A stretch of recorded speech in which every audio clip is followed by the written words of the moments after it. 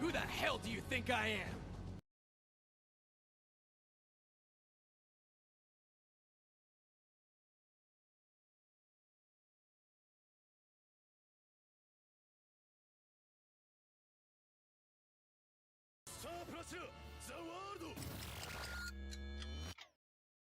Wokage.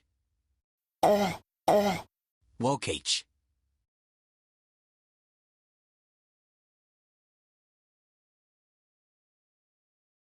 And you play anime games, so you're like a super weeb hero.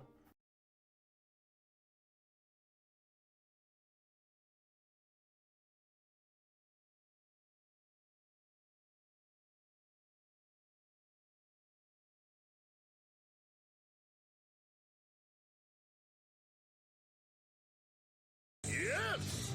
I am! You 10 months.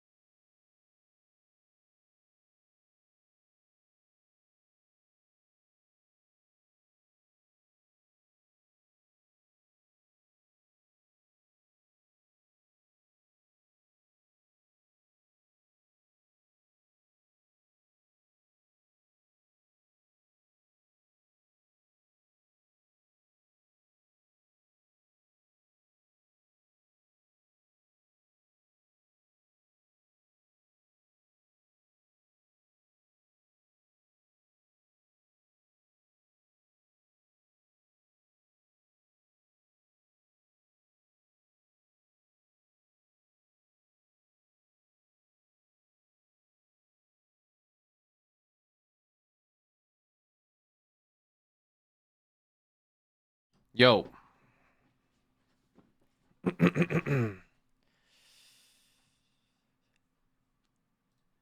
Get a few shout outs here. 8th, 92 months. Roy Rogers with the memes. Woke, woke. Nice. Beaks Meep, the 70 months. And Bell's Childish with the 9 months. Yeah, 10 months. Havoc, nice to see you again as well. That's Mama Luigi to you, Mario. Havoc, I appreciate that resub. Big resub angles here, guys. Appreciate y'all. Been a Good to see you. minute, all XH. Been a minute. Nice to meet you. Thank you as well for that big resub. Launch the Horse Girl game. I know it's on your desktop. Yeah, it is on my desktop Mac. Why are you fucking pocket watching me, okay? Relax, all right? We might play some Horse Girl game tonight. I'm sick and tired of you guys fucking asking me about this. Actually. Start playing Tony Hawk Pro Skater 3 and 4. No. Sag, why not? Play Maple Story instead. Wait, Mice goes, don't play the horse gotcha game. Play Maple Story instead.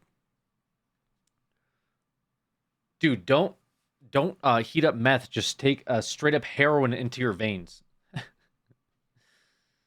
As if he didn't download it himself before getting bugged about it. True. Wait, you caught me. Wait, I'm caught. If we're gonna make games, can we play Facade? Are you the Facade guy?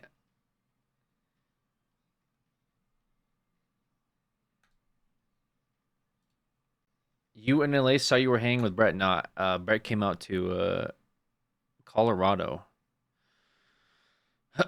Got some lunch with him. Got a little lunch.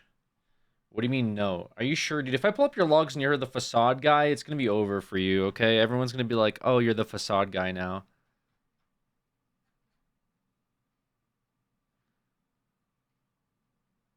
You asked about Zoo Tycoon. You asked me if I watched Love Island. So do you keep up with Love Island? So, I like this one. What's grifting? Followed by Alex, thanks for streaming right now. I'm bored at work. Are you going to collab with PewDiePie's kid? Okay.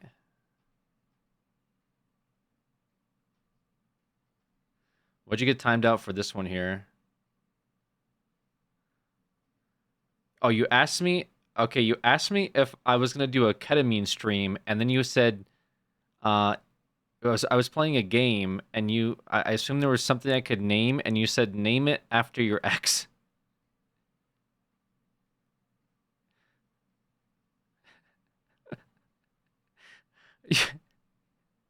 Were you playing... Oh, I was playing Schedule 1, because then you said, I will never smoke sour diesel again. Where's Ty for real?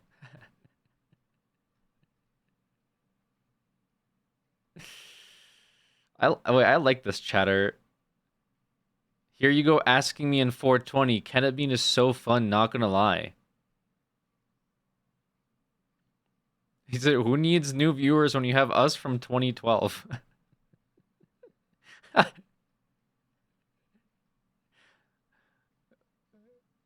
What'd you get timed out for here?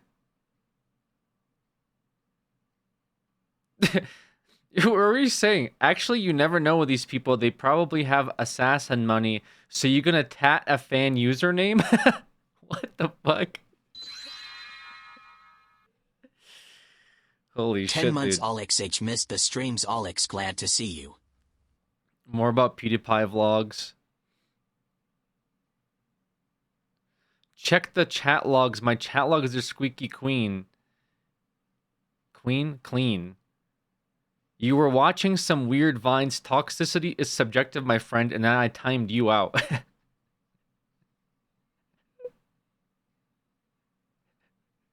Yeah, you did. You asked me. See, I fucking knew it. You asked me in January 27th. You said OG games like Facade. You are the Facade guy. I caught you. You got also timed out by Art. Because you said, you're making my day at work better. Live stream going on dating apps. And then Art timed you out.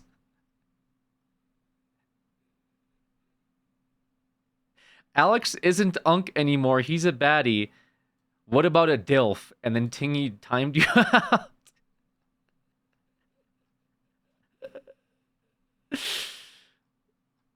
Bro, I know you guys come in because you ask about very.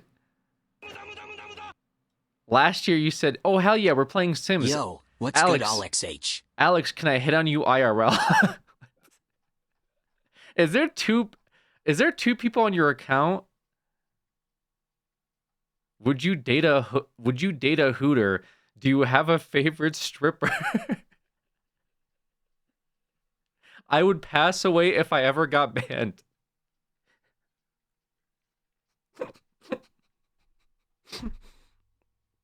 What the fuck? How do mods work?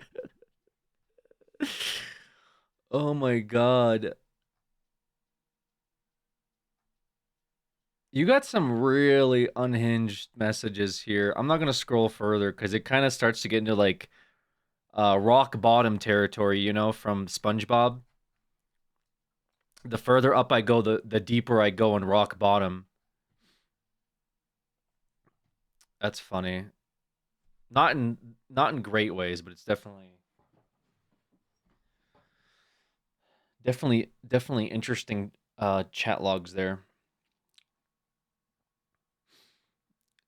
Yeah, game name Just Chatting. Okay.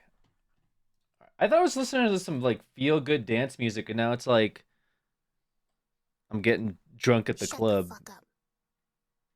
1 year pog. Yo, Hecate, appreciate you with the 1 year pog. Yeah, I caught up with my boy Brett today. Got some lunch. It was pretty good. Good stuff all around. He's doing well. Makes one of us.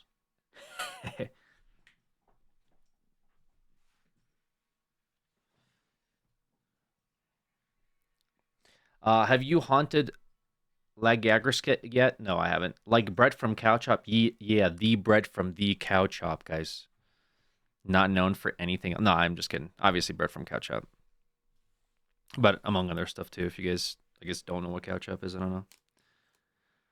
I think he'd rather go by Brett as from Cow Chop versus like Brett from Machinima. I think he'd strangle me if he ever heard me refer to him as that.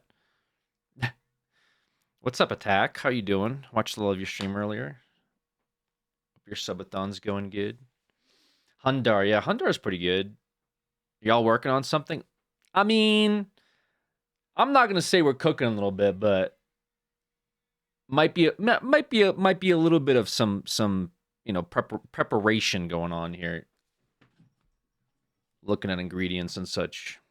You know what I'm saying? I'm not going to say anything yet, though. That's it.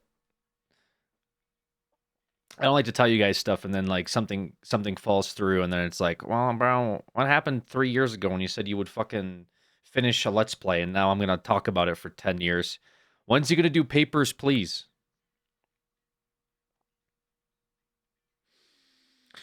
For your channel or others? It's something you'll see. All right. If there's more information beyond that, you guys will know. All right. You'll know one way or another. How's his shoulder? He seems to be better. I mean, that injury definitely fucked him up, right? When I do another simathon, what's up, Steve the Welder? I haven't seen you here in a bit. I don't know. Maybe September-ish, because that's around the time I did the last one, right? The last one, the Simathon, was around September, because then we went from Simathon into Scarathon. So that about tracks, I think. So if we're doing the Simathon, it might be around September. I'm gonna post the first 2 Metro games playthrough VODs. Oh god, that's probably archived somewhere. I'm ready for Inzoy, Alex. Oh gosh. Jesus Christ Sim, we did play that already. That was a terrible game. It was a terrible game. Yeah, there's Brett's channel as well, Muscle Party. My boy in the Muscle Party. Also, Tactical, I don't know if you hear, but I appreciate it. Tactical has been gifting subs offline, and it's been a lot. I heavily discourage those activities, okay? Gifting subs offline, I discourage it. Even just a bunch of subs in general, I discourage it. Okay, well. All right, never mind. I don't know how I don't. If somebody knows tactical, okay, if they could tell me how to get tactical to not gift so much, I'm being serious. I know it sounds weird because I stream, but he gifts way too much, way too often. Last 20 minutes trying to do a dono, but the bank said no. I know tact. Please save the money, tactical, man. I don't think it's possible. I'm just begging at this point. Just please save your money, tactical. Like, go on like a vacation to fucking Hawaii or something, please. Please, man. Secret oil baron. That would be good if it was a secret oil baron, but I think tactical is just a hard-working, individual and not like a crypto bro. I think the last time we had a crypto bro in here, they flexed their Instagram, told me to hit them up, and then they never showed up again. It was very strange. So yeah, I'm not sure if that's how crypto bros operate, but I'm just saying, okay? I'm a crypto bro kind of. Well, I mean, I think you said you invest in stuff like that, but anyways, I do appreciate you, tactical. Way too generous, way too much. Thank you as usual. I don't have much to say beyond that, honestly. Every time I say thank you or shout you out, I feel like that just makes you like gift more or something. I don't know. But I do thank you. That's how they operate. Yeah, I don't know. Maybe that's how crypto bros operate. I'm not familiar with a lot of crypto bros. He'll give subs from Hawaii on the beach XDD. Yeah, that's good. Yeah, I'd like to see that. Just take some beach photos when you go on a vacation. Tell him you will take him on a date. All right, Steve, calm down. All right, Steve, you can't come in here after not talking in here for God knows how long and tell me to take chatters on a date. I just read somebody and gave examples of how they got banned in here, which to be fair isn't permaban. It was timed out, but it's from typing stuff like that. I just audited somebody and called out when they were timed out by different mods. What do you mean question mark? What the fuck? All right, Steve, I'm going to put you on a timeout that's longer than 30 seconds. You look young today? Yo, Myers, I appreciate you. That guy's a welder, though. Well, he can weld his comments shut. Okay, how about that? All right. I'm not taking viewers out on dates, guys. Okay. Or naming weed strains after my exes or whatever the fuck else kind of unhinged commentary you guys have today. Go to Kasan's VOD from 4 days ago, 40 minutes. Kasan's VOD from 4 days ago, 40 minutes in? What? Why? Was it like some cow chop? Who is that?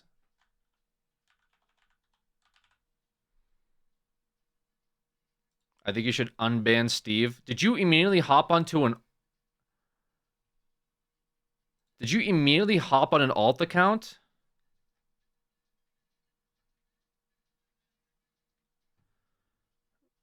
What the hell? How did you do that so fast?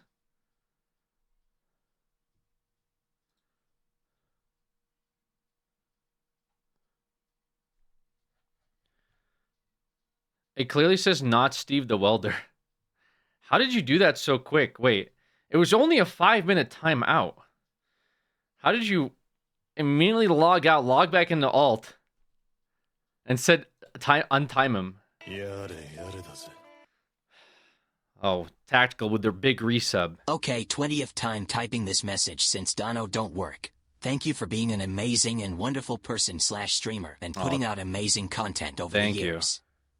You deserve nothing but the best, and I hope you are doing good and taking care of yourself.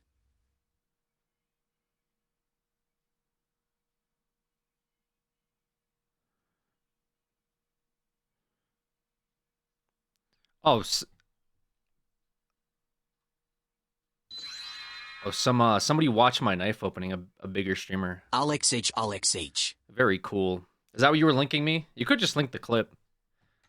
Boogeyman, thank you for the 74 months. Appreciate you. And again, Tactical, thank you for the positive messages.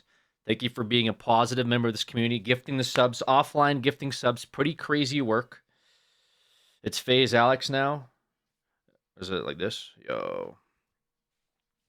That's cool, man. That's cool. Yeah.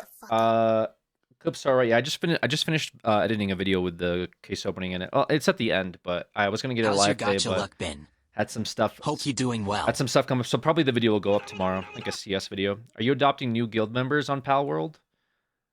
Wait, what do you mean? We've been palling a little bit offline. That's what you're talking about. But you're on the server, Coffee. What are you talking about? Robotic, thank you so much for the resub. 19 months. Thank you. But Pal World just came out with an update. Not gonna lie, man. I thought I would kind of hate the game. It's actually pretty good. Art and Shiny have abandoned me. Oh, I see. Okay, yeah. You guys have like a big. He lifted some restrictions and stuff like that. Yeah. Is Pal World worth it? I'm not gonna lie, man. I'm not gonna lie, dude. I think Pal World's kind of worth it. Like I said, I thought I would kind of hate it, but then it like triggered some weird part of my brain that made me sit there and like fucking mine stone nodes. Some primal part of my brain activated. Yo, this is Nobody with a 5 gifted. Thank you so much. This is Nobody. I got the base Pal World. Yeah, it's all you need. Just get base Pal World. I might unironically add that game to like my collection. It might be an honorary mention in my like video about recommended games. Low key. But yeah, that's unrelated. Anyways. What else?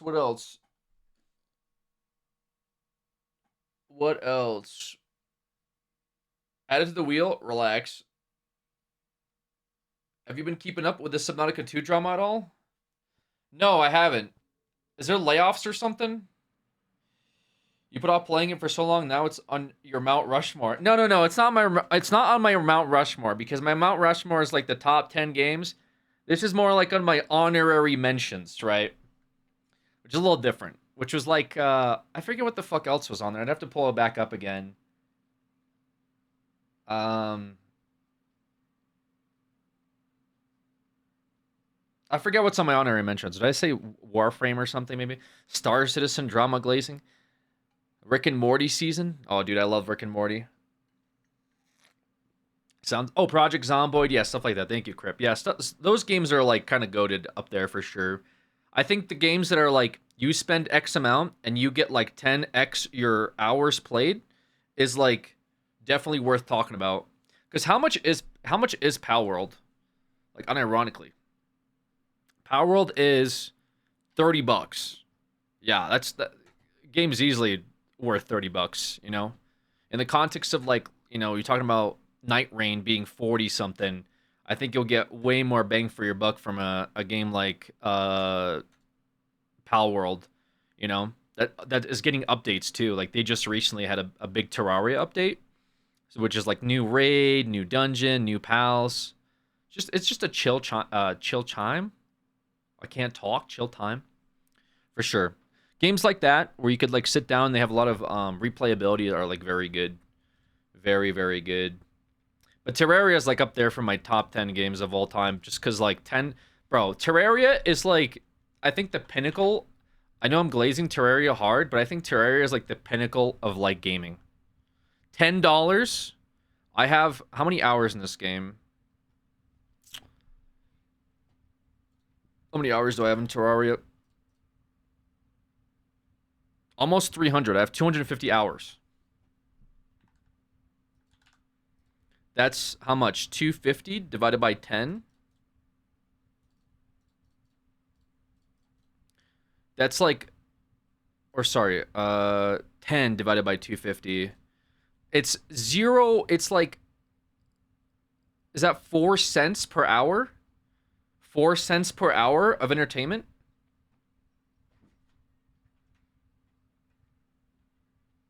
You guys seen something? I think there was a ghoul here. Yeah, 4 cents per hour of entertainment, definitely worth. Definitely worth. Stardew's worth it. Yeah, Stardew's worth it too, for sure. I'd call her a ghoul. She does ghoul activities. Oh, Dog's birthday actually happened a few days ago. Dog is 11. Doggy old. So that means Celia's birthday is in like 5 days? 4 or 5 days? Coming up as well. They both turn all the same month, which is convenient for remembering animal birthdays, I guess. And so she's 9, turning 9. To buy them a gift, I usually get them pet treats.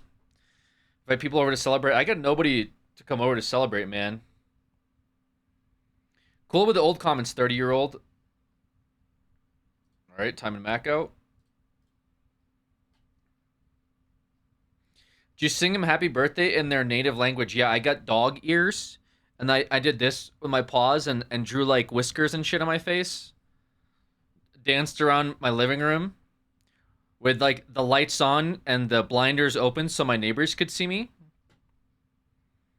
Not even the worst thing I've done. I think my jongleur arc where I went to go get my fucking DoorDash order in front of my neighbor's porch as their ring cam turned on was probably my bottom of the lowest. Like, dude, I almost want to ask them, like, yo, can I see that ring footage of me grabbing my DoorDash in front of your door, dressed as the Joker? By the way, it's January, not even like Halloween related. Are you gonna eat moss sticks today or no? No, not today, Hida, not today. Thanks for checking in. Dude, I tried to be quick about it, so I was like, you know, I was like running like this. Just like, bro, their ring cam like turned on as soon as I hit the porch, and it's like, bro, they definitely got me like, where's my food? And fucking grabbing my bag of Chick-fil-A or whatever the hell I was eating. They're like, what the fuck is this?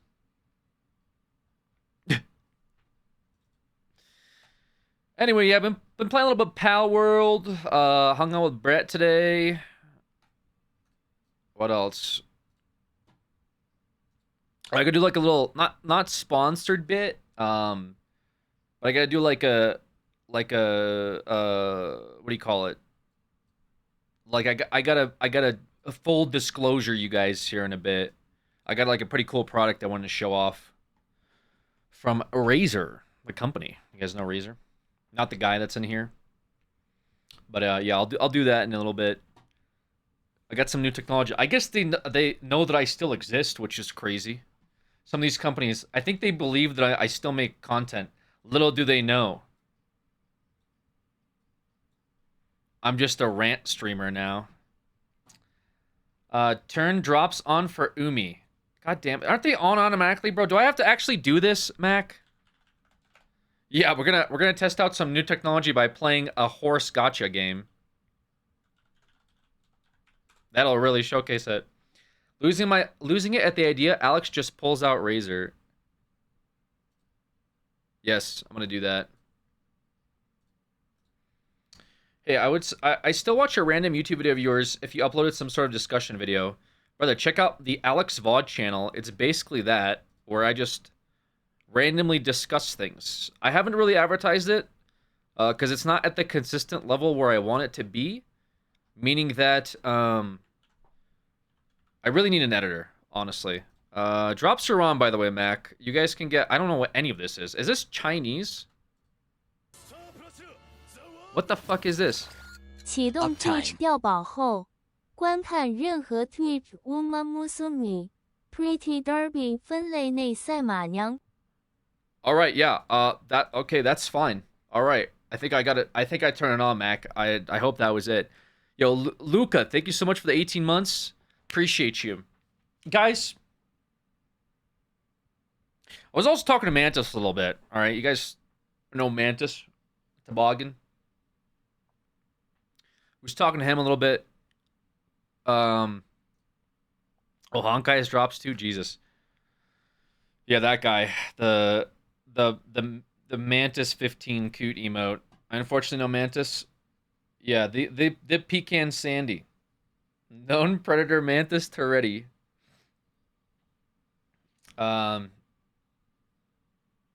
And that's only for the Chinese version? No, not global, sadly. Oh, okay, fair enough. Whatever. We'll check it out. Don't worry, guys. I can sit here and scream about horses or something later. How's it going, brother? When's the next Alex Extra video? Tomorrow. Yeah, I've been a little busy this month. I had some stuff come up, so tomorrow we'll get a CS video, and then I gotta check out what's going on with. Speaking of China here, has there been any update with the Chinese Helldiver situation, or has everyone just kind of moved on?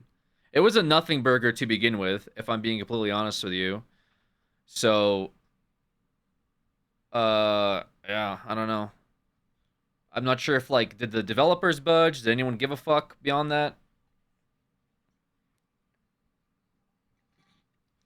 Just curious, but would you ever do vlogs again? My only thing with vlogs and just like outdoor content is I'll go back to the Mantis thing in a minute. I don't do enough shit as it is to warrant a vlog. Also, it's very hard to not dox yourself when you vlog. That's the one thing I will say, okay? Because when you're filming like all of your activities, like just to give you perspective, people found out where I lived years ago just because they saw how my kitchen looked. They like cross-examined fucking kitchens and like staked out, you know, my car, and then ended up finding where I live. And this was years ago, so I'm a little sketched out by vlogs. So I'm not gonna lie to you. You know, that was it. I never showed my address. Obviously, with the cow chop stuff, yeah, our address. Yeah, we fucked up a couple times. People found our address, right? Because we didn't blur out every single street sign, so people were able to cross-reference street signs until they Google Maps finding the house. We would blur the house every time, but they, like, whatever, right? With me, though, cow chop, y'all fucked up. I guess, man. I mean, like, yeah, we fucked up because we didn't blur every single signage, but it's like, it made for good content, so that's the trade-off. Anyways, the point is, like, you know, when I think about vlogging, it's just like I'd have to vlog myself, and like, yeah, I just think back on like when people found me from literally just me filming in my kitchen. That was it, and they were able to like look up rentals, and then using rental, like, I don't know, they found similar looking kitchens, and then they found a similar looking area. Then they found like houses that were listed and rentals that were listed within X amount of time, and then they pieced that together. Like, the guy that did it explained it to me later. He like, it was like, I feel bad about it, but here's how I did it. And I was like, oh, cool. Thanks for finding out where I lived. And like, it was a whole story. I don't want to keep talking about the story because every time I talk about it, it's a crazy story. But just like, all it takes is one person to get invested, you know? Anyways, yeah. The only thing I would do with vlogs that I think when vlogs are interesting is like, if I'm doing something that warrants going out, right? Like, I don't want to vlog myself being like, guys, here's today, I'm going to go to the coffee store. Man, you guys won't believe it. Yesterday I was watching Game of Thrones. Okay, guys, for dinner, I'm making, I'm cooking up a stir fry. It's like, great, awesome vlog, dude. Yeah, no one gives a shit, right? But if it's like, yo, I'm going to a different state, I'm going to check out like a carnival or like a go-kart racing place or something cool. It's like, okay, that's worth a vlog, right? And that's sort of what I used to do with like conventions and stuff, but it was also hard to like make content at the same time as going to conventions, so it has its ups and downs. Do a GRWM? What is that? Getting ready with me? I hate how I know that, actually. Yeah, dude, I got a bunch of makeup that I put on whenever I go live, so definitely worth it.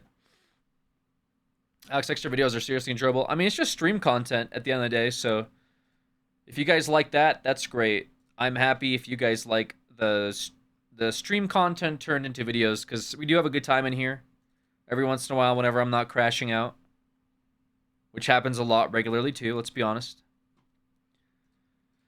Yeah, I've been thinking about channel directional stuff for a little bit.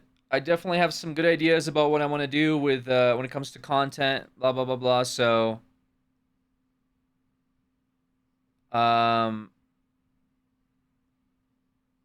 what do you call it? Yeah, sorry, I'm looking at something real quick.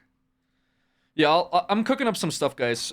Oh, Jesus Christ, scared the shit out of me. Sorry. My apologies. You scared me.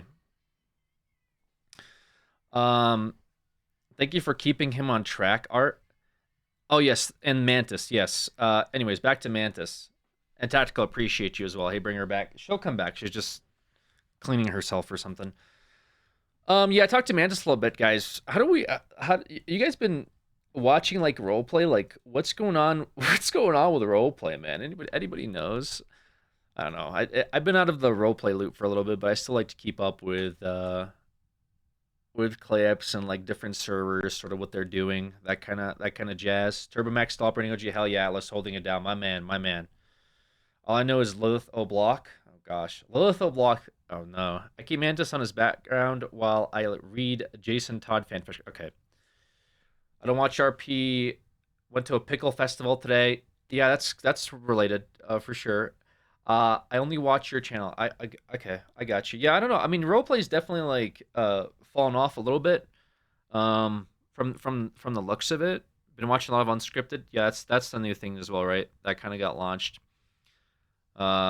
Yeah, I have been keeping up with RP. Yeah, I don't know. It's kind of all over the place. Twitch has fallen off.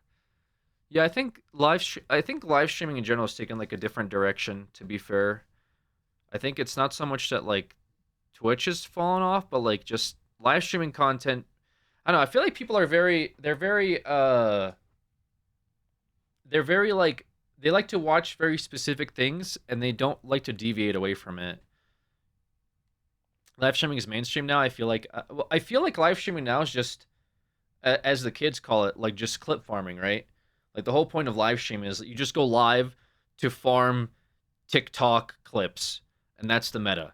It's not even about going live for the content. It's just like you're trying to farm clips that will then drive more viewership to you for like other things, right? Which I guess that's what everyone's sort of doing that now. Live streaming gaming has been on a downward trend for a bit. Yeah, that's true too. Live streaming gaming, mainly clip farming, yes, older YouTube and Twitch, the early 2010s. Yeah, I feel like people's attention spans are probably just not as high as they used to be. So that's like partially it too. I thought about going live was interacting with the fans. Yeah, no, like that's a big part of it too. But like you have to keep up the constant like entertainment value of live streaming nowadays. It's not like it used to be just you go live and then you could just like hang out with people. But now it's like when you go live on like a bigger scale, it's about getting clicks and getting clips. You know what I mean? At least that's what it seems like. From one big major server to now multiple. Yeah, no, the NoPixel split off was definitely a pretty big impact on the RP scene in general, I think. At least here in North America, I can't really argue Spain or India or Japan. I don't really keep up to date with what they're doing, but in terms of NA, to be fair though, I think that's kind of good too. Obviously I'm extremely biased with this topic for many reasons. You know, I've been doing roleplay for a bit too long. At this point, starting in 2017 is when I was kind of getting into it, and now it's 2025. So I'm a little biased with my own, you know, perceptions on it. And obviously with the launch of Onyx and stuff like that. Missed the Armor RP. Armor RP was definitely unhinged, but it was like kind of pure in its like form of trying to figure out what it wants to be. Nowadays I feel like I don't know. I feel like roleplay is in a very weird state in general. Do you still go to cons? I love the road trip videos, mostly the actual driving part or traveling part. Yeah, I haven't really been to cons as much. We were actually talking to Brett about that today, about like the travel stuff we used to do. That was something that him and I both enjoyed, because like you know, we talked about like the Whoa, It's a Let's Play. It was one of the last like big travel things we did prior to like the dissolution of Cow Chop. But we also had the what was it called? Not the GDQ. What the fuck was it called? CES or something like that in Vegas. That was a good one too. The Area 51 trip. Yeah, a bunch of the trips that we did were always very good. But yeah. Anyways, yeah, as far as roleplay goes, like I said, I was talking to Mantis a bit. I don't know. I kind of want to I kind of want to see where I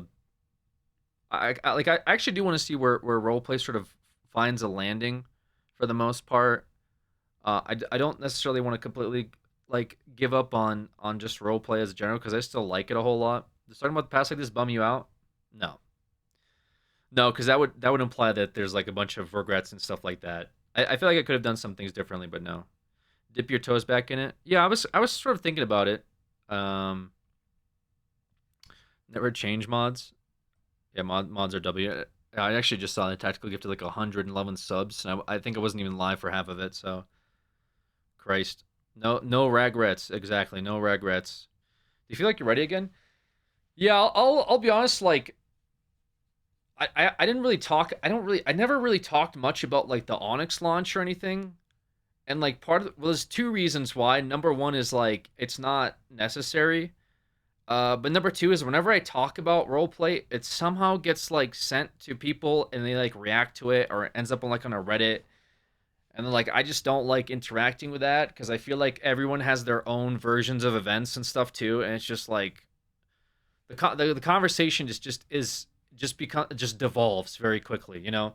I feel like the split made things very tribal from the perspective of people sort of broke off and started watching whoever they want to watch, which is fine, but then it became like communities pinned against each other, right? And that's like very like it's like the antithesis of how a community grows and works together, right? Like I get that there's servers, but the roleplay community is a community as a whole. So it's very unfortunate to see like how things have devolved since then. I'm gonna clip and send it to Alex's Discord and go for it. So that's one factor. Another factor is like, you know, like with the launch of Onyx, like it was just a lot of behind the scenes work. And obviously you guys know about like the ups and downs of like the server, like when it came to development, there was low tides, there was high tides. You know, the server was new. It just kind of it was a little rough to see, honestly. And again, like I don't really talk about it all that much, but it was a little rough to see how people, like, not just viewers, because viewers is one thing, but like how people involved in the roleplay community treated the whole thing and treated the project. I had a lot of conversations, like we'll say behind the scenes, with different folks who at first were very supportive, and then, you know, once the server launched, were very quick to like not only stop supporting the project, which is fine, but to be very also anti the server existing, which kind of sucked to see. And again, it's fine if it's like viewers, because like I get it, you know, people want to watch their favorite streamers. Their favorite streamer isn't playing somewhere, that means that place is bad.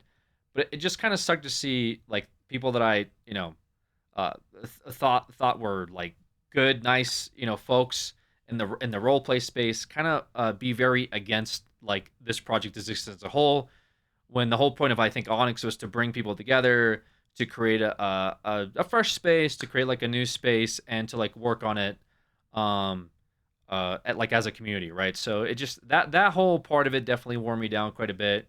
And like again, I don't talk about it much because I feel like whenever I bring this stuff up, it's sort of like just Alex H. stirs up the water and just creates like more of a mess than anything.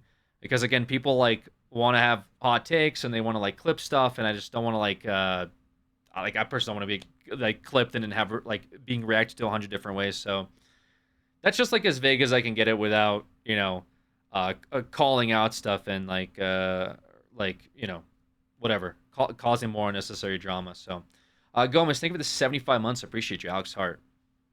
So yeah, I was looking at some of the Onyx stuff lately, and they came out with like this new update. They expanded some systems, came out with some new assets, which is cool to see. So I've been thinking about possibly checking it out again. I'm not sure what I want to do yet. I brought up maybe new UI. Yeah, huge. Finally, we got a new UI. The server is saved new UI. Are you still involved behind the scenes? I've been very removed for, gosh, maybe almost a year.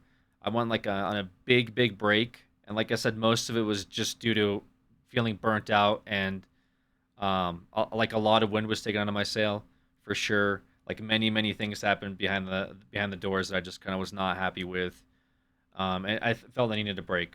So that definitely helped. Got to reset a bit. You should bleach your hair, get highlights. All right, thank you. But yeah, I don't know. Maybe we come back as like, maybe we do some cop stuff, not necessarily with Alex H. We will be supporting whatever you want to do. Bob Smith, but I definitely want to check out the server, just to like see what's going on, see what folks are up to, you know, help out a little bit again if I can. I'm Team Steve. Yeah, I've just been thinking about it recently. There's a lot going on like with me too, so maybe it'll help. Maybe it'll help like motivate me a little bit in some ways. What Haybees said, we'll be supporting. Yeah, no, you guys are very supportive, and thank you Haybees for the 20 months. New cop. Yeah, I mean, to be fair, Mantis is like very good at gaslighting me too. It's how he got me to play WoW. How he got me to also this motherfucker he gaslit me to come back as Bob to like, because there was issues going on with the PD or something. He made me come back as Bob to take care of issues at the PD to then go play WoW like full time. He just left. I was like, dude, like what the fuck? And he's like, yeah, man, bro, I'll be back. Like, what are you talking about? He pretty much told a bunch of people he made all these promises with people on the server, and then he just dipped. And then like I came back, and everyone was like, oh my god, Toretti said we could do this, and he said that, and this, that, and oh, Jerry Callow said we could do this. And I'm like, where the fuck is Mantis? I would be messaging him, and he's like playing World of Warcraft. Anyways, yeah, he actually swapped aggro with me, so I'm like, bro. So I feel like he's kind of setting me up to do that again, but he says he's not. He says he's not going to do that. So yeah, there's a lot of good folks over on Onyx. I still talk about it. I still rave about it. A lot of good people. Wise guy's the man. Obviously we've not seen much from DW, as many folks have pointed out over X amount of months. But the server, the community is strong. A lot of good people. The one big thing is like, which I've always felt good about was, the admins really tried hard, and as someone that was on the admin team since the server launched, not as recently, obviously, but upon launch of the server, and I contacted a lot of people that I thought were very good for that role, was just to avoid being like bias, and I feel it's very hard to do that. I'll be honest with you guys, because everyone has their own biases, but I feel like the admin team tried very hard, and we did a lot of good things behind the scenes. We uncovered a bunch of different, I think we kept away bad people as well from, I'm not saying that everyone that was like not allowed to join is a bad person, but there were some people that applied that the admin stopped from joining. There was people that ended up getting banned before things got out of hand. That's the one thing that we see sometimes with some of these like, what do you call it? Role play pockets, is that you'll have like bad actors and nothing happens to them for months and months and months, if not years. Things get brought to the admin team. The admins would look at it and be like, well, let me give this person a chance. And it would be like, what do you mean give them a chance?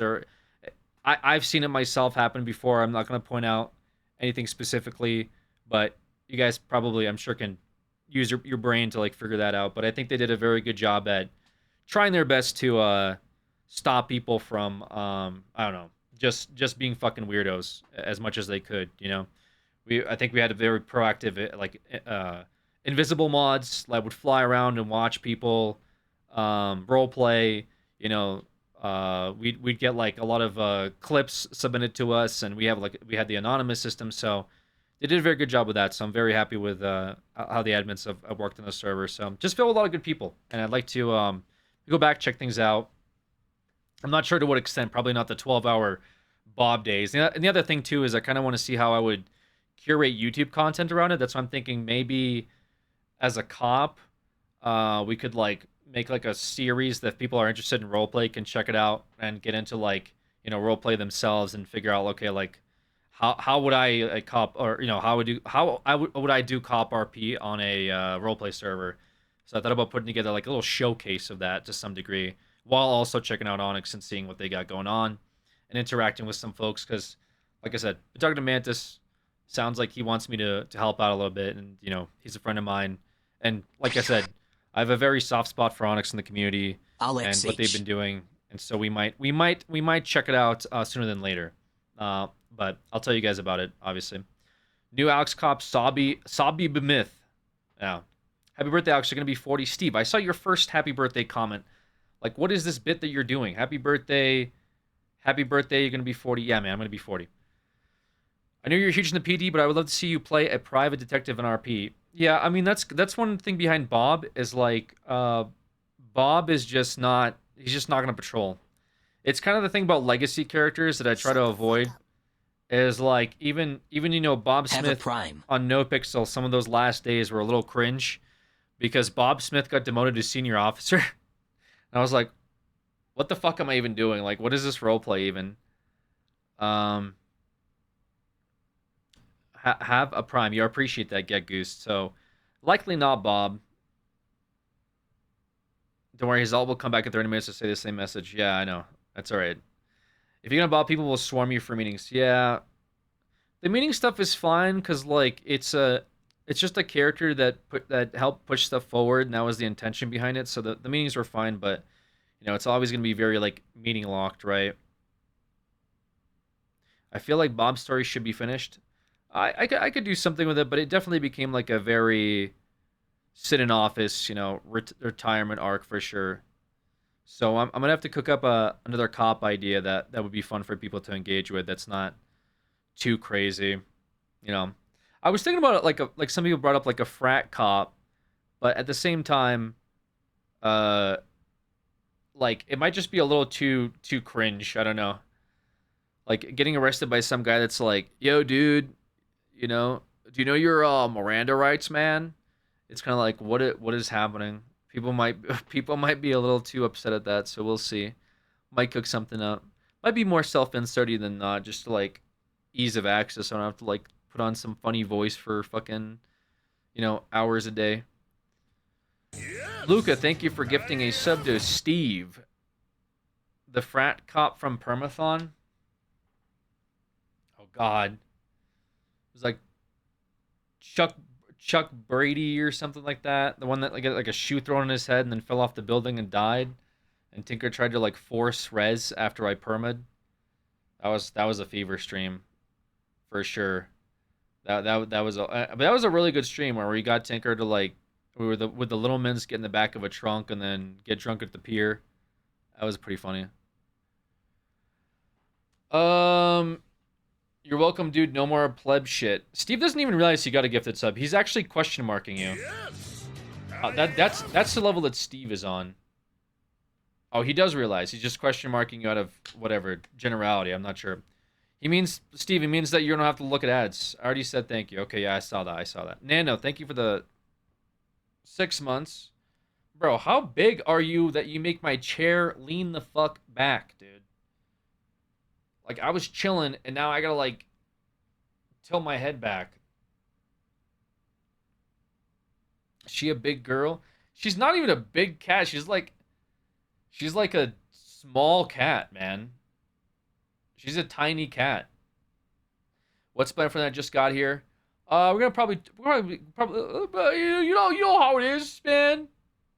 Small cat, big fur. Yeah, it's Maine Coon, isn't she? Yeah, she is, or at least tries to be. But I think she's like, I don't know, guys. I think I unironically think she must be either I got scammed or she's a runt. Okay, like I don't know what to say about that because she's obviously not like a giant cat. I thought when I got her, she was a giant cat. I went to the fucking, you know, or I'll be honest, I got her at a store, so that's whatever. This was like 10 years ago or something, right? But I thought she was, I got the paperwork that says she's a Maine Coon. I have her paperwork. Canceled. I know, people are going to be like, oh, it's a fucking puppy mill. Can you DNA test? I never did a DNA test. The paperwork says, breed Maine Coon, okay?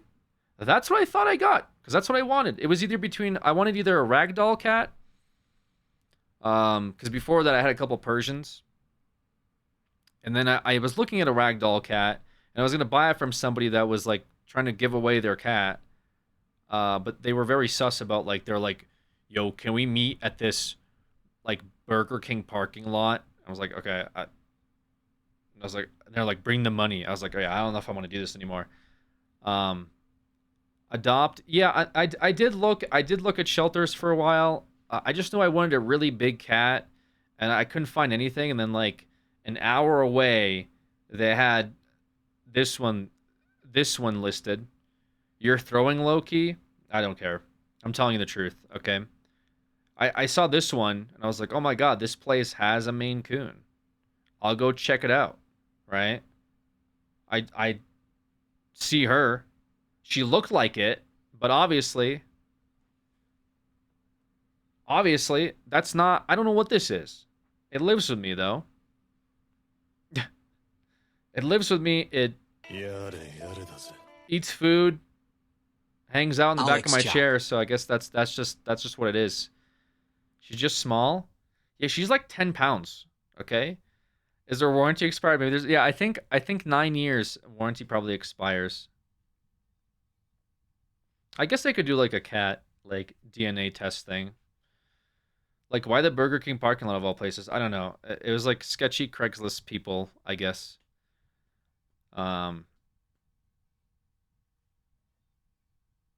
It is what it is. But obviously, like the cats are. She's not even like the size of a normal cat. Is my point, right? Like a normal sized cat is like somewhere 15 to 20 pounds, right? People that have cats, normal size probably 15, 20. I weigh her regularly. This one's like 10 pounds. So not only did I get not a big cat, because I thought it would be cool to have like this giant cat, but I also got like a runt version of the cat. So she's like 10 pounds. On top of it too, the dog is a runt as well. You know, Mishka, supposed to be like her breed, at her size, she's supposed to be closer to 40 pounds. She's 25 pounds. 25. She's also a runt. 15 to 20 is a beast for cats. Okay. Wait, really? No shot. 50 to 20 is a beast for cats. It depends on what cat, no? 15's obese?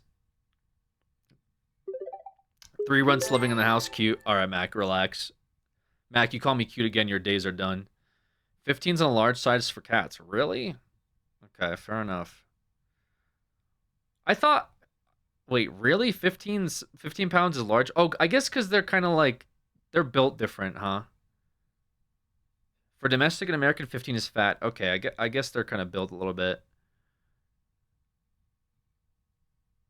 I just adopted a cat. It's 15 pounds, and the vet put him on the diet. Okay, fair enough. Fair enough. 15's not fat for a man. Well, this one's not 15. This one's like 9, like I said. Very small cat. Yeah, the dog is small enough that like people still think she's a puppy, so I just kind of play into it. They're like, "Oh my god, what a cute dog. How old is she? She's just a puppy." Yeah, she's a puppy. 11 years old. 11 year. She's an 11-year-old puppy. I know she has a lot of energy though. That's what the vet commented, was that she has a lot of energy for an older dog, and she was very surprised. She's like, "Wow." I'm like, "Yeah, dude, I've been dealing with this one for over a decade, bro." I thought she's supposed to slow down, where she's just more chill. No, she still fucking runs marathons, loves to play, loves people, and it's like every day is like I have a puppy in my house. Isn't she young for her breed still?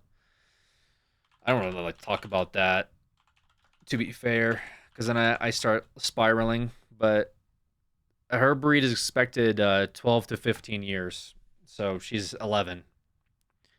So that's why I don't really like to think about it, you know, just like not good vibes overall. But she's doing very grip. I was gonna say, I read a comment, grip. She's doing very good. Unk is young for his breed. That's crazy. Smaller dogs tend to live longer, though. Like the crazy ones? Yeah, possibly. Maine Coons should be like the size of a small dog. Yeah, but they get like big. Like, I've seen pictures of some of them. They get like really, really big. Why Steve always getting timed out? He's just shit posting. It is what it is. Yeah, so that's kind of like the mini updates here. My hour-long updates, guys. You know, hung out with Brett, RP, roleplay in the future, possible, yes. Keep an eye out within the next couple weeks. As far as future projects go, I always gas it up, so no real conversation. You'll know when you know. Just sub to the channel, sub to the Discord if you want some updates on like a future projects, because I'll announce them there. As far as like real life stuff go, possibly, right? What the hell else was I gonna talk about? Or did I cover already? Talked about the animals per usual. I said something else. Yeah, we'll do the Razor stuff in a second. You playing Roblox today, OG? No, fucking, I'm getting peer pressure to play this Umimami game. Let's probably do that. But what else was I? God damn, man, I forget what it was. Are those lights new or am I tripping? Also, Bells, thank you for the 5 gifted. Not the fucking horse game. I'm leaving. All right. Good luck, Coffee. I think that was it. I think that was mostly it, right? Oh, yeah, maybe Simathon September, just because it lines up with the last Simathon in September. Yeah, it kind of lines up with that. So I guess keep an eye out. Do you still keep in contact with the Vichibon group? No, unfortunately. Like, I message Candy now and again, but I think the roleplay space brought us together, but it also kind of like that's maybe that's kind of where it ends. I mean, they're awesome people, by the way. All the Vichibon people are great. They're great, you know. I think just the roleplay and the separation of sort of, you know, people don't keep up in contact with each other all the time. It is what it is. I'm sure if I see them IRL or if we hang out again, we'd have a great time. But I've also been very busy on my end too. So yeah, but yeah, I still follow Buff Pup. Love Buff Pup's content. They're very, very funny. So I would definitely recommend checking out the Vichibon folks. And yeah, man, I think oh yeah, I'll get a CS video dropping tomorrow. But there's some other I talked about I gotta see about the Chinese Helldivers situation. Remind myself of that. I think it's pretty much over at this point. There's like nothing else to say. I don't even know if I should do a video covering it because it was mostly memes, right? It was memes from like 4 months ago. Yeah, like a month ago. I don't see anyone talking about it. It must have just been like it came and went. I just was wondering if the developers ever did anything on it. New YouTube video? Yeah, it'll be like a CS video, and you guys can see the case opening in it too. I'll drop tomorrow. Now, what you should do is play VR chat and hang with the furries at the virtual bars. Yeah, VR chat like does something to me that like I'm not entirely happy with who I am when I play VR chat. I'll be honest with you guys. It just there's something very dystopian about VR chat, okay? Is how I'll put it. It's I don't know, like I feel like people nowadays when they do VR chat, they mostly they mostly hang out in these public worlds, either public worlds which is just full of like racists and just weirdos. Because I see still clips of it, or they hang out together in private worlds and they just mostly drink the entire time. Yeah, and ERP too, right? So that's kind of like what VR chat has like turned into, which is whatever. It's funny to visit and check out the maps. Like we do a VR chat session with friends every once in a while. Like we did one for Tinker's birthday last year, where we just hop back in. We world hopped a little bit, checked out some new maps and stuff like that. So with friends, it's a good time.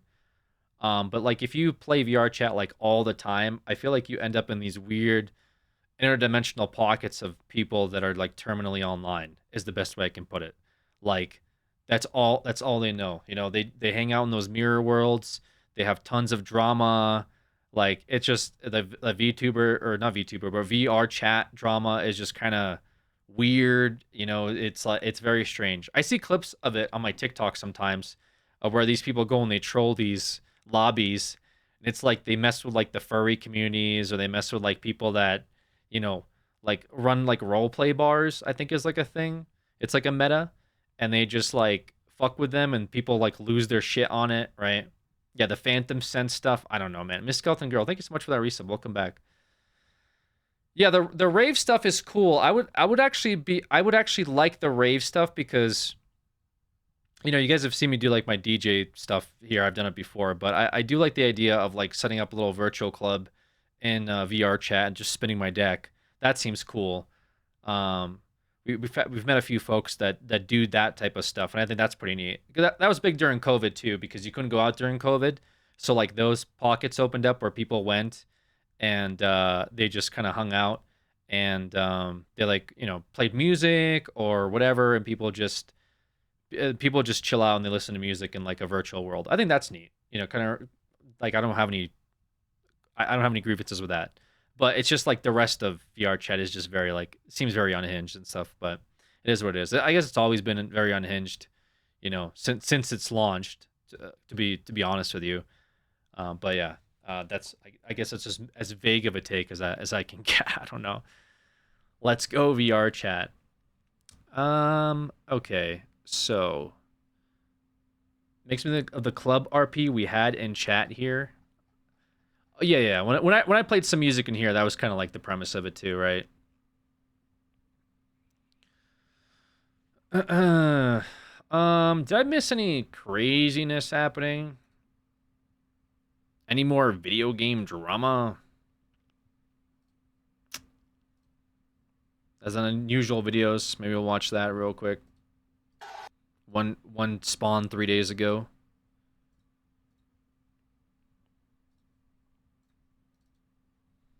Subnautica 2 stuff. Yeah, we'll check out the Subnautica 2 stuff. I'm curious what the Subnautica 2 stuff is. I see my boy Pirate Software still getting threads about him, bro. To me it's like, dude, I wonder, I've already said it, like I did like a thing about Pirate Software like weeks ago when we brought up the Stop Killing Games thing, and we saw like both perspective. We saw Ross's perspective, and then we saw Pirates, and we're like, okay, bro, like seems like an L take, and then we kind of moved on. But for some reason it's been weeks since then, and I keep seeing him popping up. And like every time I do, it just seems like he's doubling down on something. And I don't get it. I don't understand. It's like he's his own worst enemy or something, but it's just like I'm tired of seeing threads about him, and the thread is because instead of being like, yeah, you're right, I kind of fucked up, he's just like, no, everyone's an idiot. They have no idea what they're talking about. They're basically clueless, and it's just a bunch of Reddit, and it's just a bunch of grifters that are out to get me. And it's like, bro, that's the same clip I see, and it's every situation. Okay, this one's about coding. They're grifters. They're liars. This one's about Stop Killing Games. They're grifters. They're liars. This one's about World of Warcraft. They're grifters. They're liars. It's like, bro, I don't know how many times I can watch a Pirate Software clip, and it's just him. Also, I just don't know. I was talking to Tinker about it. His voice gets deeper with each clip. Yeah, I guess. I was talking to Tinker about it, and I'm like, when is it? This seems like a case of unstoppable force versus immovable object. On one side, you have Pirate, who refuses to take any accountability or criticism and continues to double down. On the other side, you have the internet that is on a witch hunt, and both have combined. And it's like, which one is gonna pull? Like, I feel like he's gonna win because of just he has fought everybody.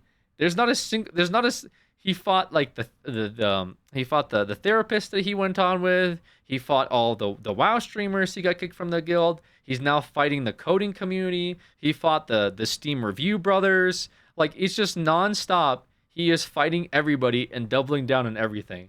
And it's just like, to me, he fought the EVE Online people. He fought the Animal Well people. They try to cancel him like 2 times or something like that. It's just he's not stopping, dude. This guy's an unstoppable force, I think. And I think if he just continues to double down, maybe he'll come out. I mean, he still has a lot of viewers and stuff like that too. So maybe that's the move, man. Why ever apologize? Just keep doubling down. Rage bait for sure. I don't think it's even rage bait. It's like, I feel like it's just I think he just has a hard time processing. He just has a hard time just taking criticism. Like, there's some people that just cannot take criticism, guys. Have you ever met like somebody like that? I've asked this before. There's just some people that you cannot criticize. They just don't know how to take the criticism. No matter what you say to them, they will always just be like, yeah, well, you know, blah, blah, blah. And you're like, bro, I'm just trying to help you now. I'm not even trying to be an asshole. I'm just saying this could be done better. How could this possibly be done? You know, whether it's a coworker or maybe some of you had like an ex or something like that. You know, do you ever have an ex that like could never take criticism and they would always fight you on stuff, you know? It's like a really important skill is to take criticism, especially from people you trust. It doesn't have to be from randoms. There's some guy in the street being like, hey, you dress like shit, pal. It's like, okay, right. it's like, okay, I'm not gonna listen to some random guy. But if it's your family member that's like, hey, you could be nicer to people. You kind of come off like an asshole. You go, you know what? You're a family member. I love and respect you. I trust you. Okay. This case isn't exactly like that because it's like Twitch chat, but it's also like, is anyone in his like Discord that's like his friend or an admin? Sometimes I do dumb shit and like maybe on stream or just for content, whatever. And I'll have friends that like watch the stream, or my friends that I've been, friends with for years that might be like, yo, maybe it's not the move, right? And then I go like, maybe I have some reflection. But it's just like there's zero reflection. It's just you go on the Discord, I guess, and everyone's just backing him up on everything. And it's just like, I think it's just a case of surrounding yourself with yes people, which if you surround yourself with yes men, you'll never grow as a person, right? If everyone just keeps like feeding into your delusion, right? You're going to be a worse version of yourself. Like it doesn't help you grow. You'll just think that everyone else is terrible but you. So it just doesn't. Yeah, an echo chamber. Yeah, an echo chamber is never like productive in any way. So fragile ego. Yeah, you would think someone on his friends list would be like, dude, listen, I've seen 75 different Reddit threads about you this week. Maybe we just kind of like dial it back a little and be like, hey, you know what? You guys are right. Just to get people off your back, right? Just to get people to stop shitting on you every day and looking for any mistake you make, But maybe he doesn't have that. And so it's like, that kind of sucks, I guess. Tav keeps you honest, big dog admit it. What's up, Haven? I'm glad you guys need like your own thing. I don't want to call you guys the Horsemen because I feel like the Horsemen just bring the entire chat down, but you guys are just like the barbarian rebel militia that attack me whenever I go live. You must have like a name for yourselves, like a unit of your own or something. Like come up with a fucking unit name so I know when you guys fucking drop pod into the live stream and start attacking me. You know what I mean? Like I'm just minding my own business and these guys just start fucking, he's over here, like shooting me over the fucking wall, bro. Anyways, Pyre just seems like prime example of hubris. Possibly, yeah. There's a few. Anyways, I'm a good chatter now. Yeah, my just talks about like fucking Jason Todd or whatever. We don't. Back in the good old days, we used to have really unhinged chatters. Now everyone's pretty calm. Anyways, yeah, I don't know what gives first. Either the internet gives first, which I doubt it, or Pirate gives first. Which, to be fair, at this point, I also doubt. It's been months. It's been almost a year of like him receiving Reddit threads, and it has not stopped. I'm actually more surprised that like people still. He has tons of viewers, like he has tons and tons of people that watch him still. But I also feel like it's got to be like, I don't know, it's got to be people that are just not in the loop of internet drama, which is probably good for them. But it's like at some point in time, if you watch the guy, you must get like recommended videos of like, hey, this guy lies a lot about stuff, or hey, this guy's like wrong about coding, or hey, this guy doesn't seem like he's like super genuine. And you'd be like, oh, let me watch this video about the guy I watch every day, and be like, oh, I can see some inaccuracies being pointed out, but I guess people don't care. His viewership's taking hard. Yeah, but like he gets a lot of subscribers though too, no? The live service take was enough. Yeah, I don't know why just like the most dumb thing to defend was like, what would happen in League of Legends if the servers went down? Do you really want that? I saw some other clip where he like got mad and said like something like maybe it was out of context, but he said something along the lines of, I hope you get everything you ask for and nothing that you want, and I'll leave it at that. Which just seemed like such like an asshole thing to say about the whole movement. As I hope you get everything you asked for and nothing that you want. As in like that sounds like when your ex is like breaking up, like you were breaking up with a very toxic ex. You know what I mean? And you're like, hey, I just want what's better for us, and I think we should move on because this isn't working.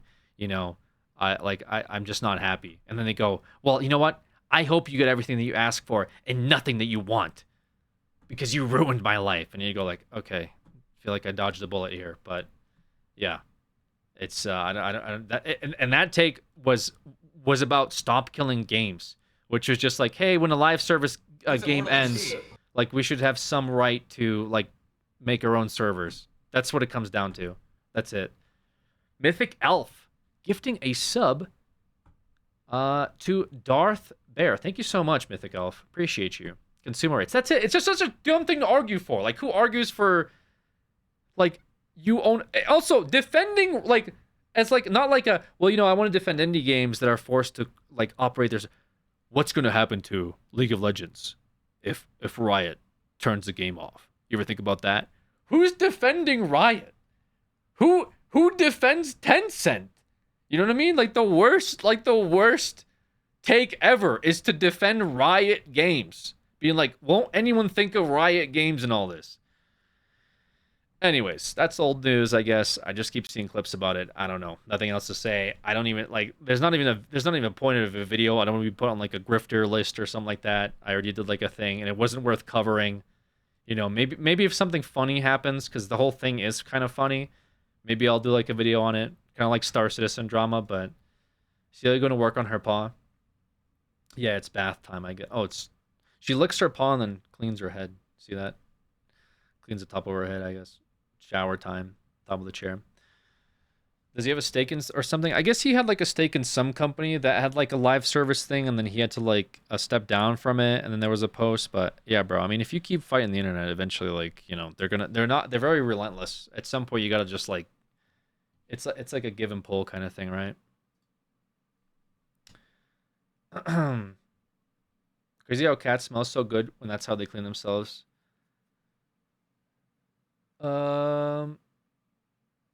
Oh yeah, there was like some Ludwig thing too about like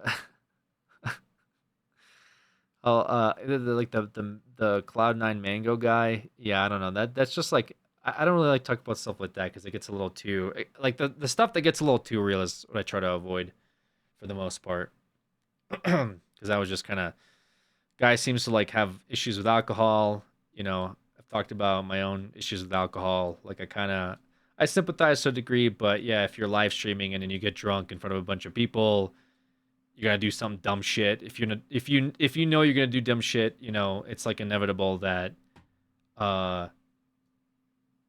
it's inevitable it's gonna be caught, and that whole situation happened. Kind of, like I said, I kind of feel bad for the guy.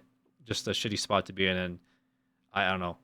I guess it was like a Ludwig's party or something. I kind of like half-assed read it, but I seen some videos about people saying that he didn't like really own up to being responsible for getting his friend drunk, which whatever, I don't know. Anyways, yeah, we'll watch an unusual memes compilation and kind of go from there. And then I think I want to see the Subnautica 2 drama. I'm curious about the Subnautica 2 drama. What's that about? Oh my god, what happened? Dude, who's this asshole? Wait, did he trip him? Is that what happened? Look at this asshole. Look at this asshole, dude. What the fuck? Oh my god. What the hell? Look at their face, though. Look at this guy's face. What the hell? Oh my god. Wait, what was that? What the fuck was I thinking? What the fuck was I even thinking? What were you thinking? Bro. Dude, okay.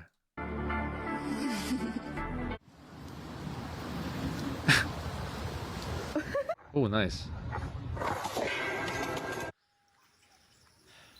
Baby, I love you.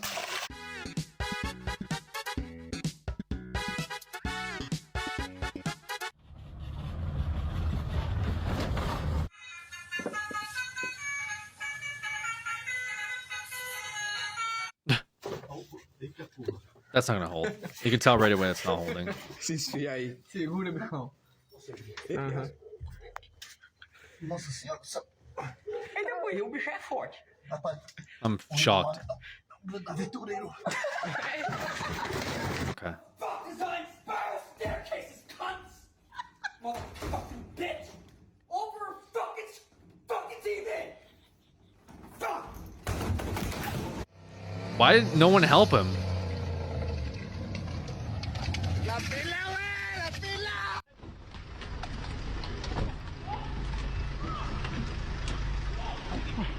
Wait, what? What have I done? Wait, no, wait. What have I done?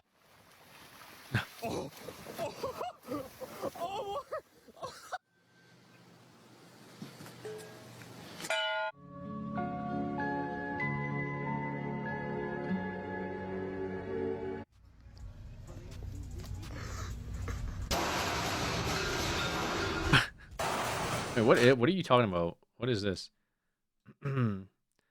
Sup, Alex? Okay, nice. Wrong hero. Aren't you supposed to be there? I've had a girlfriend for 7 years. I don't think I'm supposed to be in a date. Alex, what hero is supposed to... There's only 2 of you. What do you mean, what hero? If it's not you because you have a girlfriend for 7 years, I would assume it's the other hero. Ooh. Gosh, damn. What the fuck? Dog was lagging.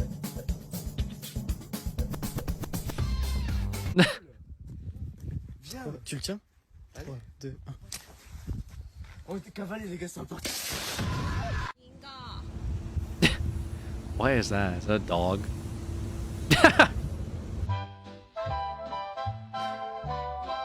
Oh no.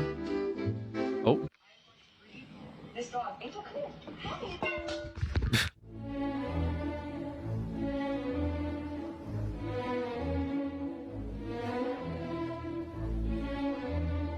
Nice. Oh.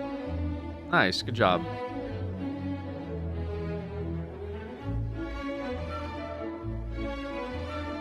Dude, cats are crazy, man. What? The verses, and it was just like it came together pretty quick. Who are you talking to? You? No, like, no, in the song. Oh. What the hell are you doing? Oh no. Don't teach her to do that, man. Bro, y'all can't wait a week. But this is so beautiful, y'all. Welcome to New York. What the f?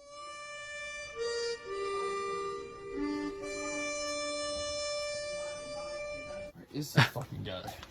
Oh, you shit, know that song Fireflies by Owl City. Owl City? Oh my gosh.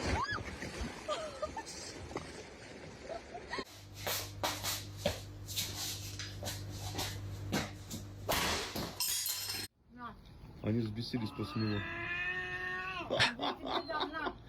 Вот это крутая штука. Really крутая. See, look how cool. Damn, they roasted his ass. Wait, they were laughing at him. I've never seen this. What the fuck? Were they laughing at him? No shot. What?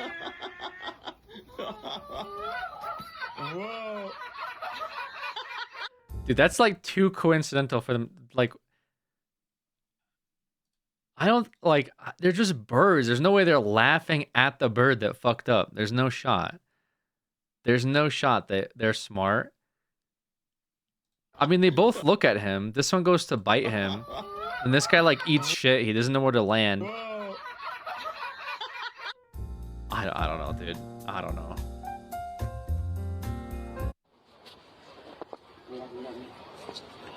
Get off of him. What? Oh, what? Someone's gonna stop this, dude. No. This is mean. Unless they grew up together or something. Maybe they grew up together and this is just how they play. But I feel like that's a younger cat and that's an older dog. It's just waddling. Look at his little jacket. Oh, it's cute. What does his little jacket have on it? Like little dogs on it or something? This is really cute. What a cute little dog. It's so round. Yeah, he's just a little sausage. He's just waddling back in the house.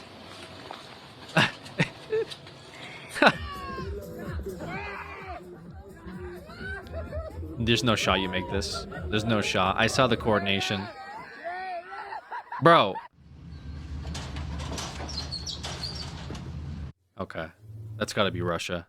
That has to be my people. That looks like my people coded for sure. Like like this guy fucking had a couple shots of vodka. Like I can tell by the houses and stuff. This is definitely like this is definitely somewhere in the east. Bro. Okay.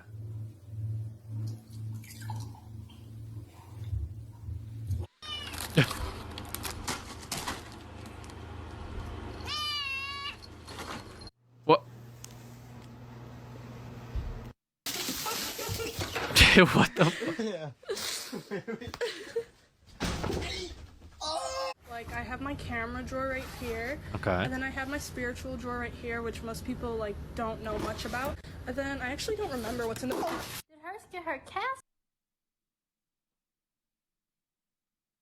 I hope that's orange juice. I hope that's not piss. Please tell me that's not piss. That can't be. That looks like Fanta or something. I'm gonna refuse to believe that this is like a piss thing. I hope to God. Did hers get her cast off? Look, she. Oh, why'd you do it? Yeah, you already know how it is. Yes, sir. Ooh.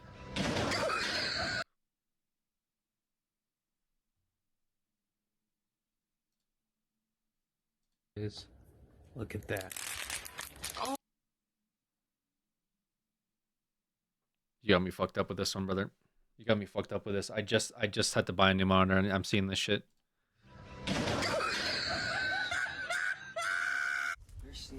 There's snow on your cars. Whoa. Oh. Yep. Like say Fanta again? Fanta.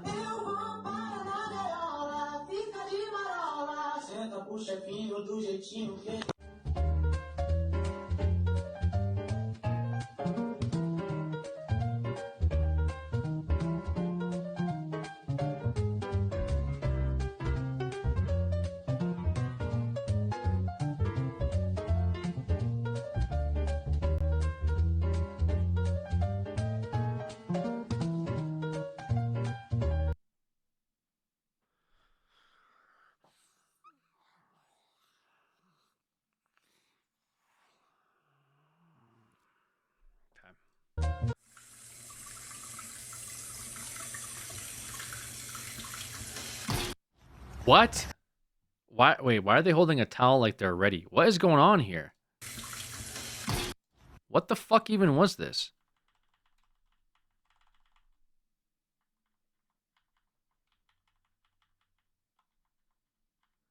There's like a weird pressure that gets built up on the nozzle. Your whole sink's fucked up and then it shoots you just randomly. The sink just fucking shoots you.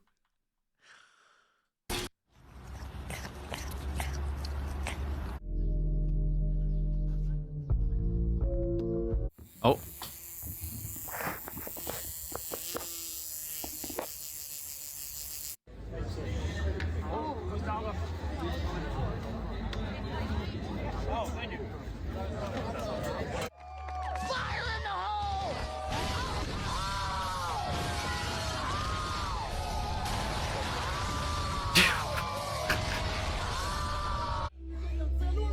That looked crazy.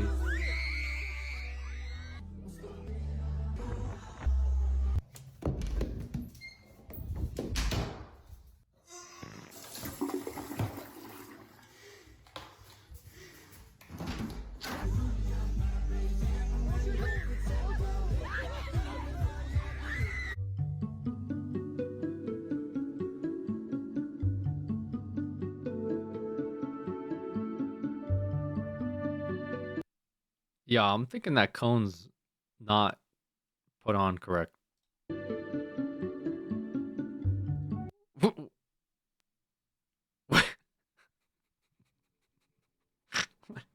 Why is this? Usually the ending is like just some cute animal just hanging out. And then it's just like, hey, if just hang in there, you got this. And it's just like this one's kind of just like, what is going on with the cat? Why is the cat? It's like, good night. It's like, why the fuck is the cat got the cone wrong? Could we prevent licking their upper body? Yeah, but that's the whole cone covers them from doing any licking. Like, if anything, it's just like, how does it? It can't even move its head around because it's not correct. This is fucked up. I love how much you change when a cute animal appears. I'm just laughing at this absurd cone. Oh. Subscribe to unusual videos. It's more aerodynamic. Yo. You want a cone on your head? A cone on your head? Cone on your head? Yeah. Agreed. Yeah, cone on your head would go kind of hard. Have you seen 28 Years Later? I have not. I have not. I thought the cone was for better radio signals. Speaking of radio signals, we haven't what we stopped playing what was that game with the with the radio signals? Voice of the Void, thank you. When do you bring Voice of the Void back? Immortal HD. When's that coming back? All right, let's watch this let's watch Subnautica 2 drama. You guys like drama? I actually don't know what any of this is about. What's happening with Subnautica 2? Do I want to watch not a 19-minute long video? Maybe we'll watch a short one. There's a lawsuit? What? Who should I watch? I don't even know.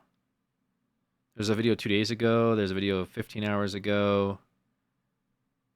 Maybe we'll watch this one.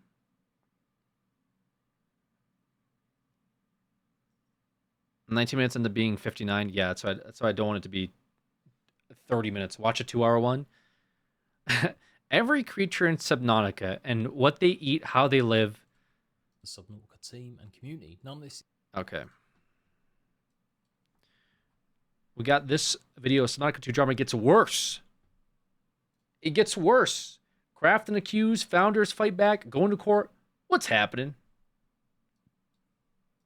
Hey Ratbags, it's Jade with more info now about the Subnautica drama that's going on. Oh no. And it looks like the devs that were fired by Krafton are going to fight back. Okay. Charlie Cleveland has put out a second post detailing what they're going to be doing. Hello everyone, it continues to be explosive and surreal time for the Subnautica team and community. None of this is what we wanted, but we truly appreciate the amazing support we've gotten from everyone. It means a lot to us, especially now.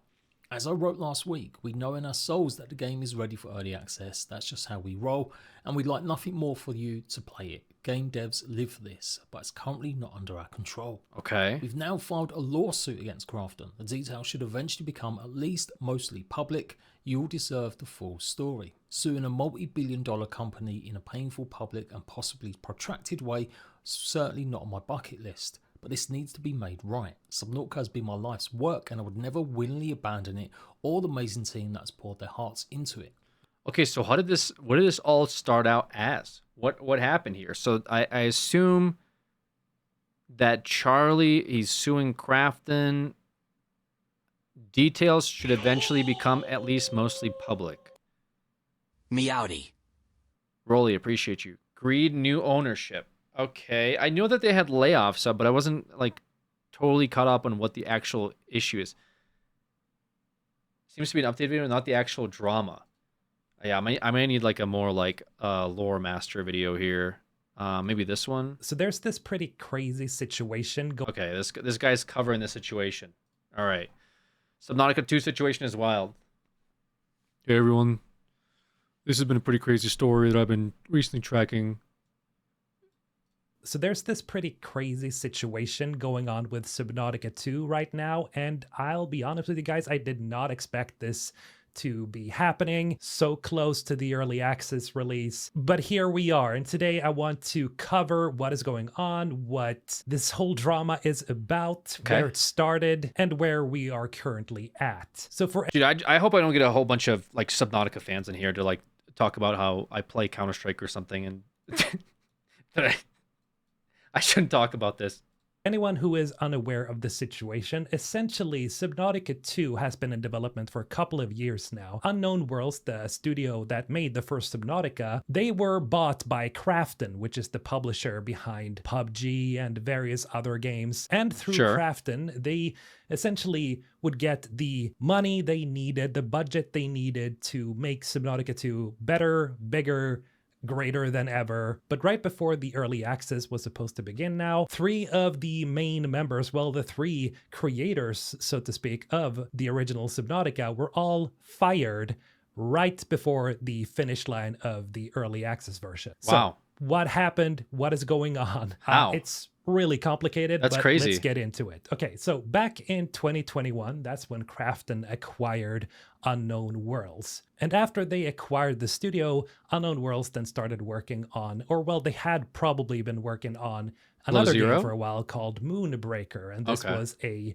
turn-based strategy game that when it released, it got some mixed reviews, but the biggest problem with Moonbreaker was that it had a lot of microtransactions on release, and the game got heavily criticized for that. Krafton got heavily criticized for that, and Unknown Worlds. And so after a while, they actually pulled the microtransactions from Color Moonbreaker, palettes. so you could now earn these items in game, which was a good move. But yeah, after the whole Moonbreaker situation, what Krafton did was they asked the co-founders and the founders of Subnautica to start focusing more on Subnautica 2. And wait, so they got bought, and then they're like, okay, we see you making a sea survival game, but what if you make like a microtransaction tabletop simulator instead? Why don't we just leave all this sea stuff behind us and get a little bit more on land? That's where the money's at. How did this even happen? Did they just want to make the game? Maybe they had the game in mind, like, okay, we went from the ocean to the moon, and we're thinking like turn-based hextile. I'm not even sure what even Moonbreaker is. I'm just roughly looking at it and seeing that there's like different like turn tiles, and there's like damage dealt with cards. Seems to be pretty in-depth with like turn-based and very different from like what Subnautica is. But how did they get in the position where now they have to ask the people that own them if, hey, can we make a Subnautica game? Isn't that why they purchased them in the first place? It's like buying a burger restaurant and then being like, okay, we're going to make some really good pizza. It's like, well, we make burgers here, and also we're going to charge extra money for the toppings. Great. Actions from Moonbreaker and the founders of Subnautica to start focusing more on Subnautica 2. And then a couple of years passes and Unknown Worlds keeps working on Subnautica 2 up until April 2025, when we got our first look at Subnautica 2 and what's been going on behind the scenes. And if you saw the dev vlog there, well, it looks pretty exciting. Like, they showcase some new stuff, some very familiar stuff if you're a fan of Subnautica, and the people were hyped yet again for Subnautica. And good. I was also one of the people that were like super excited for this because I am such a big fan of the first game. So I was looking forward to this a lot. This was also the announcement where they talked about how you will now be able to play with your friends. It's going to be a multiplayer, sort of like soft multiplayer. Yeah, it sounds will interesting. Be optional, of course, like it's going to be like focused on single player still, but you can still bring your friends. And it seemed like a natural like progression of Subnautica as a series. And this announcement made Subnautica 2 one of the most wishlisted games on Steam. And things looked pretty good for a couple of months up until the 2nd of July, that is this month, where so this Krafton just happened. announced that they are, well, replacing the leadership of Unknown Worlds. Why? And they replaced the leadership with one particular CEO known for having been a big part of the Callisto Protocol. You guys remember that game? I know what you're all thinking. Unfortunately, I was thinking it too. But in any case, the three creators of Unknown Worlds were, of course, Charlie Cleveland, Max McGuire, and Ted Gill. And what the hell? Dude, this is crazy. Previous leadership team effective immediately. While Krafton sought to keep the Unknown Worlds co-founders and original creators of Subnautica series involved, the company wishes them well on their next endeavors. Holy smokes. It's confident on Papotsis with decades of experience behind planning, development, and production. Okay, so they want him to cross the finish line with the product that they have remaining. But like replacing your entire leadership is crazy. Yeah, that's very... I'm sure people are going to get whiplash from this. That's wild. I wonder what happened. Max McGuire and Ted Gill. And the weird thing about this, which also spooked a lot of people, was that there was no really clear reason given for why they were all let go, like why they were suddenly replaced with one figurehead. And there was like a big public outcry from especially like Subnautica fans on the Subnautica Reddit and stuff like that. Sure. And yeah, just looking at the reactions on the official Subnautica subreddit, people were obviously like super shaken by this. Like, what is going on? What is happening? Why did they just replace like the original creators? Like, obviously it's like a big huh? Like, we have comments from Wrong Tension here saying, GG's everyone, we'll always have the original. Like, instantly people know something was up. And now, because Krafton is one of those publishers that people just generally don't trust very much, there was a lot of worries about like microtransactions, like this is going to become and Subnautica too. Subnautica, which most people just don't really care for. But then, you know, because Unknown Worlds saw the reaction, they actually responded officially. And here's the post, a letter to our Subnauts. community. Hello, Subnauts. We know that a lot of you have questions and concerns about the news from our publisher regarding the leadership changes at Unknown Worlds. First, we want to take a moment to reflect on the vision and core values of exploration and discovery that have defined Subnautica from the very beginning. They have not only shaped the identity of the entire series, but they continue to guide how we think, build, and create every day. We believe strongly in those values and are dedicated to upholding them in Subnautica 2. We're all okay, so what does that mean? Oh. Also supporting Steve Papoutsis as he transitions into his role as CEO at Unknown Worlds. He's already expressed his excitement to check out everything we've been working on and is diving into supporting our ongoing vision and journey to release Subnautica 2 Early Access. When it comes to Subnautica 2, the team that has been working on the game day to day over the last few years remains completely unchanged. That team includes veterans of the Subnautica series dating back to the earliest days of the original Subnautica, to the many incredible and talented developers who came aboard to help us bring our vision for Subnautica 2 to life. I mean, that's just okay. They're just tooting their own horn in the whole post. There's nothing of any value that was really said other than like, guys, don't worry, we got this. Smile. World and experience we've been crafting is something that we're all extremely proud of. From the story we're hoping to tell to every creature big and small, down to the tiniest rock, we want to reassure you that Krafton feels strongly about supporting that vision at the studio as we continue to navigate the game toward early access. Our commitment to open development and crafting Subnautica 2 alongside our community during early access hasn't changed. We believe strongly in listening to your voices and have already received invaluable feedback from hundreds of community members who have participated in early playtests of the game. We want to ensure, along with full support from Krafton, that Subnautica 2 meets the highest quality standards and delivers on your expectations. Sure. While we work closely with Steve and get him up to speed with all the amazing work the team has already 70 done years, Subnautica 2, Alex. we also understand that it means we'll need Cosmic, to ask thank you you. to remain a little Welcome patient back. and support us as he comes on Huge. board. An update to our schedule and more information, including the early access timeline, will be out soon. One final thing we want to address, as we've seen some additional concerns about it, nothing has changed with how the game is structured. It will remain a single-player first experience with optional cooperative multiplayer. No subscriptions, no loot boxes, no battle pass, and no microtransactions. Okay, so gotcha. So they're not interested in the microtransaction. I mean, it's one of those like, I'll believe it when I see it situations, right? At the same time, I don't know, it's just so strange. You're replacing like the 3 founders of the Subnautica series with a guy that worked on Callisto Protocol to bring the game over the finish line and push it into early access. It just seems very I'm not sure what word I want to use, but there's a bit of a turmoil there, no? So, everything seemed all right, right? Everything seems good. There is no microtransactions. There's not going to be any forced battle pass. There's not going to be a bunch of subscriptions and loot boxes. Sounds good to me.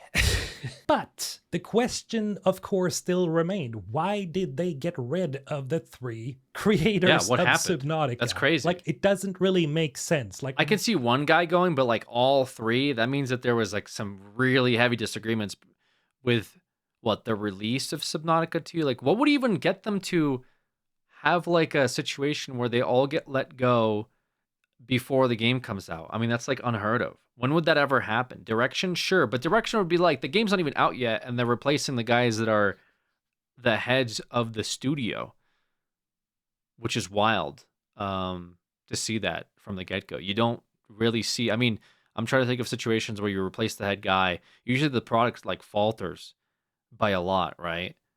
And the direction of the game in general just goes into chaos. Because I mean, like, somebody that has no idea what the series is about gets brought in, they're not going to do the game justice, right? That's kind of it's very concerning, I think. Why would you get rid of the guys who came up with the idea. And Right. that's where Charlie Cleveland came in and actually spoke out about what is going on. Okay. Of course, Charlie Cleveland is the original creator of Subnautica. Yes. And so he posted a personal letter not only on his own blog, but also on Reddit. And this is quite lengthy, so I'm just gonna compress it for you guys. So essentially what he talks about the story about how Subnautica came to be and how excited they've been to build Subnautica 2 and how they've been progressing steadily with the game. Everything has been going pretty swell. Like he starts off describing how they struggled with starting off with like Half-Life mods and such and then building slowly to Subnautica. And it's a very, very personal and interesting read. And I suggest you read it by yourself because Sure.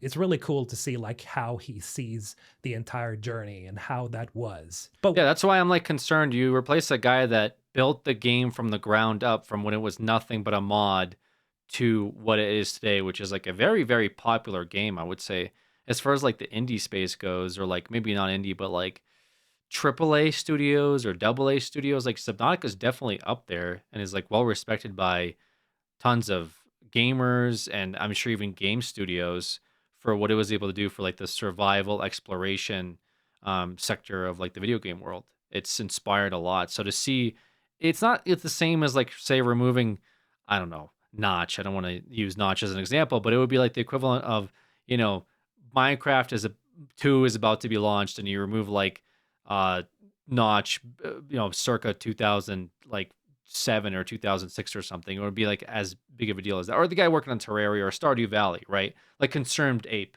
Maybe Concerned Ape is making a new game, and let's say that like a studio bought Concerned Ape's like productions, and then right before his next game comes out, he just like they decide to get rid of him and replace it with somebody else. Like everyone would be like, "Wow, this is crazy," like unheard of, but also yeah, very concerning for like the future of Subnautica 2. And it's an early access, which means it's not going to be a full release of the game, so they'll still have a lot of work to do.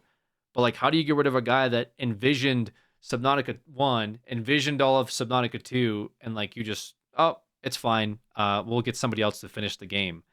Concerned Ape is making a new game. Yeah, which is why I use that example. Like, imagine his new game right before he launches it. If he was owned by a studio, they just replace him with somebody else, and they just say, "Oh, don't worry, they'll do the game justice." It's sort of what we saw with like the new Disney Star Wars films. You guys know what I'm talking about? Where they released the trilogy, and each one was developed or headed up by a different director, and every single director fought with each other. So each movie turned out to be like each movie following the first one was like a worse version of itself because each director had a different vision of like, well, what if Luke Skywalker's actually kind of a dickhead? You know, why don't we spice things up a little bit? It's just like unnecessary. No one knows what's going on or why it was even done in the first place. So there hasn't been a good pattern of another director taking over a production or a film or maybe even a game and all of a sudden just better than before. Usually it's, well, like a better word, but worse. If not, I don't want to say the word soulless because soulless implies that like I'm being extremely harsh, but like, you know, Halo was taken over by 343. It's not like Halo all of a sudden is doing better than it ever did before.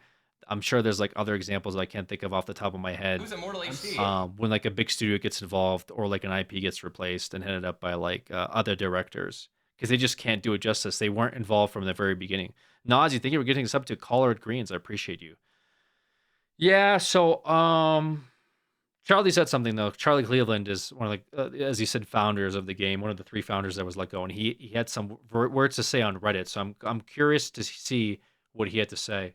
What we can take from this letter is that he says, so with all this as background, I hope you can see why we were so excited to release Subnautica 2 into early access. Many of the folks that started the journey with us nearly 20 years ago have worked hard on Subnautica 2, and they're joined by some incredible new talent who were drawn to the studio by their love of games and their passion for the way we've made them. We know and love that the expectations for the sequel are high, but the team has poured their hearts into the game and their dedication really shows. We helped pioneer early access and our community seems to love it just as we do. It's the best way to develop a game like this. So, you can see why for Max, Ted, and myself, the Unknown Worlds team, and then for our community, the events of this week have been quite a shock. We know that the game is ready for early access release, and we know you're ready to play it. And while we thought this was going to be our decision to make, at least for now, that decision is in Krafton's hands. And after all these years, to find that I'm no longer able to work at the company I started stings. I want you to know that whatever happens to the future, to the team, and to the game, our priority is and has always been to make the best damn game we can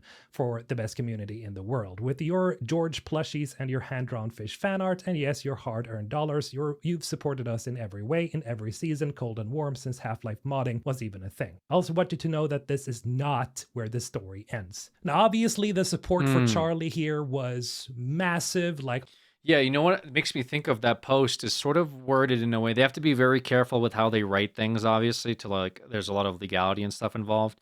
But it almost makes me think that he wasn't ready for this to happen, which makes me believe that like the guys behind Krafton, or at least like the big boys up top, decided that, hey, now that Subnautica 2 is ready to be pushed out, I say we can the problem children, meaning that they're not happy with these, you know, the three amigos here, we'll call them, and whatever that they're doing, and they just want to completely replace leadership by like rug pulling them before the game gets pushed out.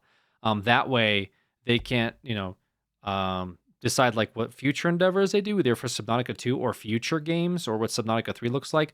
And I wonder if it stems off of the back of they weren't playing ball after the Moonbreakers game that they were kind of like, I'm not sure if they're forced to put out there or what happened with that, but it does seem like there's no other reason to get rid of the guys behind like a successful IP like Subnautica other than they weren't playing ball and they weren't like taking orders, right, from management is how I would word it. That's the only thing this reeks of. To get rid of all three of them at the same time, I could see direction being a thing, but then usually when the direction's involved, the person that's like in charge of like lead or management would leave, if that makes sense. They would usually say, hey, I have a creative direction with Krafton as an example, I'm stepping back because they're just not seeing my vision through. But to say that Krafton got rid of all three of them and replaced them immediately makes me think that instead of having that conversation, they just didn't give an option and said, yeah, you're done, we're replacing you with somebody else. Wait, did they get canned by a new CEO? No, they got canned by like Krafton and then replaced by a new CEO who is now heading up Subnautica 2. He's the guy behind the Callisto Protocol. But it's very strange how all this happened in such a small amount of time, is how it was worded too, seemingly. Here at the beginning of the statement by Charlie, where he says, the events of this week have been quite a shock. So they must have had a disagreement somewhere, and I wonder where that disagreement like landed. Was it like over another Subnautica 3, or was it over the direction of Subnautica 2?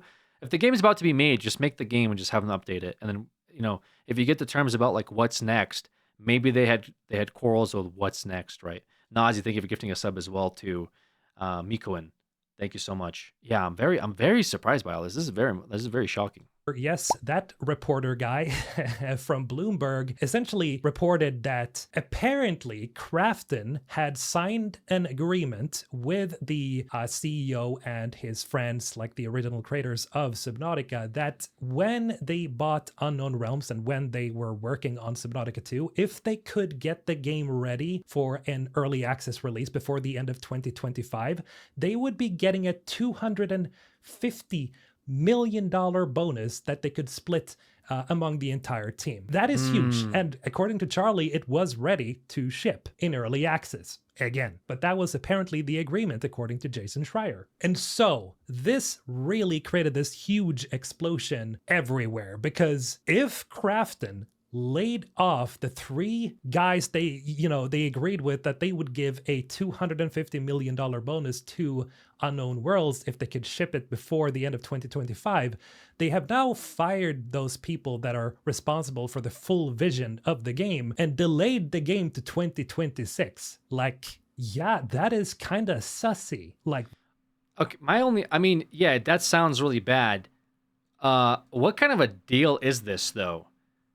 Because to say like, oh, if it hit revenue targets by the end of 2025, okay, I see. So it's not just shipped, because you could ship a piece of shit and it doesn't do well, it wouldn't make any sense for them to just like, oh, well, you know, you guys made like a trash game. Here's $250 million.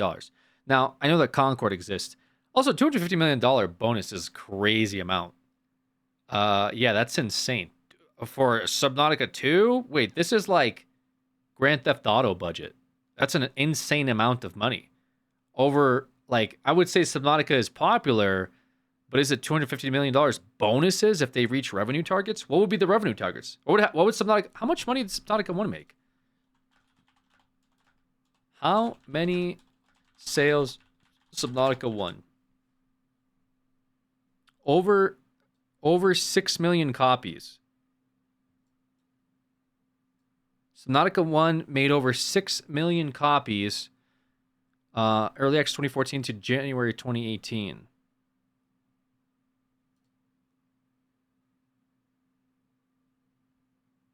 Okay. How much is the game?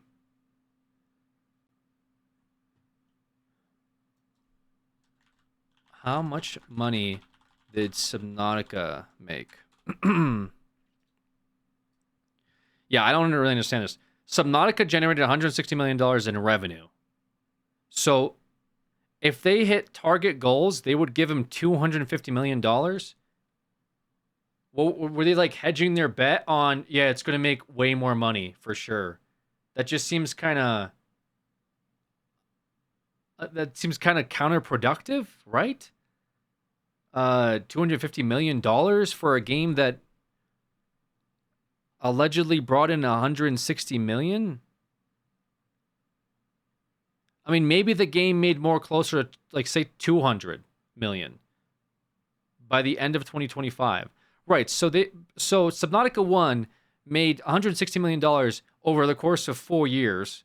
But you're telling me that there was a contract they signed that, hey, if you get the game out and you meet a bunch of revenue goals, we'll give you more money than the first game made. Seems crazy. Also, like, if they agreed to a revenue goal of, like, let's say the game makes $500 million and we'll give you $250 million. Like, that could be reasonable. So everybody wins in that situation. But, like, the target they would have to hit would be, like, what's the word? Insane. Yeah, they would have to, like, maybe 4x to, like, get anywhere close to where it would be reasonable for a company to give you a $250 million bonus. We're talking $250 million, guys, right? That's insane. Just to give to 3 guys working on a game that, you know, Subnautica 1 did make a lot, but $250 million split between 3 guys doesn't make any sense at all. Like, this just doesn't add up as a number. Maybe if it was 10 million, I could be like, yeah, that seems fine. Like, hey, we'll give you a $10 million bonus on top of, like, whatever we're paying you now. The whole studio. Oh, I see. Studio's roughly 100 employees, with some being promised bonuses in the 7 figures. Okay, so some employees were getting 7 figures. Millions of dollars were involved. I don't know. This seems a bit sus in general. I don't think this is true. I'll be honest. Just upon first glance, this doesn't make any sense. It's probably something that they negotiated on the buyout so the Unknown Worlds would sell. Possibly. I could see that, but also, why would they negotiate for more than the first game made? That's what I'm hung up on. And I know it's like, well, if they hit the target goal. So what was the target goal? $1 billion, right? Like, what would justify a company cutting you a like $250 million check unless the game just overperformed? It would have to be something that the company would seem feasible. It's like, yeah, we'll give you $250 mil. How much are they getting out of it? Like, no, I don't care how nice your boss is. Your boss isn't going to give you half of, you know, his paycheck just because he did a good job, right? Like, what situation would that have to be in? Is Krafton like a very notoriously nice company to all of its employers? You know? Well, I don't think that they're thinking it's making more than $250 for the goal. But they're saying in 2021, it promised a $250 million bonus to the studio if it hit revenue targets by the end of 2025. That's just a lot. I think they paid $500 million for the company with a $250 million performance goal. But the game only made $160 million. That's what doesn't add up here. How much did Krafton... How much did Krafton pay for Unknown Worlds?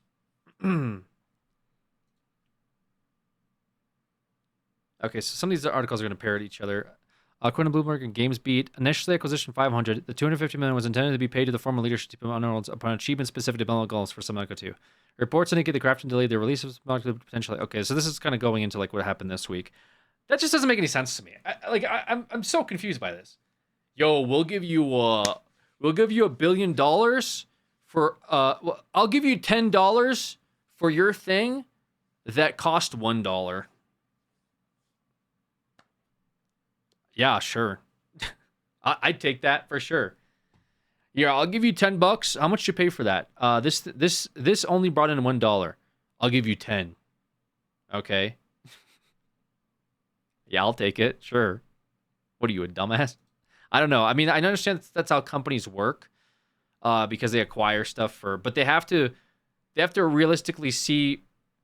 For it to make sense, it would be like Subnautica makes $160 million every year, would then justify you paying $500 million because you're expecting like ROI 10 years down the road, right? So if the company makes $100 million a year and you buy it for $1 billion, you're expecting $100 million a year for 10 years, and then your ROI, is like 20 years or something, right? That's generally how like an investment works. This investment doesn't make any sense to me because Subnautica has not brought in more than they paid for the company. So I'm very like confused on what all these deals were, but we'll continue watching because I'm sure there's more to this. We're like halfway through the video, maybe more. Explosion everywhere, because if Krafton laid off the 3 guys they agreed with that they would give a $250 million bonus to Unknown Worlds if they could ship it before the end of 2025, they have now fired those people that are responsible for the full vision of the game and delayed the game to 2026. Like, yeah, that is kind of sussy. Like, that is very suspect as hell. But Sure. then, and this is really where the chaos really started, Krafton officially went out and said, no, that is not the case. We are not trying to, skip out on paying $250 million as a bonus. Okay, so they confirmed that there was a $250 million bonus? Like Krafton confirmed it? That's very surprising. Shenanigans, thank you so much for the 91 months. Yeah, I'm very confused by all this, for sure. This is the actual reason. And I was actually shocked reading this because it's like, wow, they're actually dragging these guys through the mud. I did not expect the publisher to do this. Oh, no. But on the official Krafton website, they publicly released this, okay? To our 12 million fellow subnauts, inevitable leadership change driven by project abandonment despite holding 90% of earnout for themselves. They're essentially saying that, these 3 guys, they were supposed to be splitting 90% of the bonus among themselves and just have like the rest of the studio get like 10%. Okay? Okay, so why'd the Bloomberg article say that split amongst the studio and not split amongst the 3 and then they get to decide what to do with the 10%? That's a little different, but also, okay, I don't know which team I'm on here. I'm like on a roller coaster.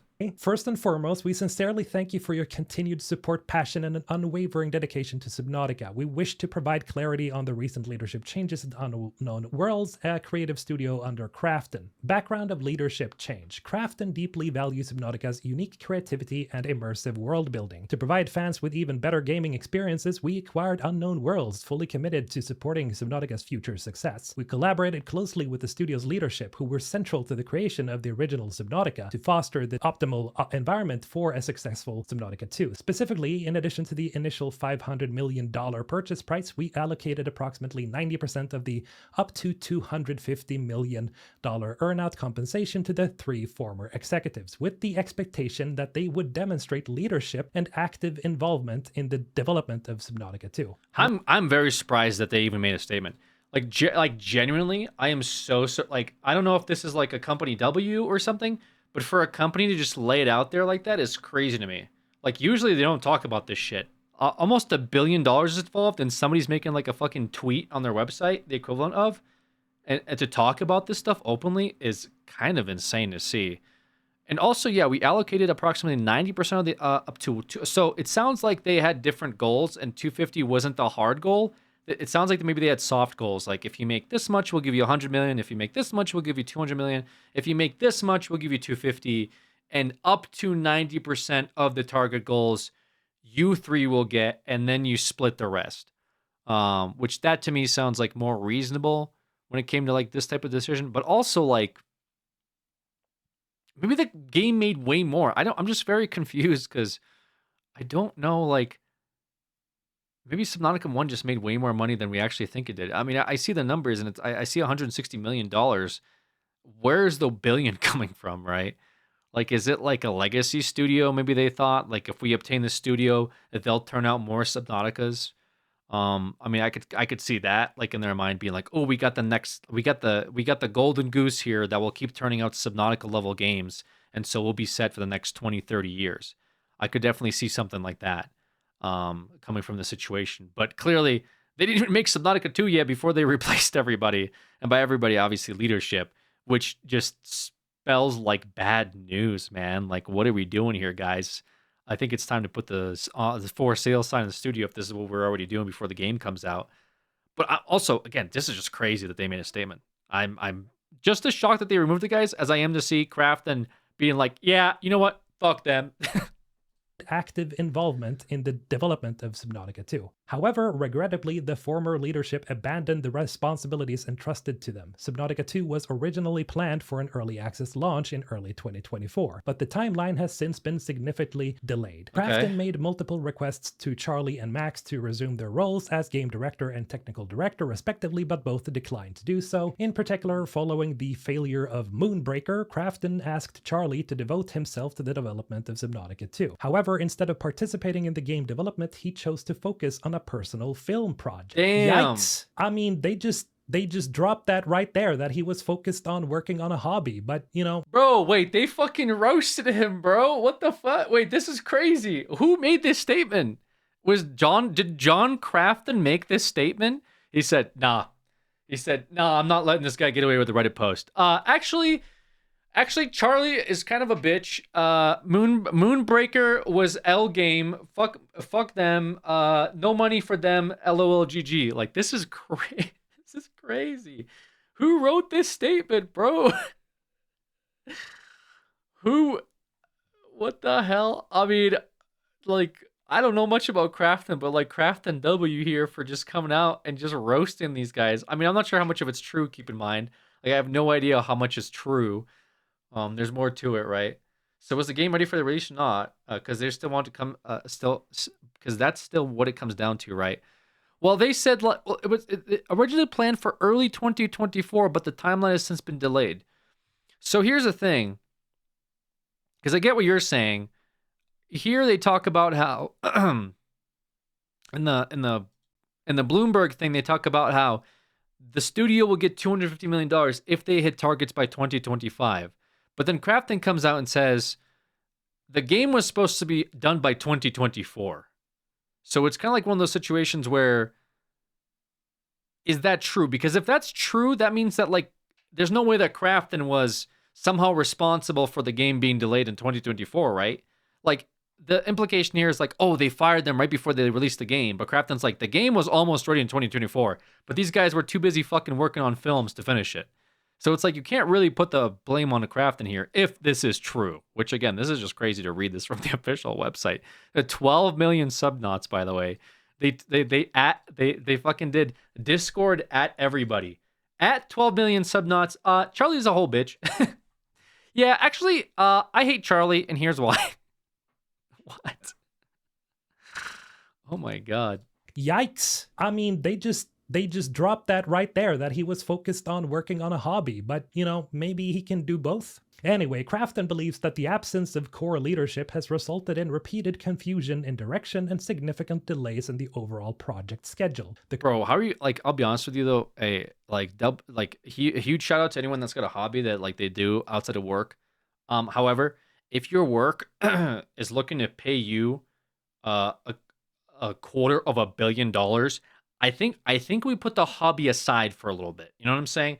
I think the hobby could take a slight break for a couple years so you can make generational wealth. I don't know. That's just me. Am I too old school? Am I too old fashioned that, hey, maybe we put aside the film project to make more money than anyone I know that exists? I don't know.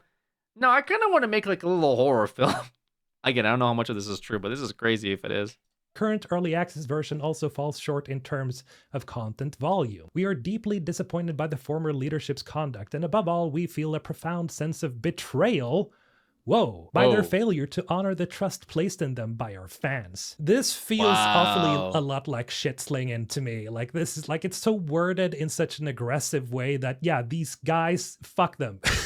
Yeah, that's what I'm seeing. Not sound that's how I see that it. A company would usually write, because they're literally entirely blaming the former team for something we don't know the situation of entirely yet. Sure. But anyway, Krafton's full support for the dedicated development team. To uphold our commitment to provide you with the best possible gaming experience, we made the difficult yet necessary decision to change the executive leadership. Subnautica 2 has been and continues to be actively developed by a dedicated core team who share genuine passion, accountability, and commitment to the game. We deeply respect their expertise and creativity and will continue to provide full and unwavering support, enabling them to focus solely on delivering the exceptional game you deserve. Additionally, Krafton has committed to fair and equitable compensation for all remaining Unknown Worlds employees who have continuously and tirelessly contributed to Subnautica 2's development. We believe that the dedication and effort of this team are at the very heart of Subnautica's ongoing evolution, and we reaffirm our commitment to provide the rewards they were promised. Okay, so they're not even backing down from the rewards.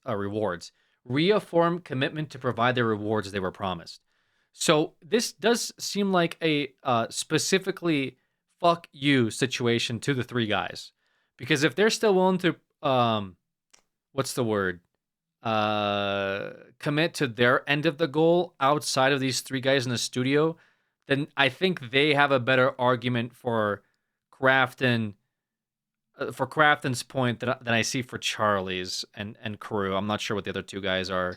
Just based on the sole fact of, well, if it was about the money, like Bloomberg article insinuated, it seems like they don't really care that much about the money, and it's more about like hitting the target goal of, hey, release the game, like you're in charge of its continuation and for it to go into early access and, by early 2025 and not by the end. They really want to clear up that they didn't fire him over the $250 million. Yeah, I mean, it's maybe lawyer talk too is involved here. You gotta account for that. Like lawyers might want to be like, hey, just be careful what you say. Fans will always remain at the center of every decision we make at Krafton. Moving forward, we promise transparent communication and continued efforts to sustainably develop and expand the beloved Subnautica universe. Honoring your trust and expectation is a core tenet at Krafton. We are committed to repaying your patience with an even more refined and exceptional gaming experience.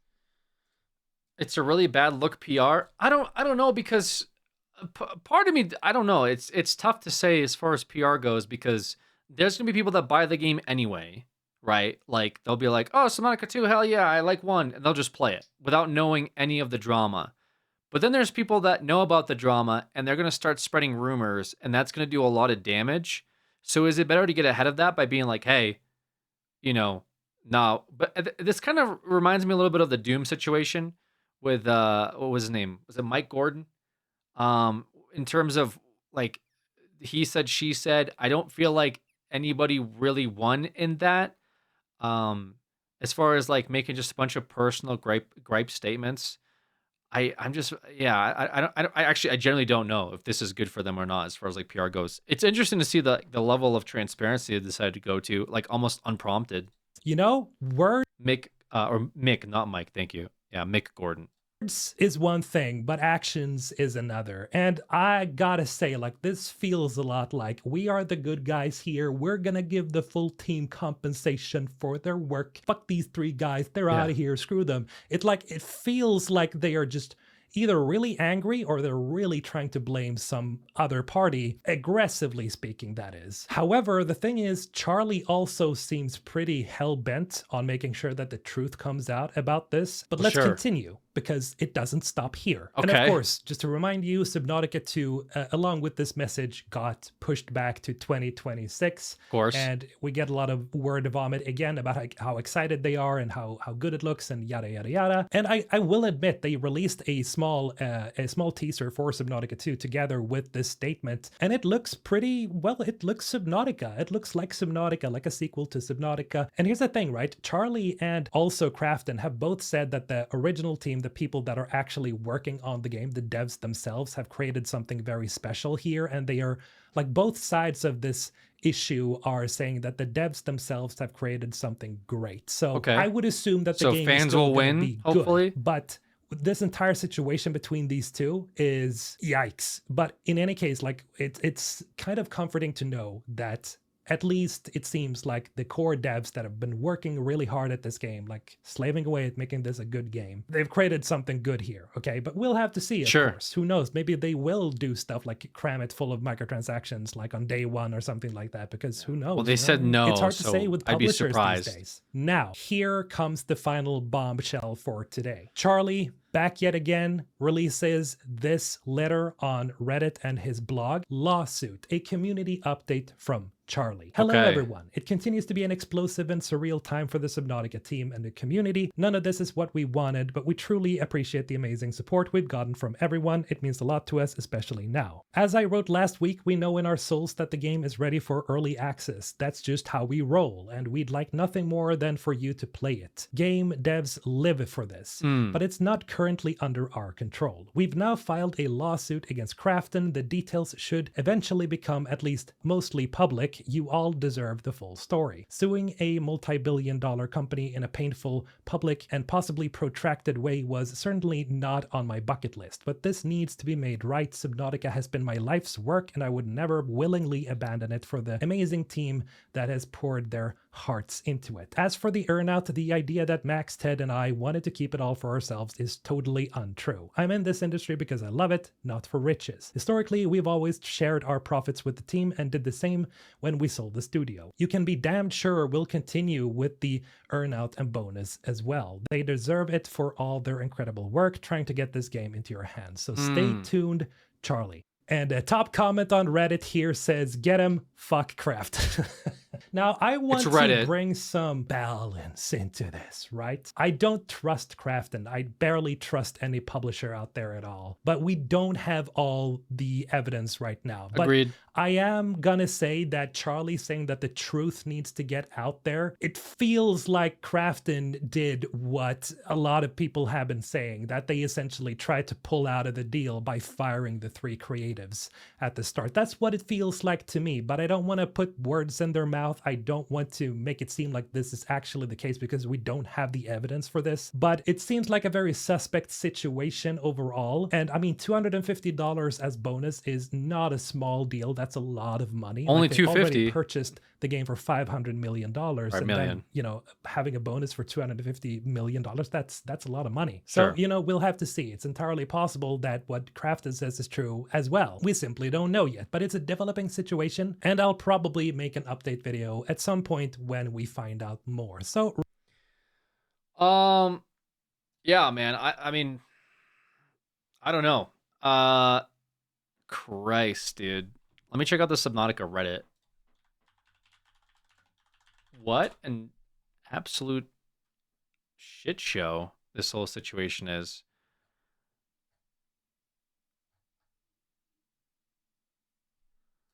Okay, somebody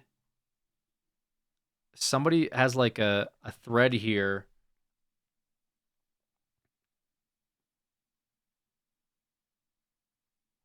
Okay, what is this? Called Subnautica Situation Leaks. Subnautica 2 milestone review and May 25th final recommendation. Final recommendation process to launch with an MVP level build allows players to experience the core loop, survival, gathering, crafting, exploration at a high level of quality. So this was their like incentives. This was leaked. This looks like a screenshot that was taken from like a monitor, somebody's monitor, like maybe in studio, or by like leaked by like Charlie and company somewhere in there. To develop Subnautica 2 and Crafting Global franchise, it is recommended to enhance the content volume and level of polish before launching so it can appeal to a broader market from EA release stage. Biomes, intro, first, second region.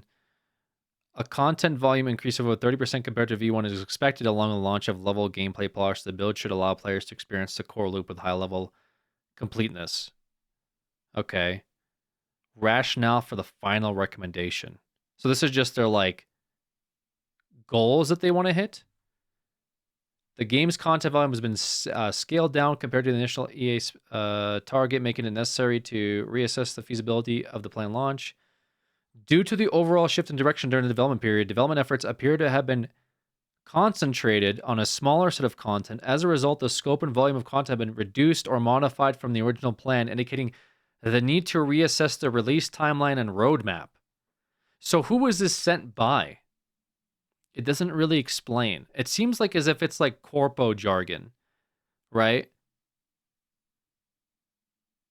Unless it's either it's being sent to Krafton or it's being sent from Krafton to Unknown Worlds. Also, big question, what exactly is the lawsuit for? We don't know yet. Just that he filed the lawsuit, and then once it's become public available, people can look at like what is being alleged, right? All we know is that lawsuit filed. That's it.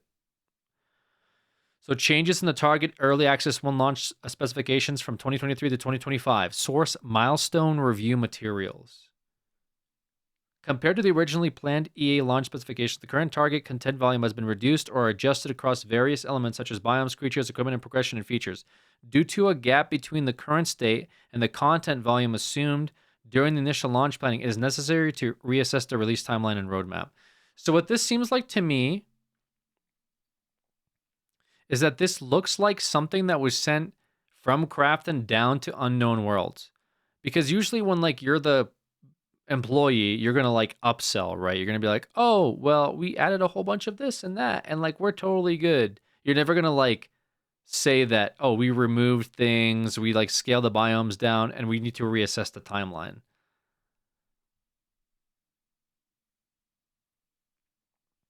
Compared to Q2 2023, 2 biomes removed. So they had different targets each quarter.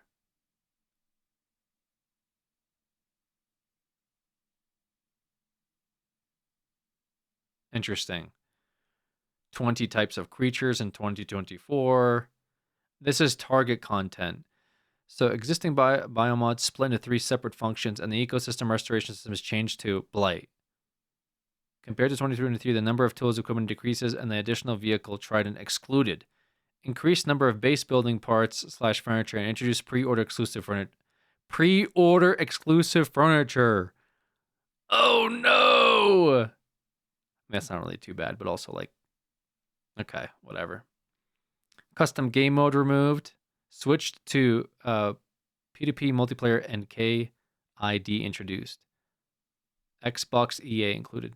1 narrative delayed with about 6 hours of content cut. Huh. Okay. Weird. What do people have to say? I saw this, and in all honesty, I think it's a real screenshot, not because of the actual content, but it achieves a level of corporate soullessness a normal person couldn't even dream of achieving. Also, hearing the automation is planned for Subnautica 2 would have made me excited since I heavily fuck with Factorio Satisfactory, but I don't think I'm buying the game now. Why is this the top comment? It's soulless? I mean, what do you want them to be like? Yoo-hoo! We cut 6 hours of content! Yippee!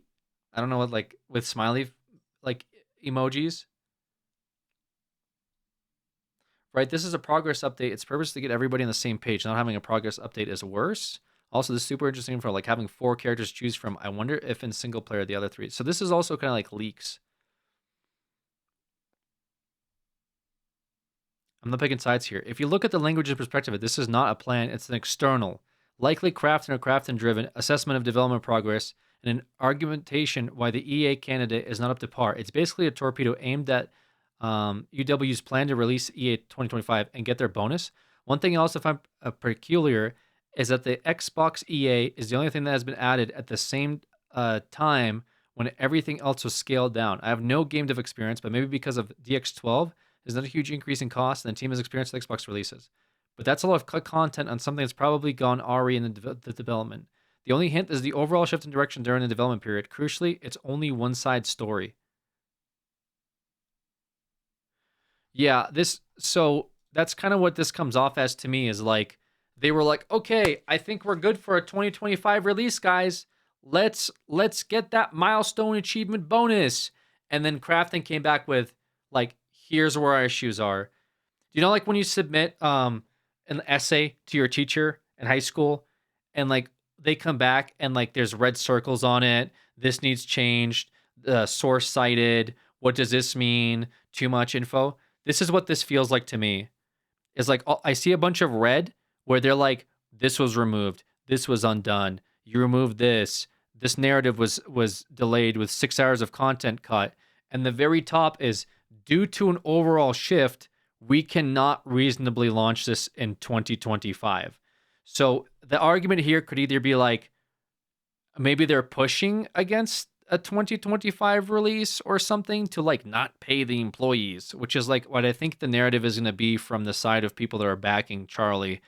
Or they're like annoyed at how much was delayed. You know, if Krafton is the good guys after all, then they're fighting against just pushing the game out for the sake of pushing it, because they're seeing how much drastic content was cut and removed, right? I don't know what are you trying to even say? I'm so upset I even read that. So like, does this mean Subnautica 2 is postponed now? Yes, they already announced that Subnautica 2 is postponed early access to 2026. So they've already confirmed that. Call me devil's advocate, but I think this is actually a good thing, because I don't want them pushing their game out early just to get a bonus. Well, so that's the argument that Krafton has, is that Krafton's going to argue these guys just tried to rush shit to get their bonus. And also one of them was like working on a movie or something. They seem like they didn't give a fuck. And then I think Charlie and them are going to argue that, Krafton evil. That's all I've seen so far was from Charlie's post was like, the fans will know the truth. Lawsuit coming, right? Where Krafton was like, look, fuck these guys. They want to keep the money for themselves. They weren't serious about hitting target goals. They were working on a movie. So we replaced them with somebody that's going to push the game out, right? So it's kind of hard to gauge on who is right here at the end of the day, right? It's going to be hard for me to gauge what is accurate, because like one side you could maybe argue that maybe they did try to rush it for a bonus. Like they have a good incentive to do that. That's a lot of money. Why would you not try to rush to get your paycheck, right? On the other hand, though, it could also be Krafton is like trying to like, you know, pretend that, oh, you guys aren't ready. You guys totally aren't ready. When like they were, right? Maybe they were ready, like realistically, but Krafton's just like, trying to like be a Karen. Oh, well, you removed like a cutscene, so the game's not ready. Like I see both sides of the aisle here. I just don't understand why Krafton would come out swinging at the founders when all Charlie said in his original statement was that he was surprised and sad to no longer be part of the studio. The $250 million bonus story came from a Jason Schreier, right? It came from that like article. Maybe, I don't know. Maybe there was more tweets or something. I just don't know if like, I'll be honest. This would imply like Charlie's like very innocent in all this, and it's like, oh well, I'm just gonna sue to clear my name up or whatever, right? Like I just don't know how much of that is true. Also, the other guys haven't said anything. Maybe they're just like shutting up and lawyering up, but I don't know, this whole thing. If they're still honoring their $250 million agreement, I just don't believe that Charlie had no idea that he would be fired, right? That's what's weird to me, is that he said, this is so unexpected. It kind of comes off as like that guy that always comes late into work and always makes a mess. And then one day the manager's like, yeah, you're done. You're gone. Like you're making things more difficult for us. You're not working here. Pack up your stuff and go. And then later they like text you and go like, I don't know what happened. That's so crazy. Why was I fired, bro? And in your head, you're like, well, I know why you were fired, because you fucking don't show up to work. You make a mess. You don't listen to anybody. Like, you're not doing anything. But of course you're gonna be like, oh yeah, it sucks, man. You know, yeah, the boss is a dick. But it's like in your head, you kind of know that, yeah, you should have been fired, right? That's kind of how the tweets came off as. But maybe I'm being a little biased. I also don't believe that like Krafton totally has the gamer's best interest at heart, right? Like that would be kind of stupid of me to think like a corpo is like really for the people, right? But at the same time, if they're just like, nah, fuck this guy, and are so adamant about it, maybe the truth is somewhere in the middle, right? Maybe the truth is that it's not one side or the other, but maybe Charlie wasn't hitting quotes, and maybe Krafton was annoyed that they weren't like meeting expectations as fast as they want, and then like they rushed too quick to terminate Charlie and company. Maybe the truth is somewhere in the middle here, right? Maybe it's banking on the hate a majority have on game publishers. I mean, people definitely hate game publishers, let's face it. And usually game publishers are kind of awful. But if this is true, and this is like Krafton saying, hey, you guys are not meeting like our goals, then I feel like they have the total right to can anybody they want. We're talking about a company that they purchased for $500 million, right? Imagine you pay somebody $500 million and they're not meeting goals. And then when you look into it, like you find out that they're kind of slacking, right? Like, I don't know how much of the movie thing is true, but if you come to find out that instead of working to like meet goals for a bonus, that they're like working on a movie or something, right? They're just like fucking off. They're going on vacations, whatever, right? And then when push comes to shove, you look at the game and you realize there's so much stuff missing. But then these guys at the very end would be like, okay, we're done. Like, of course I would be annoyed too. I would be annoyed too. It's like, what do you mean you're done? Like, you guys weren't even working on this all that much. You barely put any effort. You're doing side shit. And now you've come to us with this product that you say is finished and that you're done, you know? I would be annoyed rightfully as well, if that's true. I think paying $290 million for a game that's not even ready for early access makes no sense at all. Like, what the fuck? You could make 20 completely finished games for that much money. Yeah, that's the other thing too, is like, we're not talking about like pennies here. We're talking about like potentially $750 million for an IP that only had one release. So it's hard to see where it goes. And like I said, I mean, when you're talking about that much money, I think you're going to have to get serious. Like, I think people do get fired if they're not meeting. Guys, we're talking about like almost $1 billion, right? In what world, like, you get fired if you don't meet like your goal of like, you know, cleaning the kitchen or something enough times when you work at a restaurant. Do you know what I'm saying? Like, if you get fired over just like not doing everything that your manager told you to do, and you're working a minimum wage job, imagine a situation where you're getting paid almost $1 billion and you're not hitting goals, right? Of course you get fired. But, of course, maybe there is another side of the story, which is Charlie's story, which is maybe they did hit the goals and maybe that Krafton was extremely unreasonable with their expectations. And maybe they just gave him so much on their plate that it was impossible to meet all of the goals that they wanted and felt like they were delaying the bonus payout. Which, again, they already said in their earlier response, no, we're still going to pay the bonus anyway.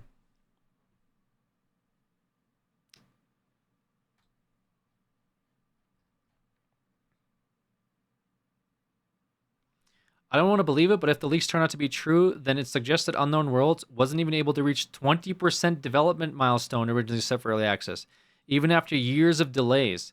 And if Krafton has to lower that bar to just 10% and they still couldn't meet it, then it's honestly understandable why the founders were let go and the release was delayed.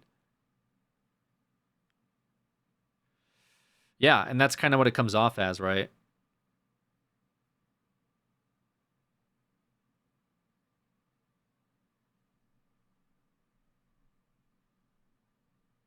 Imagine that's why neither side is in the wrong. Devs thought it was perfectly fine to release the game into EA this undercooked because it worked for SN1. Publishers were horrified at how underbaked the product was and vetoed it, fearing that such a release would be more harm than good. Cue the split. I could see that. I mean, as somebody brought up earlier, what did I read here? In this post here, where Charlie talks about the lawsuit, and again, this could be a result of lawyering up, but he doesn't really deny any of the allegations that Krafton had mentioned. Like, he doesn't deny, yeah, I was busy working on a movie. He doesn't really deny that they couldn't meet certain goals and expectations. He just says, no, this was never about the money, and we're going to sue. And this is very surprising. I just don't see how it would be surprising. I just don't believe that you being fired from a company that was acquired for $500 million would be like, where did this come from? You know what I'm saying? Like, I just don't understand how this would be surprising. He must have known. Like, you don't just randomly come into work for a studio that you sold for $500 million and they just fire you. Because I'll be honest, at the end of the day, here's the thing.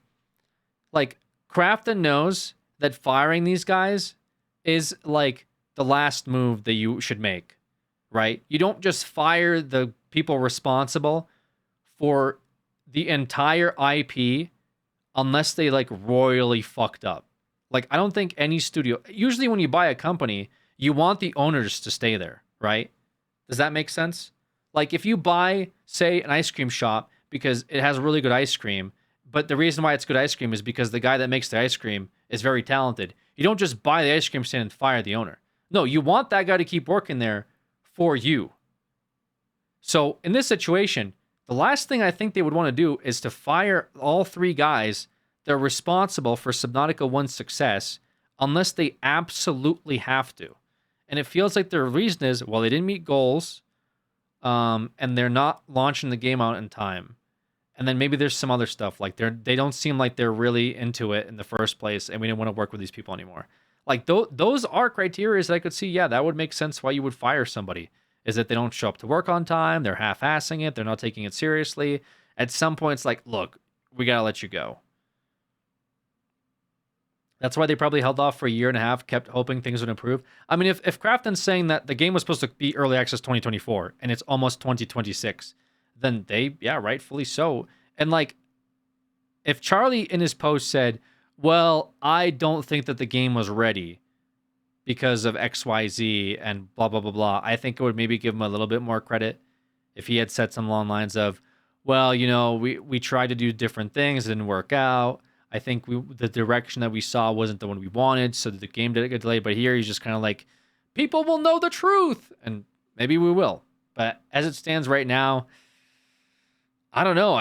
I see Krafton in the right, and I'm hoping that Charlie comes with more receipts.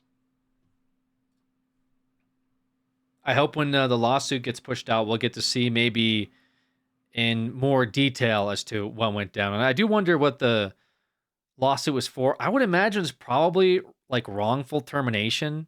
Like, what exactly else would you argue for there? Just that you're fired for something you shouldn't have been fired for? In which case you'd have to have like a lawyer that argues, well, no, they met all of their goals, they met all their expectations. But if Krafton comes out and just says, no, we don't think he did meet any goals, then that's like in their field to fire somebody. I don't really know what like a workers' comp or like wrongful termination lawsuit would have to consist of. I'd be curious about that. Wrongful termination lawsuit.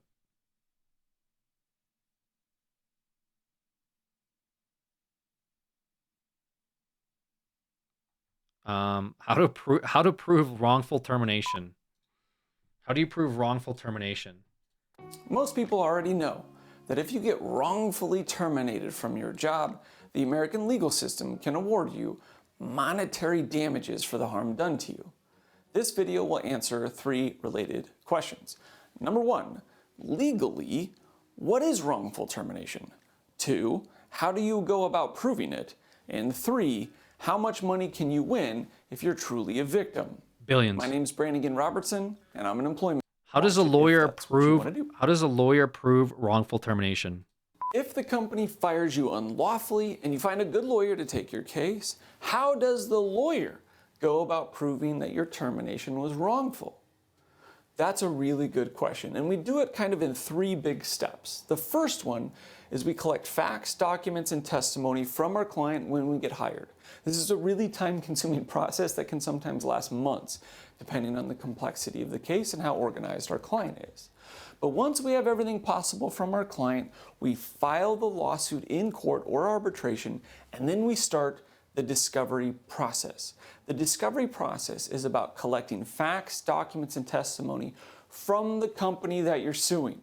This involves usually sending subpoenas to the company to get their documents. We demand that they answer written questions under oath. We take depositions, which are verbal questions, to get friendly and unfriendly testimony from witnesses under oath and on camera.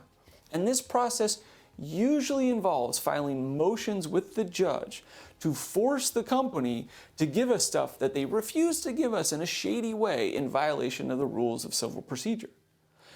As we start collecting all the relevant facts, we examine those facts to understand what I like to call the sequence of events. As you recall, one way for the company to wrongfully terminate you is to fire you because you engaged in a protected activity. In a scenario like that, it's very important that your lawyer prove that you first made the complaint, submitted the report, or refused to break the law, and then the company retaliated against you. It's a sequence of events. Far too often we get calls from people who tell us, the company fired me because I complained about safety. Only to find out in discovery, months later, mind you, that actually the company had written that employee up 3 times for poor job performance. Yeah, that's kind of what I'm saying is like, I don't know if this is in the realm. I'm very much speculating right now. We don't know what the lawsuit is over. We have no idea. Nothing has been like showcased so far. There's no leaks of it. Because they're probably in the, let's be honest, discovery process as this lawyer is talking about. But it's very surprising for like Charlie to come out and say, this caught us off guard, which would imply that they were never like, not necessarily threatened with termination, but if your company is over and over again saying you're not meeting expectations, that is enough of a reason to fire somebody, right? I don't know. That's just that would, I feel like they're inclined. That's their prerogative. If they have a deadline and you agree to a deadline and you don't meet it, it's like, what else do you do at that point? You can't just keep writing somebody up because they're not working to your expectation. That is what people get fired over. But again, it could also be over defamation. It could be like them saying he's slanderous that he wasn't. By the way, the movie thing that they brought up is like, oh, he was working on movies. That's not like a good reason to fire somebody. Is like you know, when you're not working at the restaurant, you go home and watch birds. You don't take restaurant like work as passion. That's not a reason to fire you, right? But it does show that, you know, if you're not coming into work or if you're not taking a goal seriously, but then all you're doing is like an activity instead and you're missing deadlines and your boss finds out that like every day you go to the golf course and as a result, like you get out of work early or you don't come in on time and it's because you're golfing every day, then he can say, yeah, this guy just golfed all the fucking time instead of actually doing work. I feel like that's valid. I'm surprised that they would say that personally. I don't know why a company would put you on blast like that, but yeah, I mean, that definitely would garner a lot more support for the company to be like, yeah, you should get rid of a guy that just doesn't come into work on time and just plays golf all day. Either it's going to be wrongful termination, getting the bonus from the game's release. 3, maybe acquiring Subnautica IP so they can keep it for the future. I'd be shocked. There's no way they could sue for the IP. Like, they bought the IP. You can't sell somebody a PlayStation. They give you the money, you give them the PlayStation, and then they sue you and go like, I'm suing to get the PlayStation back. Like, you'd never win that court case. Like, they already gave you the money. You signed and on top of it, like, we're talking about a $500 million deal. That thing's going to have the most shut paperwork imaginable. It's sort of, remember that game that we saw? Was it Alice?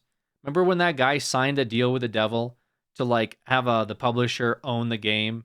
And then he tried to make an Alice 2 and they said, you're not making an Alice 2. And that was the end of his blog post. Like, it's the same situation. You're not going to sue to get the IP back. You can buy the IP back, maybe, if they decide to sell it. But you just are not going to win the IP back. So I'm thinking more so either wrongful termination to like argue that he shouldn't have been fired. Kind of how he was like, I got fired. This was a shock. Or defamation, which is very hard to prove. Like, what is defamatory about what they said? They said you didn't meet the deadlines. Seems pretty straightforward. They have deadlines. You didn't meet them. I'm sure they can prove that. They also said he was working on movies. We don't feel like his passion was with the game. They can say that. I can look at somebody and say, like, I feel like he cares more about this than that. Well, why? Because I see him doing this more than that, right? What they can't do is, like, make broad statements with, like, zero evidence to, say, back it up. You know what I mean? Like, for example, you can't call your neighbor and say, my neighbor is a drug dealer. And you get told, and you go around telling everybody, he sells drugs. And then eventually your neighbor sues you for defamation, and they say, what evidence do you have of that? I don't know. I just heard from somebody that's all he does. Well, that's not enough, and that could be defamatory. Because unless you witness him directly selling drugs, you cannot say that he is a drug dealer. Obviously, the scope for like evidence for that's a little bit greater, I think. And like defamation lawsuits in general are just very, very difficult to prove. Like it has to be proven that one, you're doing things with malicious intent, meaning that like you're specifically spreading lies about somebody without the backing, and two, you'd have to have evidence as to why you believe the thing that you're spreading lies towards. So defamation can like kind of go all over the place. So I just don't think defamation would work well in this case. But I'd be curious. I'd be curious to see what exactly the angle he goes with is. So yeah. To be continued. We'll see who wins, but at the end of the day, I guess Subnautica fans lose. See you next year when the game may or may not come out. It's crazy. What is this? Do not buy Subnautica 2. The publisher Krafton has fired all 3 founders. Do not support them. Dude, why is this like... Do not believe the lies of the government.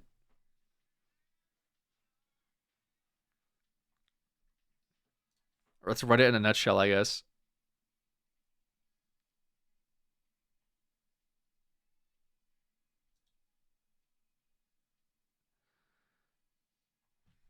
Wait, what is this? This is also on Reddit. I don't think anyone disputes that Charlie, Cleveland, and Max were barely involved with Subnautica 2. This is an accepted fact. I don't really see the issue of Steam regarding respecting and supporting the staff and how that's incompatible with being disappointing leadership that wasn't doing its job, assuming that's all true. So, wait, so this person that wrote their article said, nobody disputes that Charlie and Max were barely involved. That's a fact? Oh. Krafton is saying that because Charlie and Max were involved, the game was in a bad shape and delayed. Yet at the same time, they're saying that now Charlie and Max are gone, they trust and support the development team to do a good job. The same development team that they're also saying couldn't get the job done without Charlie and Max. See the contradiction?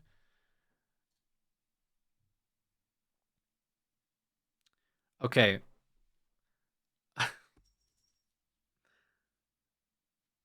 The car is full of passengers.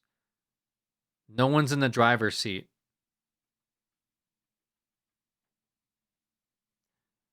There is now somebody driving the car. The car is moving.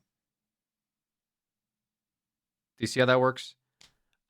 Yeah, lack of leadership means that they had a very competent development team, but nobody ahead to lead them in the direction for the game to be released. That doesn't mean the same thing as like, well, the guys weren't around. All of their employees should have just made the game. That's not how that works. Also, the fact that like you yourself are this person themselves is saying that Charlie and Max were barely involved. And Krafton didn't like that. Yeah, because Krafton bought their Krafton bought their development studio for $500 million. They bought the studio for $500 million, and the guys that made the game don't go into the office. Isn't that a problem? I mean, I would see it as that, right? Like the employees can't just do all the work. And also, like, I mean, have they denounced that? Has Charlie denounced, like, no, I do go into work and I do help my employees? It seems like he's just more fixated on, like, this is lies. I don't care about the money. Okay, well, what about the game? Do you care about the employees? Like, I'm very confused by all this. That's the same guy that wrote the Bloomberg article. So he's just saying, well, yeah, no, they just didn't work on it. But, like, Krafton's bad because Krafton trusts the development team. Wait, so I don't know what we're arguing about now. Is he arguing that, like, how can Krafton trust the development team when the development team couldn't finish the game without Charlie and Max? Because I think Krafton expected Charlie and Max to go into fucking work, bro. That's why they replaced him. That's not contradictory. Is it? Am I crazy? That doesn't feel like a contradiction to say that, like, well, now that there's a leader, we're confident the team will get the job done. Not, well, the team should have got the job done without them. That's not how that works. Because the CEO and technical director aren't involved in the game, it's in bad shape. Equals, we need to keep those same two people as the CEO and technical director. I'm confused. Oh, I see what you're saying. Krafton is saying that because Charlie and Max weren't involved, the game was in a bad shape. Yet at the same time, they're saying that now Charlie and Max are gone, they trust and support the development team. Yeah. So they trusted them to make Subnautica 2. They weren't doing that. They wanted them to do that. They didn't. And now they trust the support of the development team. I mean, the development team is still good. They just needed the guys that run the boat to be there. I'm very confused. Maybe I'm confused. Maybe, like, am I missing? I feel like I'm now missing something. I feel like this is a result of me reading Reddit comments or something. Did the dev team do well or not? Well, we'll see. I guess we'll see how the dev team does. I mean, the thing is, there's no win here. If the game comes out and it's good, people will say, either people will say it's because the Callisto Protocol guy took reign, or they'll say, no, see, the game was almost done and they fired him right before it finished. Like, it's not gonna be proof. And if the game is bad, they could either argue, oh, the game is bad because they fired the head guys, or the game is bad because they brought in the Callisto guy. Like, the game just needs to be good, I guess, for them to, like, get a W here. I don't know. Oh, there was some updates. Are they posting in Discord or what? What is this? Last updates from the devs of Subnautica 2 and some other responses and comments. What is this about? The devs in Discord? Don't tell me. Danya, the community manager, is posting on Discord. Oh, no, dude. What are we doing? The only people who have been working on Subnautica 2 directly are the developers at Unknown Worlds. This is how misinformation spreads. We have talked to them a lot about our plans for stuff, and we want to put out devlogs Q&A, but those are all in the hands of the studio. I will say that they help us a lot when talking with third-party platforms like Steam, Xbox, etc. This is the studio statement about the early access delay, not Krafton's. The studios. This is really the only thing we're going to say about it.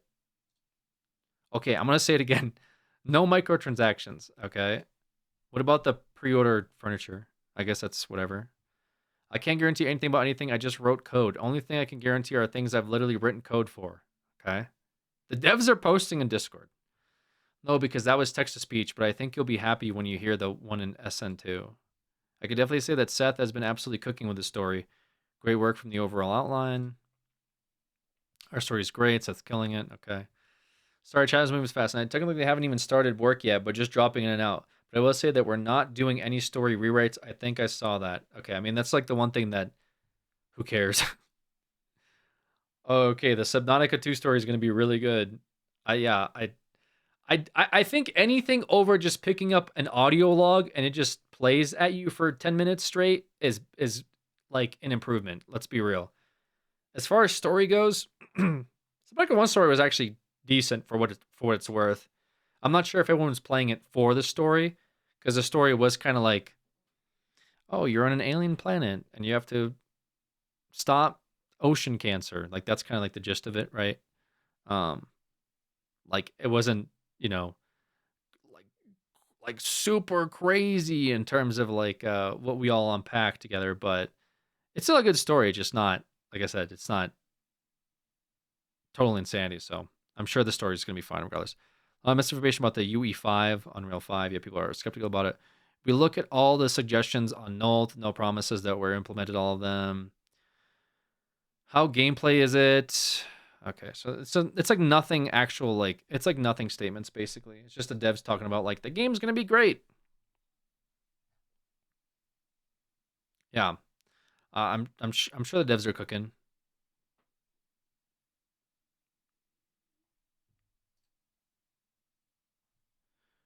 Wait, what is this? This person has this post. Unknown World's leadership were not going to share the 250 million in the way a lot of people think.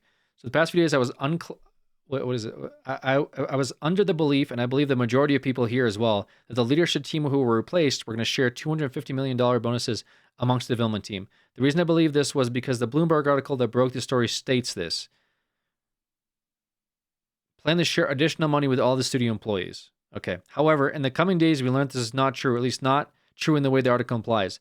The first thing is that part of the letter from Krafton published today. Okay. According to Krafton themselves, only 10% of the money. Jason Schreier. Update on the Subnautica story. I received more documentation on the $250 million earnout. 10% of that, or up to $25 million, was to be paid. Leadership had also said that they'd give parts to other employees. But now we know that the leadership didn't intend to share all $200 million with the development team. Besides the fact that the contract could have just been written so the whole payout is shared. Well, here's another post from Jason Schreier.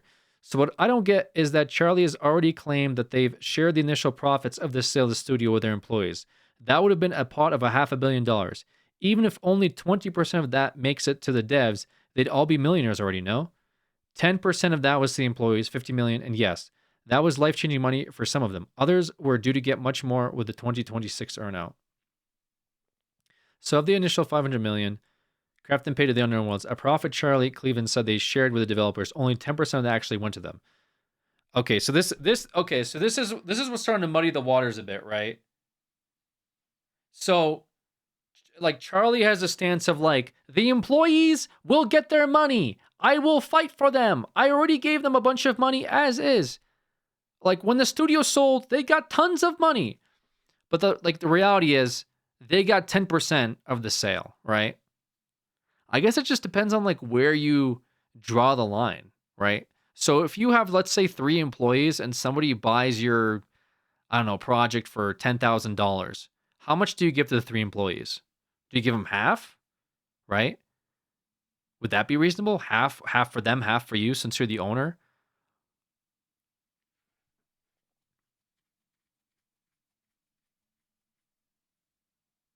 I don't know. I mean, like when we had employees working at Couch Up, right?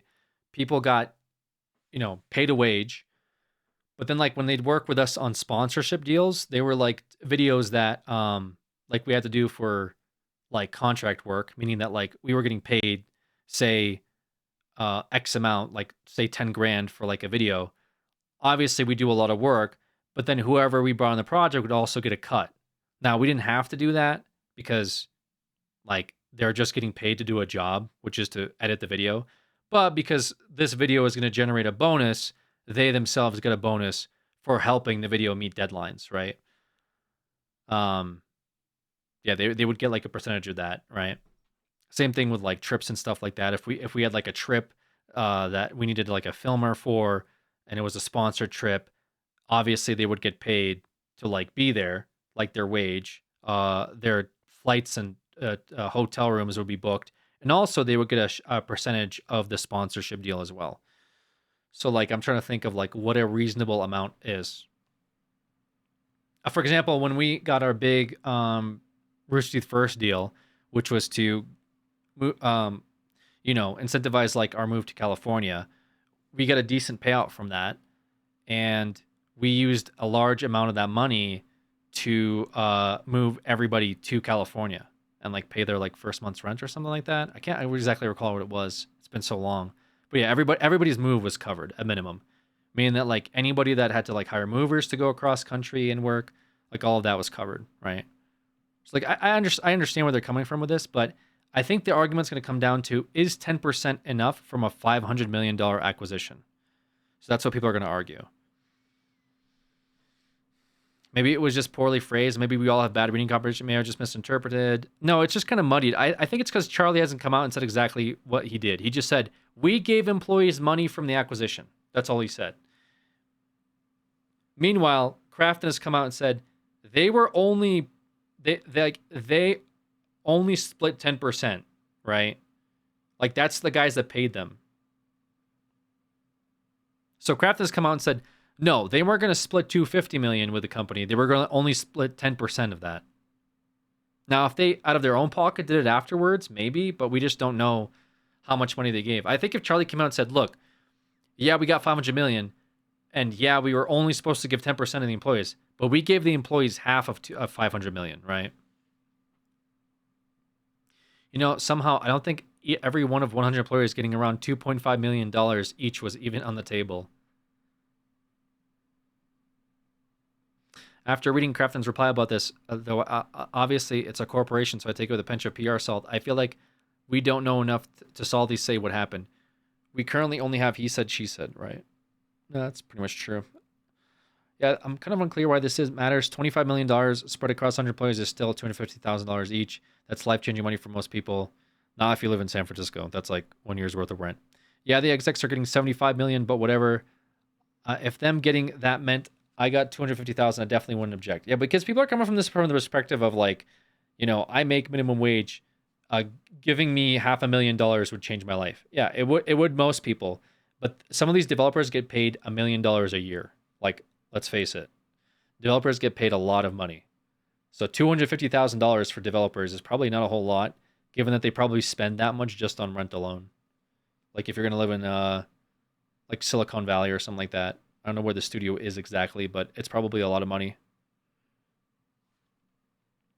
The rest of those only get 25 million. That's still a fuck ton of money. I agree with that to some degree.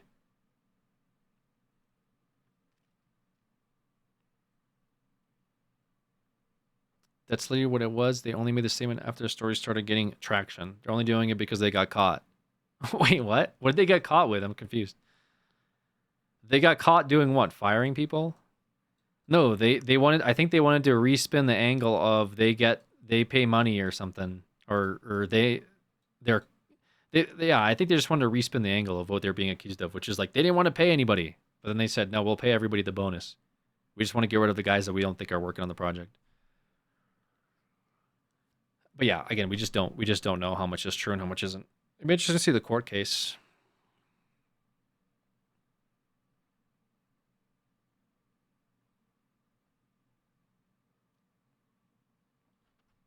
Okay. Yeah, I mean, Jason Schreier did insinuate that like $250 million would be split amongst everybody that worked at the studio. But it's like only 10% was going to be split. It's kind of what it comes down to, which is still 25 million amongst the studio, which is still a lot. And I guess it just depends on which side you're on. Like, everyone's still getting paid. They're the bosses. I don't know. It just kind of depends on how much you want to grandstand. Like the semantics of how much the employees are all getting paid.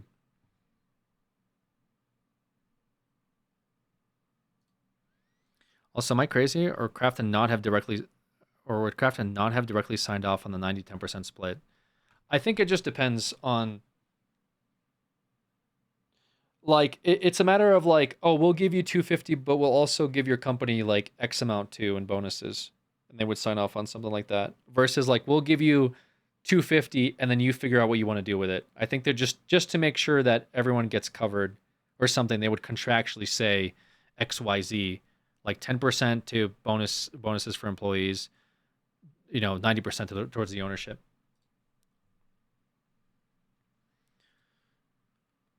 I know what Crafton's storing out that dirty laundry like that. They aren't the ones that are going to pay that split. I think it was a matter of they probably felt like they were backed into a corner, and then like people probably accusing them of like, oh, you fired them because you didn't want to pay them, and so they came back with like, no, we're still going to pay them anyway. And also on top of us not wanting to pay them, they were going to get 90% of that money anyway, and only 10% would go towards the employees. Yeah, that seemed like a bit of like shit throwing for sure. That part specifically. Because it seems like they're implying that like they weren't gonna, it wasn't like everyone in the studio gets paid. It's like, no, the owners get paid 90% and the rest goes towards, maybe it's a matter of, okay, you know what I think? It might be a matter of like, when they pay everybody, they might only have to pay 10% of 250 million. Does that make sense? Because now that those guys got fired, they don't have to pay them 90% of 250, but they may still contractually be obligated to pay the studio 10% of 250. And so this kind of like is like, yeah, no, screw those guys. They won't get bonuses, but their employees will. Well, at least 10%, because those guys are going to get 250 like a lump sum. Screw those guys, but they're fired. So the employees will still get paid, okay? Everybody chill. Well, 10%, but they'll still get paid. Yeah, I don't know. The whole thing seems kind of a mess. It seems like a giant mess.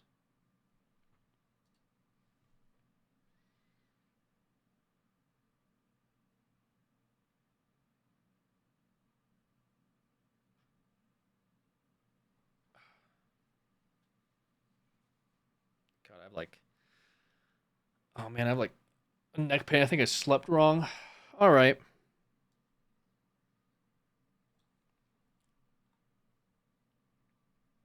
Basically say the money until employees come out and say they got paid. Yeah, the employees will probably have to sign an NDA, say we got paid, but can't tell how much.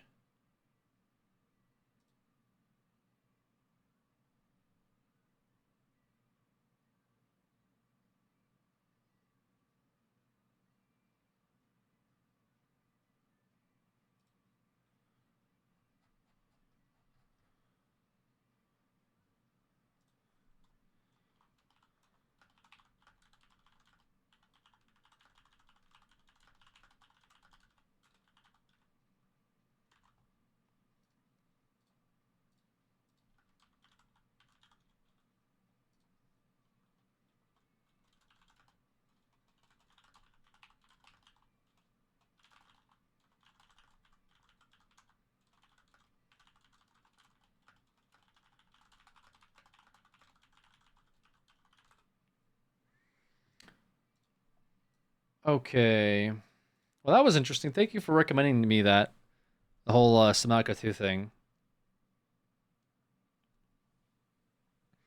Very interesting. Want to see how that unfolds. For sure.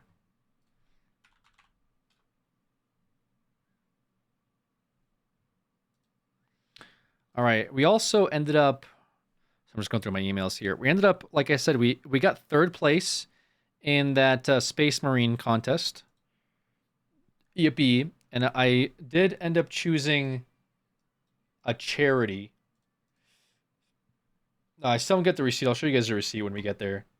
Just so you know what happened. But I ended up choosing the Cancer Research Institute. So once we get like a receipt for that, I'll probably throw it in Discord or something. But yeah, it was like a very cool thing that Focus Entertainment put together. Pretty much just a bunch of content creators playing their new Siege mode.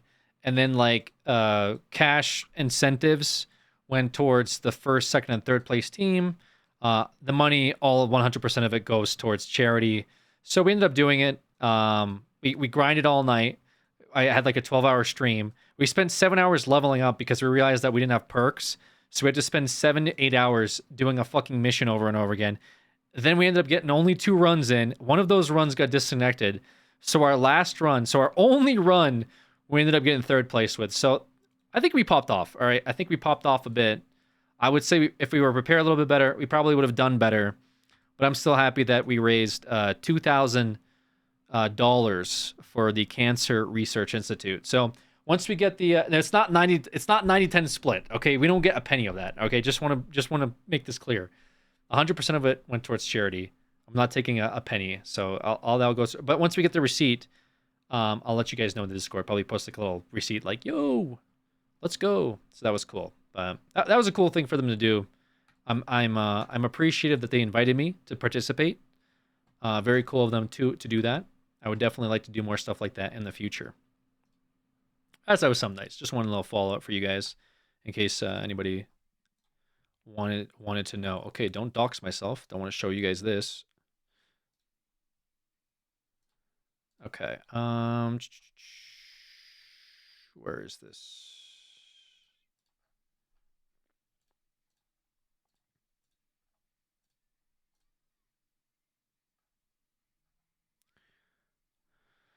Okay, I gotta update the stream title a little bit. I gotta do a little promotional thing here. We're gonna play this freaking game, bro.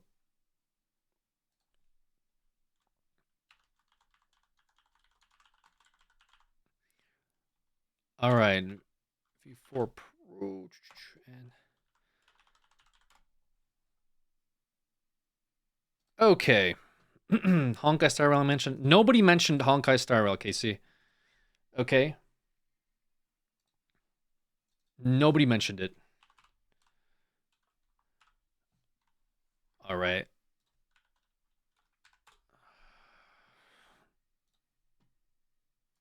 Well, I'll check it out. We'll do a stream. We'll see what the game is. All right. So I got some talking points here as well, which not really being sponsored. I'll be honest. This was just I got sent a product by Razer. The company, the gaming company. I guess they see that I'm still a gamer. Okay. I took this because one, the Razer's actually been pretty cool to me in the past. They've always had cool deals for me. Not deals, but like they've sent me cool stuff. And I got reached out by a representative of a Razer, and they said, "Hey, you want to try this new gaming mouse?" And I said, "Hell yeah!" So I got the package right here. Show this to you guys. I know the camera might be a little wonky. This is the Death Adder Pro, the ultra lightweight wireless esports mouse. Okay, I got this sent to your boy. So I was gonna open it up, tell you a little bit about it. Outside of getting sent this mouse, I'm not getting paid. But the reason I want to do it is, once again, I have a pretty decent relationship with Razer. I've used a lot of their products, and I'm actually using one of their mice right now. Oh, I'm using the can't show it to you. I'm using the Death Adder right now. I've been using the Death Adder V2 for quite some time. I think I have a V3 that I use on my laptop now and again. So I unironically use the Death Adder. So I was gonna open this one up, try it out, let you know how it is, and then kind of, whatever. If you guys want to buy it, cool. I don't have a code or anything. I can't open this package up. But I figured I'd talk about it. So, oh, shit. Hold on, I didn't bring a knife. I didn't think this all the way through. Oh, fuck. I'm gonna try and buy one right now. Hell yeah, man. Thank you. This will be big. When they see this, they're like, man, this guy really knows how to sell a product. We should send him more free stuff, like a monitor. Okay, so in the box, I opened it up like a barbarian, but in the box you got like the Bluetooth little thing that tracks it out. I actually don't really use wireless mice, so this will be my first impression of it. But I do like the idea behind it. Looks just like my mouse as is. To be fair with you, just no wire. So maybe that's a good thing. Maybe I'll complain less about it, because sometimes my wired mouse does get stuck on things. But this one is 56 Gs, ultra light design. I assume that's grams. I'm not sure how many pounds that is. 150 hours of battery life, and it does come with, I think this is the charge. It does come with a charging cable here. Okay. 8,000 hertz of a polling rate, 45,000 DPI, tracks on a variety of surfaces with 99.8% resolution accuracy. I don't know what that is in pounds, guys. Hyperspeed wireless Gen 2. Okay. Am I reading something? Yes, I am. Size of the cat. Cat approve.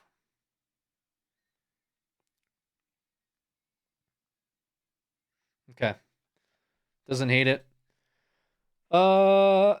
And yeah, ultra stable wireless system that's over 63% more efficient and capable of true 8,000 hertz polling rate with the Focus Pro 45K optical sensor G2, generation 2. All right, let me plug this in. I'll let you guys know. Oh, you know what this is? This is the thing that connects into the tracker. Tiny Maine Coon cat for scale. Yeah, the scale of the cat isn't that great. I'll be honest. The cat scale is a little rough for the comparison, given that the cat in the back is small. All right, so I guess I'll unplug my mouse and see how this goes. That was me, guys, by the way. All right, I do have a keyboard that I'm plugging this into as well. I'm just gonna whip those shots though. Okay, time that person out. Is that Tav? I couldn't see it. All right, does this thing glow? Does it have a glow? What is it? How do I know it's working? Okay, power DPI. Let's turn it on and see what happens. Oh, it lights up. See that? It lights up and it gives me... Okay, Dude, I'm so dumb. Holy fuck. Dude, I'll show you guys what I did.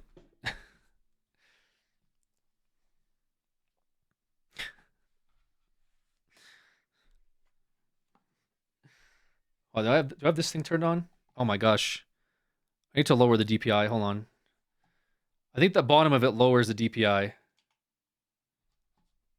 Okay. There's a button. Okay, there we go.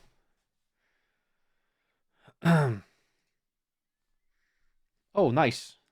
Hand cam. Yeah, so I unplugged my mouse, and then as soon as I plugged this one in, I started to use this one, which I unplugged. Great. Yeah. So this right here is the lighting for it. It shows you lights, displayed lights. I guess this will tell you how much battery life is in it. All that jazz. Underneath the actual mouse, as I said before, there is a button that's the on-off switch, as well as the DPI, if you want to turn it up or turn it down, I guess is how it works. Similar to my mouse, and like I said, I showed my mouse earlier. Similar size, comparatively. Like I said, this is the Razer Death Adder V2. This is the new Death Adder V4 Pro. Very cool stuff.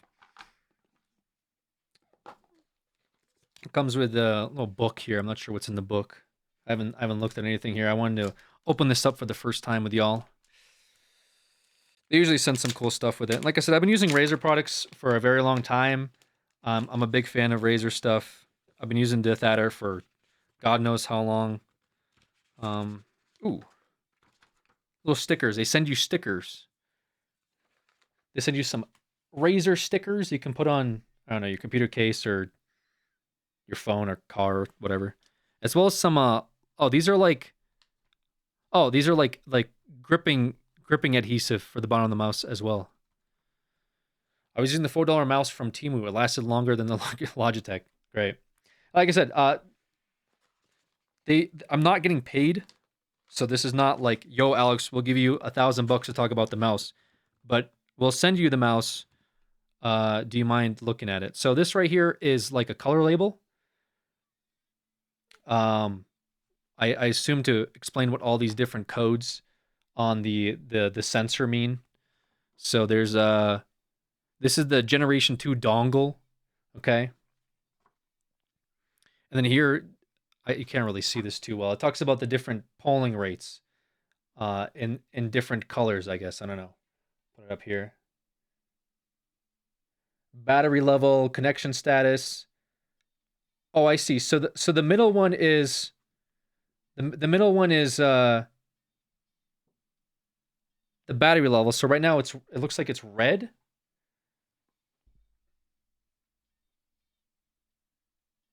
And then the connections. Okay, to be fair, I do have lights in my room that are a little scuffed. It goes from red to orange to green, by the way. Nice dongle, bro. Thank you. And the polling rate is there too, and by default it's set to 1,000.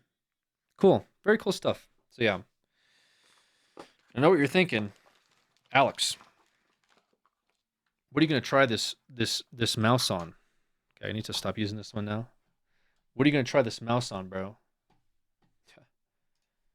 Don't you worry about that. Okay, I got the perfect game.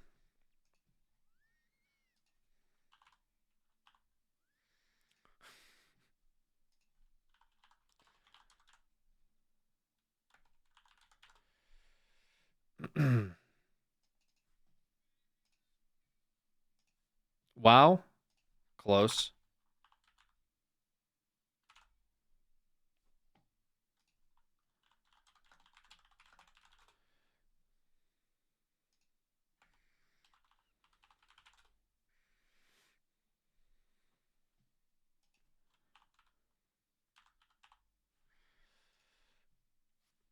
All right. Here we go.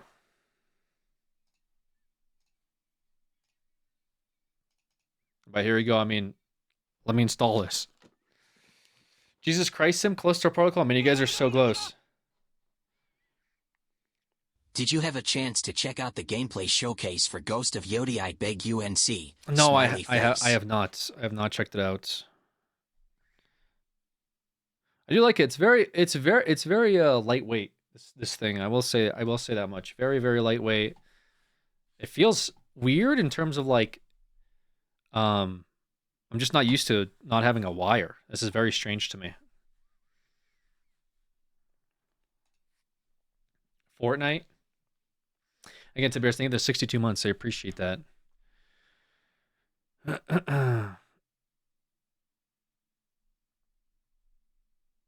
Cygames.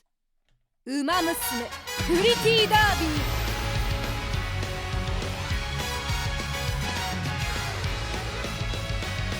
What the hell is this, dude?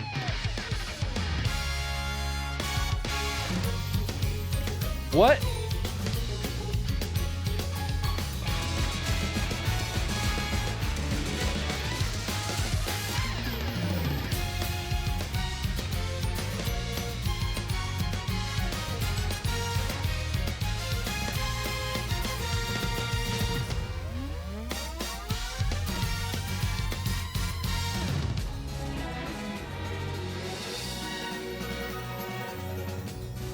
Okay. So this is what we're playing. Hell yeah, dude. Okay. This is not what I thought this was gonna be, by the way. Why is it so anime? Okay, tap to start. God. Yeah, I agree. Yeah, just take my information.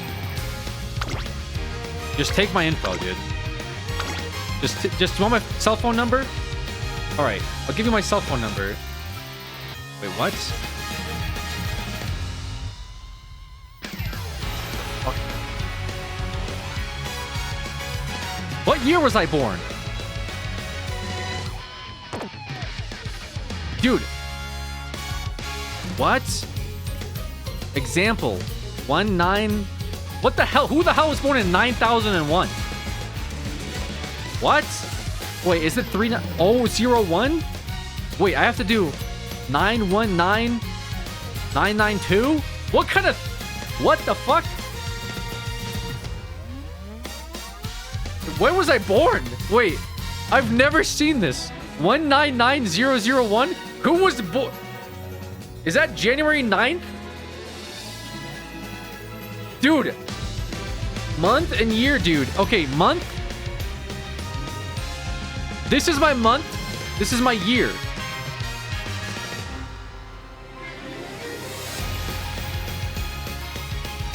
What do I do? What does 001 mean?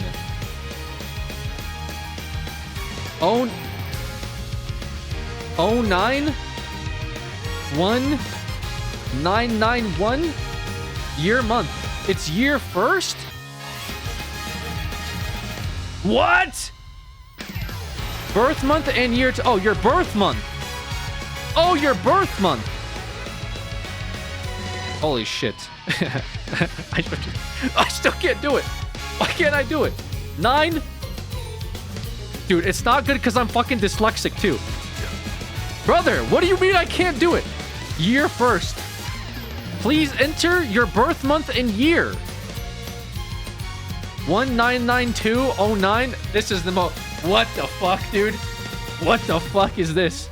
What the fuck? I ain't never seen no shit like this. Oh my gosh.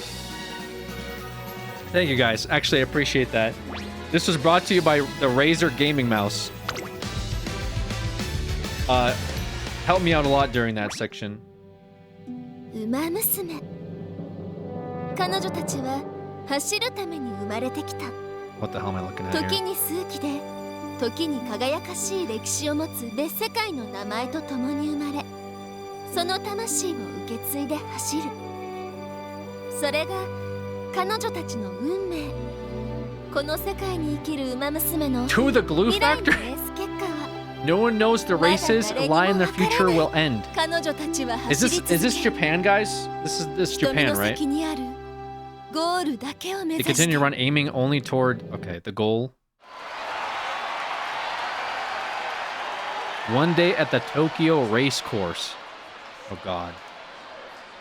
God, not the Tokyo race course. What happened? 新人トレーナー Oh さん no. こちらですよ What is that? Oh no.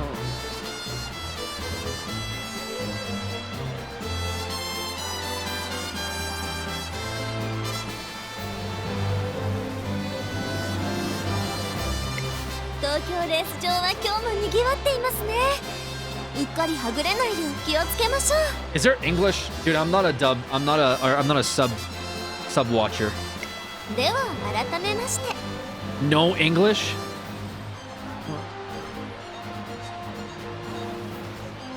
ご案内を担当いたしますプレセン学園理事長 Okay, thank you for bringing me on board. I don't like what am I doing? Why am I playing this? Why'd you guys ask me? Why'd the weebs ask me to play this so much, dude? Only likes dubbed horse girls. Unk is too used to dubbed.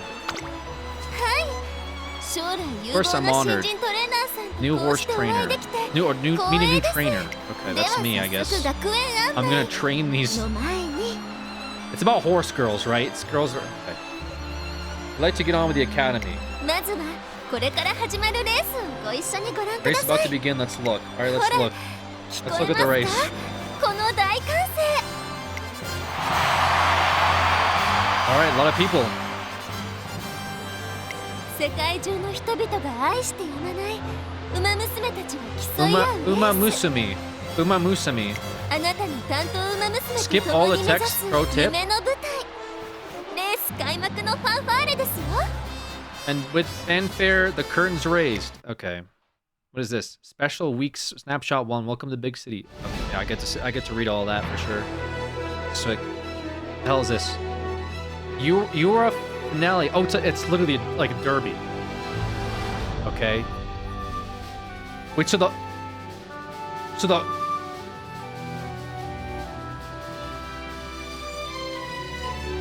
oh, dude. Number 5 favorite. Pace, pace, pace. All these are late end, front. Okay. Okay. I can't pick one. All right, I guess they're just racing.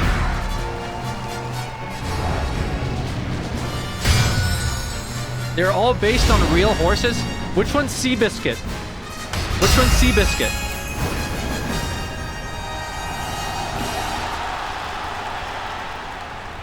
Japanese horses? What the fuck, man?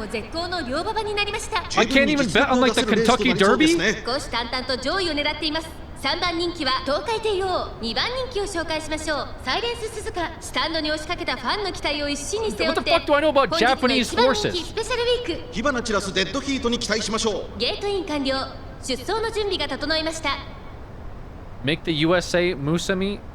今スタートが切られました各馬娘揃って綺麗なスタートを切りました誰が先頭に抜け出すか注目しましょう期待通りの結果を出せるか They're just 一番 running. 人気スペシャルウィークサイレンス鈴鹿快調に飛ばしていきます They're the literal horse girl.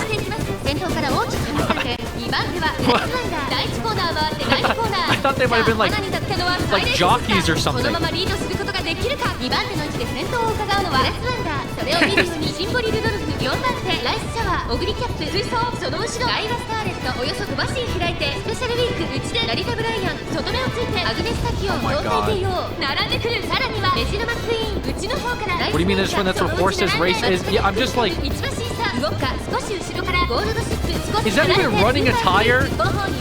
Is that appropriate running a tire? 上面に入った順位を振り返っていきます先頭は変わらず Like, be for real. 続いてグラスランダー1馬身離れてライスシャワー4番手にシンボリルドルフすぐに続いて Oh, you can see their thing at the top too. Wait, you see their little bar at the top. Where it says finish. さらにレジルマックイーン東海帝王内から行く内からライスネイチャーそしてその外を回って動くかラリタブライアン続いている後からマヤのトップガンスーパー Why フ put away リ the ー menu? Why the hell do I have the menu up? その後から松金福来たる Why the fuck is the menu just half the screen? 最高峰ポツンと一人春うららグラスランダー先頭を進みますがこれは正解でしょうかかかってしままっているかもしれません。息を入れる She タイ might ミ be ングがあれ feeling ばいい rushed. ですが。 I hope she finds time to catch her breath. How big is a horse racetrack? Does anyone know?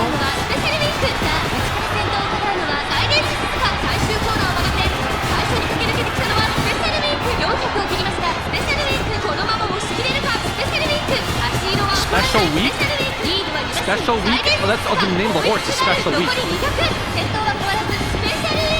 Keeping the lead is Special week. She's so strong. Holy shit! Special week's kind of. Special week is pretty strong, though. Is Special week the meta horse? What an excellent race. My heart is aflutter. And now with the race over, it's time for the winning concert. What? There's a concert now? Wait, are they gonna do the concert? Move the camp? I don't know where. The freaking menu is just out. I can't get rid of the menu. They're also idols? Wait, what? Every racer strives to stand in front of the center. Dude, are they getting paid a lot for this?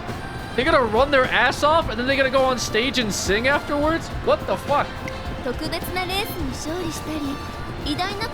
the songs can only be performed after winning certain important races. So what do we got? Is it the anthem? Is it like the Japanese anthem? Those who watch the concert often go on to become fans of the Umamasumi who performed. Okay, guys, pay attention. Pay attention, please. By the way, this mouse right now, fantastic, guys. Okay, no friction at all. I don't even have to worry about the wire. This is fantastic, man. All right. So I'm never getting another product sent. Okay, they're gonna see this and be like, what the fuck? What did he play? What was the game you played for them? Oh god.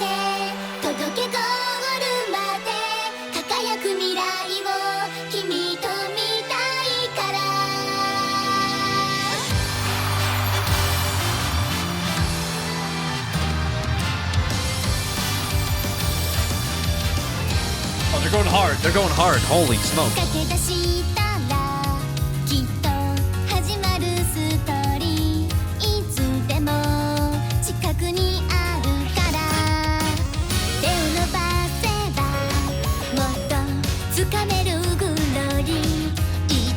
Just got here.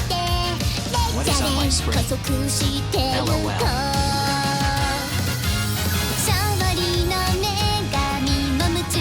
And there's so many of them.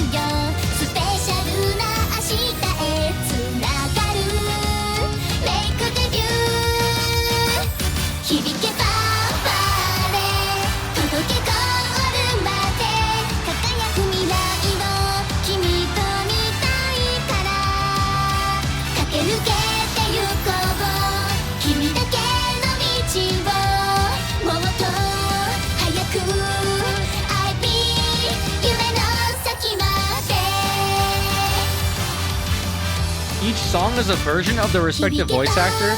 Wait, so after they win, they do an entire concert? That's kind of BM, no?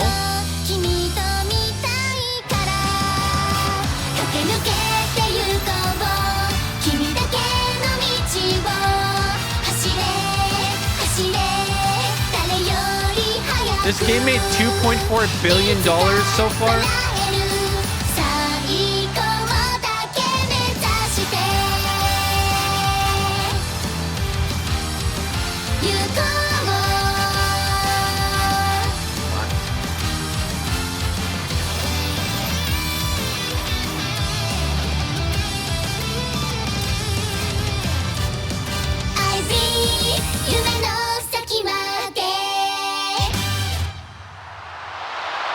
Okay.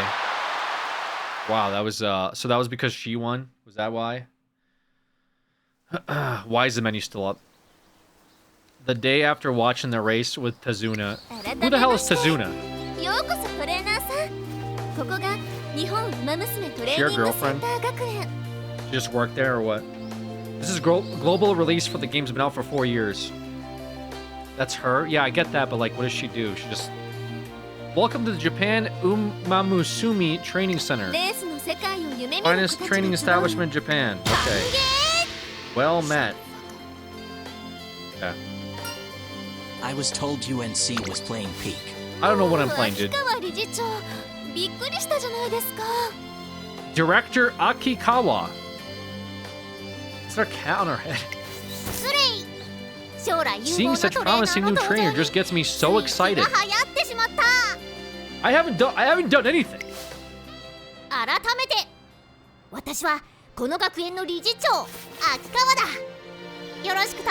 Bro, how old is she?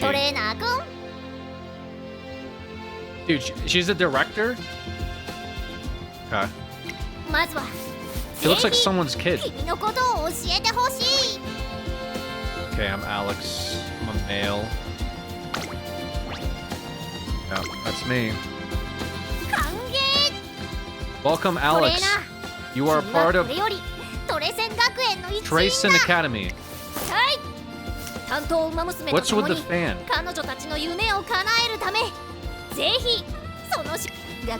The goal of our Academy students is to participate in the highly renowned Twinkle series. Teach, guide, and support. Am I recruited already? Like, did I come from a different, like, a cat? Like, what's going on? Am I being onboarded right now? Am I a transfer? That's all? That's it? Well, then let's set off. Okay, sure, let's just set off, I guess. Let's get to meet some of the Umamusumi. Why is the menu so fucking big? I still can't turn on. Is this normal? The menu's half my screen, bro. People to train career playthrough are known as trainee Umamusumi. It's normal? Are you real? This game made $2.4 billion. It's a global release, and the menu takes up half my fucking screen? What are we doing, bro? What are we doing, man? It's a mobile game? Who cares, man? What do you mean it's a mobile game so it gets a pass to take up half my fucking screen? Like, what is this? This is necessary. All right.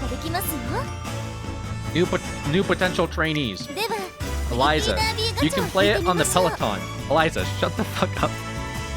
Eliza, you are not playing this on the Peloton. All right. Is this the gotcha thing? Is this the gotcha thing? Is this scout? 5 scout is 5 free carrots or whatever. 1 free carrot is 5 scouts. Perform the tutorial.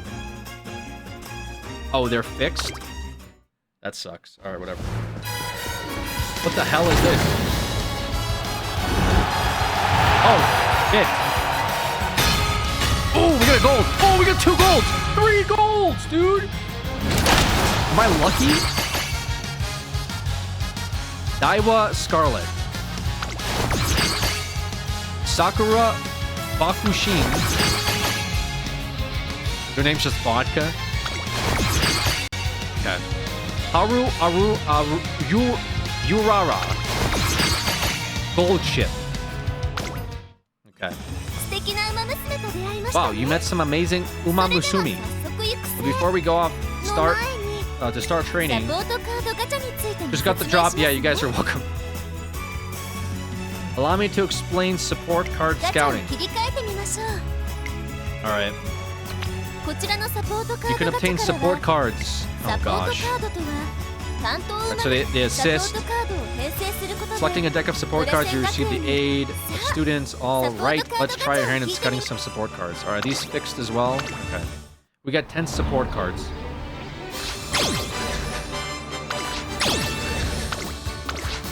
I got a gold. Which one's the gold? I don't care about the rest.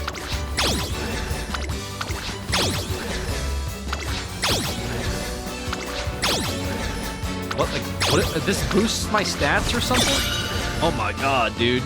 We got AoE Kiryuin. Easy. All right. You've scouted some trainee Umamusume and support cards. Now that we have that out of the way, let's begin your everyday life. Oh god, this is my everyday life. The entrance of Tracing Academy. We also call it the home screen.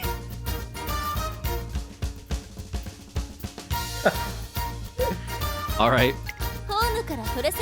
From here you can access various places with the Tracing Academy. You can begin a career playthrough for any of the trainees here. Career. First, let's make preparations for your career. Okay. Claim victory in an exciting career scenario. Select a career scenario and tackle the problems happening. Choose the Umamusume to train. Since this time it's just for practice, please select one of the trainee Umamusume you scouted just now. Alright. I guess this one. We're moving along in our career preparation. Thanks, I've just been clicking 3 different buttons. The 3 Goddesses Monument, or statue, what? Are you familiar with 3 Goddesses statue? I have no idea what the fuck you're talking about. The progenitors of all Umamusume according to legend? What is going on? Deities who watch over and guide the Umamusume. Dude, what? Come before the statue to pass on their ambition. What do you mean pass? Is this where they die? The days spent running toward their dreams, the emotions experienced on their journeys, all of this is entrusted to the statue. Future generations of runners. Is this where you like C4, C5 shit? And so legacy of one runner is passed on next and next. It's quite mysterious, isn't it? I guess, yeah.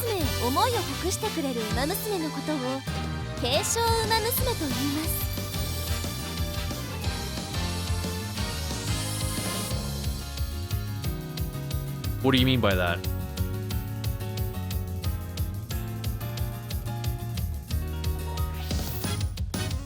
Guys.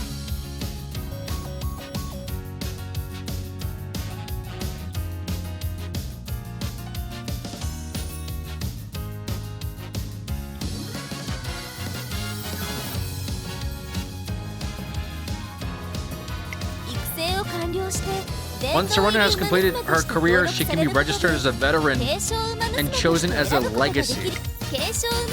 Now then, go ahead and choose your legacies. Sparks of inspiration, which grant your trainee attribute boosts and skill. Okay, bro, I don't know what the fuck you're talking about. Dude, this is the worst way to do it. Like a, what am I doing? I'm clicking U. Confirm. Okay. Let's choose the second one. Wait, what is this? Wait.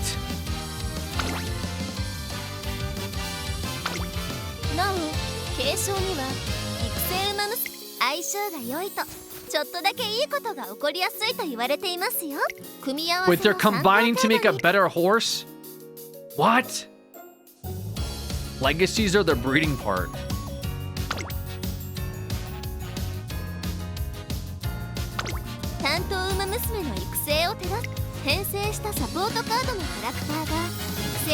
Okay. Dude. Choose a support card?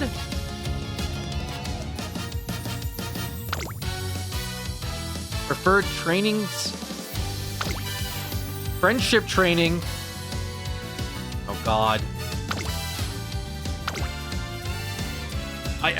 Sure, I guess. Sure, spend 30 TP to begin yeah, I don't care, whatever. Do that. This is Tracing Academy. Oh god. It's like a horseshoe, like what the fuck is that? Glory found the Twinkle series.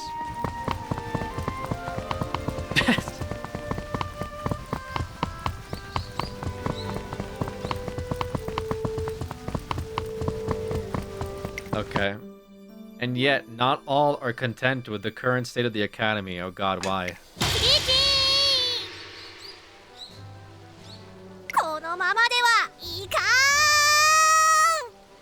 Okay, and what happened? どうされたのですか、理事長。手綱、私は馬娘を心より愛するトリセン学園の This is a 理 kid, 事長 dude. として What is going on? Why is a kid running this place? 有料。おのおのが輝く個性を発揮しきれぬ。 I cannot stand to see even a single racer's potential squandered. そう提案。私 Create は a completely new racing event. Depot hire. ですか？ New event from scratch. 好ティー。みんなが Now have 志 another す set of races to look forward to beyond the Twinkle series. すべての距離。 Once that includes all distances, all courses. Okay. その名も Call it what? URA ファイナルズ。Ura finale. うわ、さあ手綱、忙しくなるぞ。 So is she a horse too? I don't know. 早速この大ニュースを伝える。 Schedule a press meeting. The world must know of this news. 理事長、承知しました。手配します。 Leave it to me. Okay. And thus begins the story of a new racing. We didn't even do the Twinkle series yet. How is there already a new event? What happened to the Twinkle series? 新設 URA ファイナルズ。 We're already on Urarore Finale Utsu. Okay. Oh, we're back to the god statue. Okay, why are we here? Oh, because of the legacy thing. Oh, what the?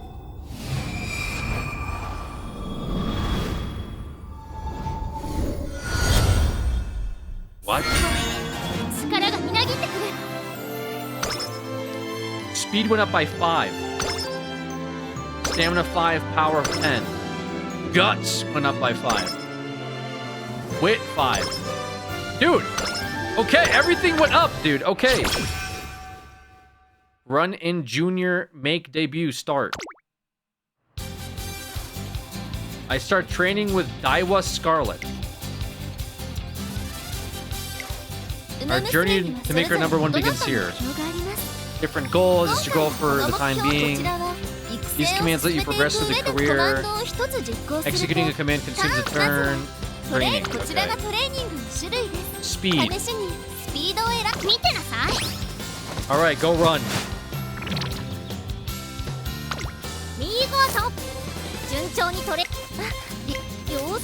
I came to check in on things, but color me impressed. I see you've been supporting your trainee with Panachi. What the hell is that?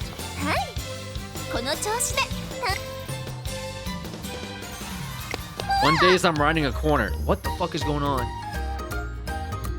Oh no, no, no, look out. Oh god. I'm so sorry, I was such a huge rush. Okay. But I made a promise. A promise? Hi. Promise to race with my friends, so I'm rushing over there now. You'd better hurry. Why can't I select the other option? Then you should probably save that energy for the race. Why can't I select that? This game's making me...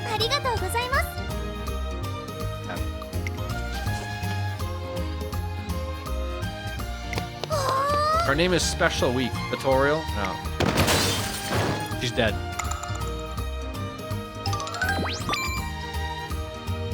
They contributed to Daiwa Scarlet's growth. Guts went up by 15.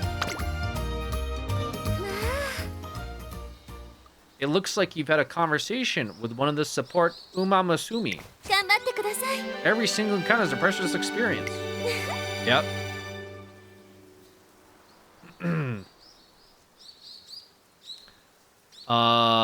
Okay, the support deck, I don't really understand it too much, but who cares?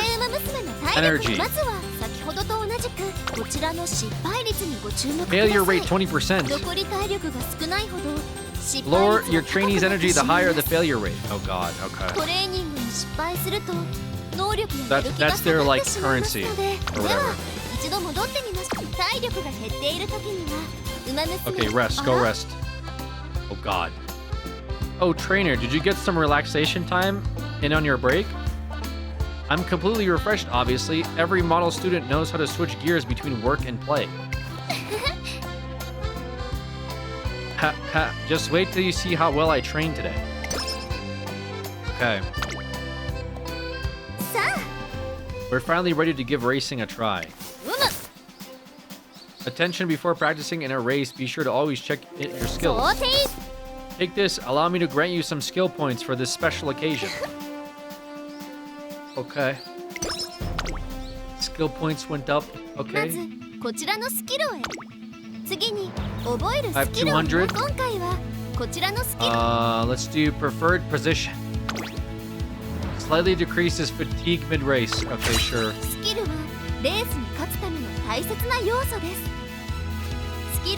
Be sure to learn as many as you can.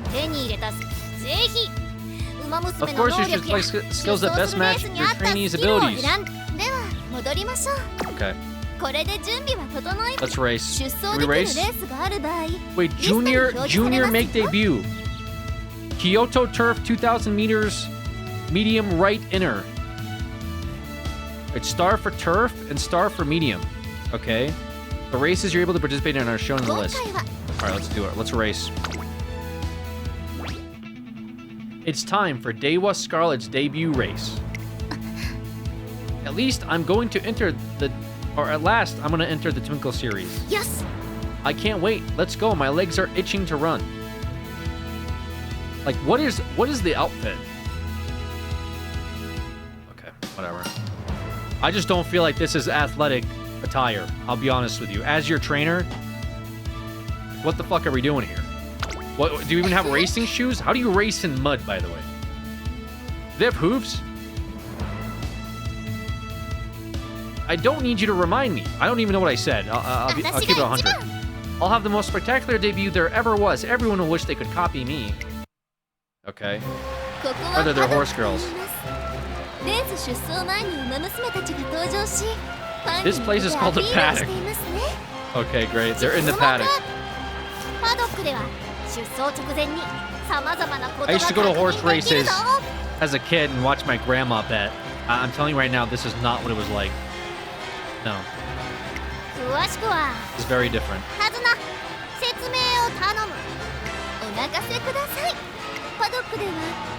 Paddock, you can check the stats and popularity of the other runners.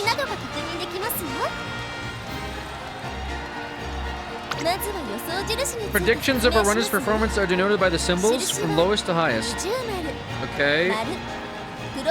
Where the hell do I see that? The top right symbols represent the expert predictions, while popularity is represented fan opinion. The higher the runner's ability in the mood, the higher popularity and expectations placed on her. Okay.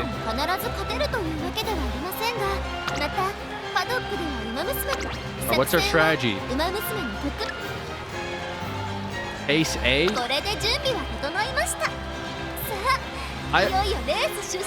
Are we preferred or it says #1 favorite? How are we #1 favorite? This is our debut. This is our debut. Wait. What do the circles mean? Okay. Alright, we're doing it? Alright. Let's go. Junior debut. Junior debut for our student, Dewa Scarlet. 美しい青空が広がる京都レース場。ターフも絶好の両馬場になりました。名勝負になる舞台は整いましたね。3番人気には7番、2番人気を紹介しましょう。5番、威風堂々とスタートを待つのはこの馬娘。 Yeah, they're trash. Yeah, we're #1 favorite. We're #1 favorite seed. Let's go. The rest are trash. All right, here we go. 今スタートが切られました。各馬娘揃って綺麗なスタートを切りました。これは位置取りが熾烈になりそうですね。先行争いは5番、8番ダイワスターレット。期待通りの結果を出せるか。1番人気ダイワスターレット。I was just. How the fuck is that thing beating us? このままリードすることができるか。先頭から大きくToe George. 2番手は5番第1コーナー回って第2コーナー8番快調に飛ばしていきます。先頭は8番単身で飛ばしていきます。2番手の位置で先頭を伺うのはアイバスカーレット。 Dude, how is this thing so 5番 fast? 内から4番ここまでが先頭集団。先頭は No shot, dude. No shot. No, they're gonna run out of pace for sure. They're gonna run out of pace. 9番それを見るように2番7番続いている。向こう正面に入って先頭は8番。 They're not even wearing like a special outfit. That's how you know they're NPCs. They're all wearing basic ass clothes. 2番並んできた。さらに7番 Yeah, they're not MCs at all. Pop the ult. Can I do something here? Oh, we just got preferred position. 彼女の客室には合っていますね。現在1番手は8番。その後からダイバスカーレット。 Dude, how is this thing so fast though? そしてその外を回って Was it number 2 favorite? 2番1馬身離れて7番内を回ります。1番その後ろに6番意気揚々と先頭行きます。8番 Number 1 pleasant clerk. 馬場状態を確認しながら走っている感じですね。 Wait, there's 2 in the まだ front. 本気ではないですよ。第4コーナー What? ここからスパート。一気にレースが動きます。5番ここで Wait, no shot, we lose here. 先頭は見合ったままこれは直線勝負になるか。さあ最終コーナーを曲がって最後の直線コースに入った抜け出したのは5番だが後続も追いつ Yo, かれ Daiwa, 100を通過。 pick up the pace, man. Pick up the pace. 先頭は変わらず私が1番。強い強い。 Christ. 先頭はダイバスカーレット。 Oh my god, we actually ulted. 後ろを突き放してダイバスカーレットゴール。 Yeah, that was an absolute blowout. 圧巻の走りでレース Yeah, that を was actually sad. That was actually pathetic. 見事に制しました。2着5番 That was a huge lead. 8番 That was like a 500-meter lead for sure. ちゃんと見てたでしょうね。 Alright, so it's all tutorial, man. It's all tutorial. It's scripted. You guys like this scripted roleplay shit? Oh, beginner. 1着おめでとうございます。 We first place. They went up. 頑張った馬娘のことを目いっぱい褒めてあげましょう。 Praise them? レース後、本来ウィニングライブが行われるのですが、今回は研修中なの。 Wait, no concert?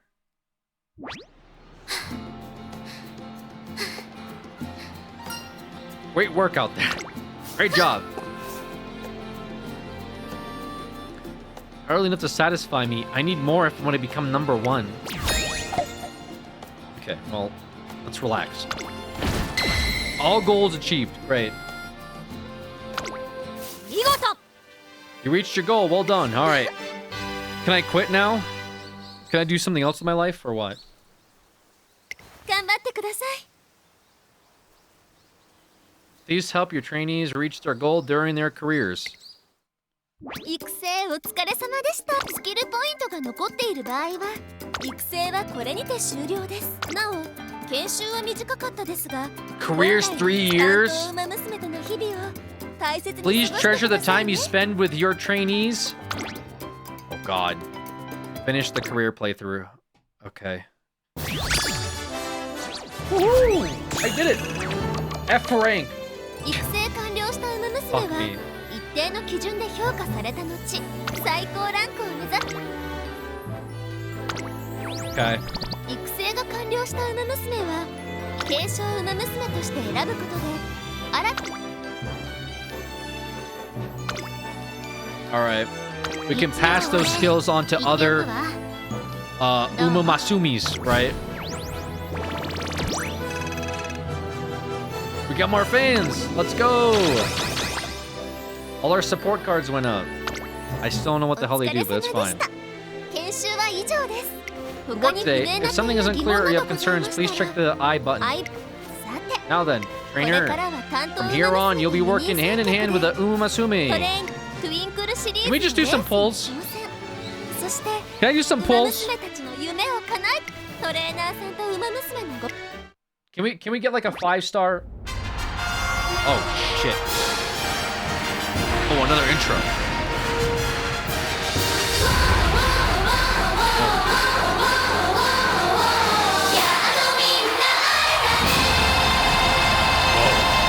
I did literal chill.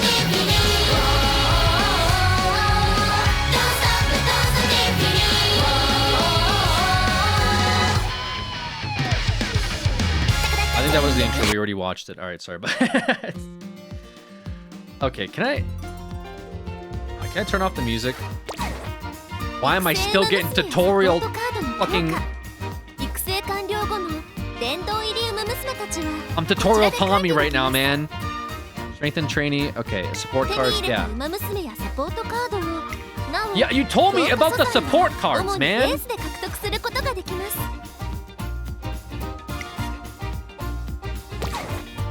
Limited race. Okay, be sure to enter your veteran Umusumi mini races. In daily races, you can earn monies. You can only run these races a set number of times. Alright, my dailies. Oh my god, team trials. Alright.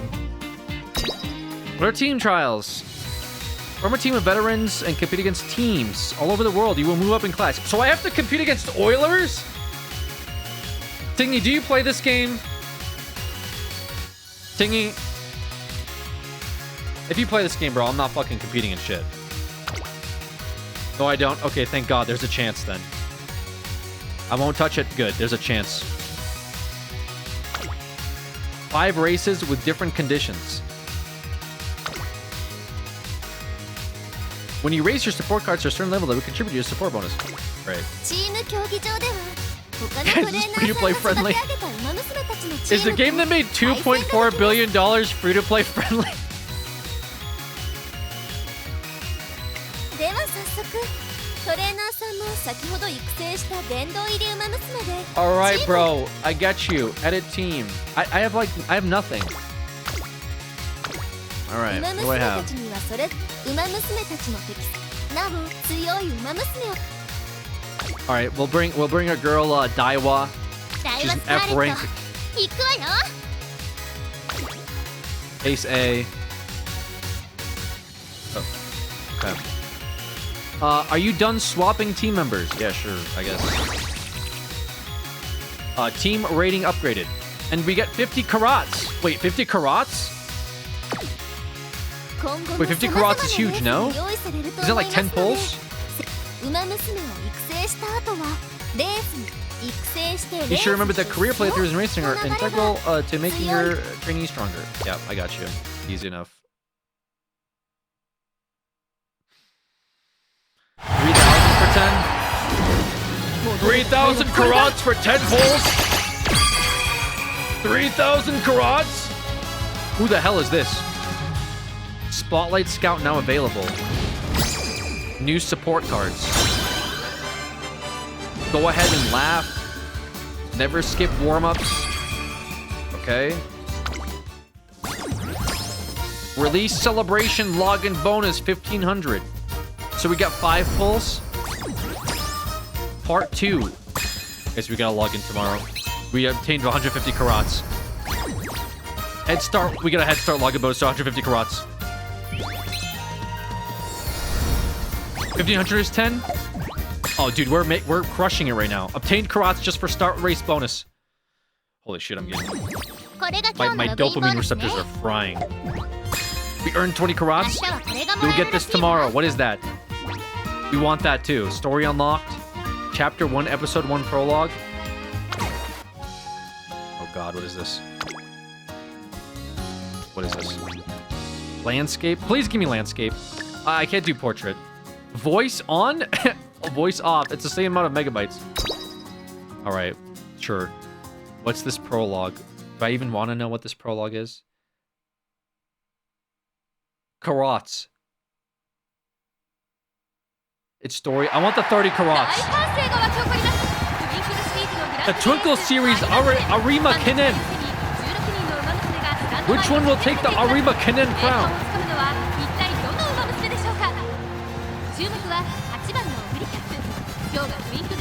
Guys, this is just not a fit like this. Listen, I used to run track in high school. Okay, this is not good like attire.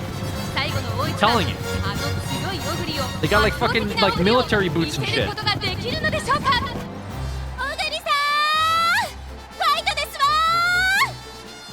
Is a horse girl either? What is going on here? You should be cheering for our ace. It's her last. Oh, my bad. My bad. I didn't know. She's shown the world her blistering speed. I just know she can do it. Who? Where are you going? I cannot bear to remain a mere spectator. I must get closer. Check off pick with a 10. 10 gifted. I must witness her victory up close. Yeah, I guess. They're wearing skirts and shit. Chekhov, thank you for the 10 gifted.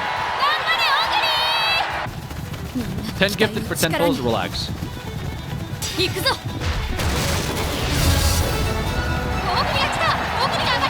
Oguri advances. Oh my god. That lean posture. Only 200 meters. The miracle of her for her last run.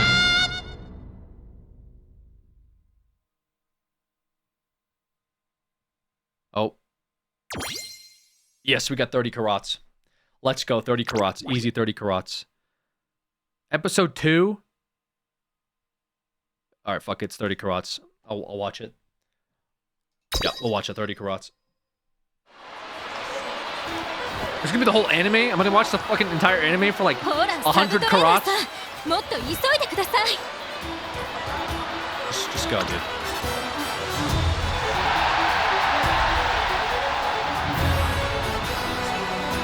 Majiro McQueen. Squeeze our way through. Okay. Her name is Majiro McQueen. Oguri's big finish. In that case, shouldn't we have just kept watching? I need to see her dazzling figure in this important race. That's what we have the monitors and shit for, no? Oguri maintains the lead. They're about to finish. Come take my hand. Yo. Clasps my hand with emphatic grip and pulls me through the crowd. A final tug. And then instant.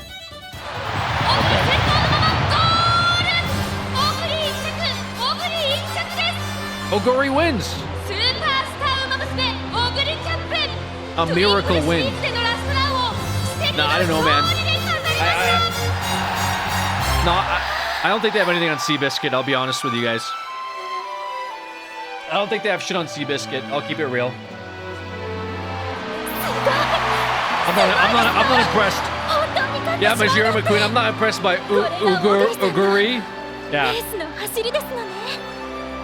I had no lead up. Like, why do I want to cheer for this horse? Seabiscuit gonna be a DLC? It better. I'll do 100 Seabiscuit pulls. Who the hell is this guy? Who the fuck is this guy? Is he whispering in my ear? Our team's chief trainer approaches us. This man has taught me everything I know. Oh, great. A veteran of 30 years. However, you can't possibly. I didn't even. It was auto-clicked. I didn't fucking read it. Just listen to those cheers. Oguri. Oguri. That was her last race. So is this Glue Factory angle? 100,000 chance. Damn. R.I.P. Oguri. It's all the proof I need to know that he still has so much yet to give. Yeah. I'm afraid after the long road here, this tank's on empty. Damn. A faceless man, retiring trainer. Doesn't even have a name. This man taught me everything I know. No face, no name. Wait, did he just die? What happened? I'm pushed on with a vigorous clap on the shoulder. Everything I know I learned during my 2 years as an assistant trainer for Team Sirius. By retiring trainer. He taught me everything I know. She's hitting her prime with that Kikuka show win. Okay, I got you, man. G1 races. Ooh, that's Division 1? Ooh. Okay. Might be kind of tough. I'm literally free to play. It might be kind of tough for retiring trainer. I literally am not spending money. I have no money to spend, so it's going to be actually impossible. And if Tingy plays this game, I'm going to have to uninstall. She's already got you right around her finger? What do you mean by that? 俺の作ったシリウスがどんな風に変わっていくのか Team お前たちの Serious. 活躍を期待してるぞ The money's for Warframe? Yeah, we gotta spend on a new frame. I need the plat. Cause also the other thing is like Eliza's not even fucking farming the polymer bundles. And Crip is too busy with MSQ now. And you know damn well I can't trust Art to log in. It's been 800 days. Dude, there's another episode. Okay, let me take a break from the episodes. Alright, I'm watching an entire fucking like an anime play out. I can't be doing this. I got shit to do. What about watch another episode? Alright, can I get my like free karats or something? Archives. Okay. Raise this level comes out with its own rewards. Oh god. Alright, become a famed trainer for awesome rewards. Yeah, no shit. Archive level up level 2. Congratulations, your archive level has increased. I didn't do it, I just clicked one button.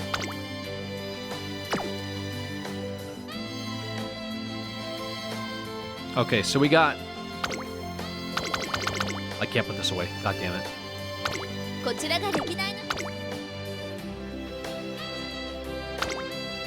We got notes. Profile. Height. You wanted me to look at the fucking height?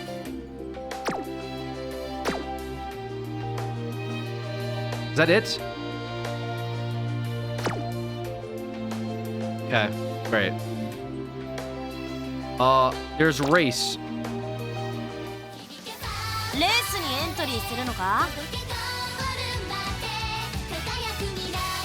Limited time. There's a limited race. Unlock the team rank E. Story. Oh, there's MSQ and then there's Uma Masumi event stories. I have 100 TP. I have 5 RP. I'm like garbage rank. Homepage for Karats. Where do you see homepage? Oh, I see. Summer is great, the days are long. Alright. Oh god. What do you want? I'm looking forward to seeing more of your illustrious efforts. So to guide you through the process, I'll be assigning you some tasks. Jesus Christ. You'll receive gifts. I pay out of pocket. Alright, what do I got? Watch MSQ. Yeah, I got all this. Give me all these. 170 karats! Yo, we got huge karats. I gotta win a race in career, daily, play team trials, complete daily missions. Oh, for fuck's sakes. Okay, what else was there? Oh, we got 45 gifts! Oh my god. Oh my god! Go! Wait! Get all these! Get all these! Get all these! That was like 1 billion karats! How many karats do I have? Holy shit, I got 10,000 karats! Yo, I got 10,000 karats! How much is... That's 10 pulse! Oh, actually, no, I did my math wrong. That's my bad. That's... a good amount, actually. I don't know what the math on that is. It's better than nothing. We get a 1 per day 50 karat. Let's use our free, well, I guess our 50, right? You have a ticket for a guaranteed SSR? What was the other thing? I can get some more from this too, right? What the fuck is all this? Oh, it's just to level up. Alright, so these are our like, oh, these are our support cards, whatever the hell that means. Okay, alright, just go back. Alright, let's do some pulls. Is there what's the time ones? Support cards, guaranteed head starts, 3-star guaranteed head start scout. Is that good? One time only paid karat scout. It's 1 guaranteed 3-star for 10. Those are paid banners? Oh, what the fuck? There's different types of karats?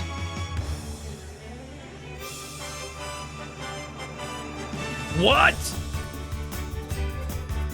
Nah, dude. You're telling me there's 2 different categories of karats? And you only get free karats from playing?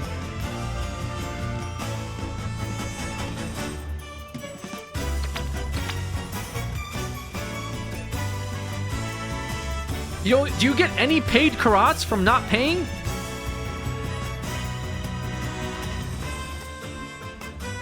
No? It's a gacha game? Dude, you can still pull on like event banners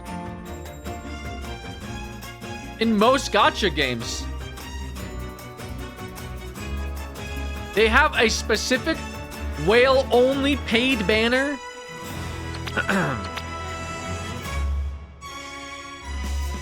Is that the no, they have two different ones. What the fuck, man? So I'm a pleb? Dude, how am I supposed to rank up when I'm it's one time only. Okay, so it's just like a top up bonus. One per day paid. One per day paid.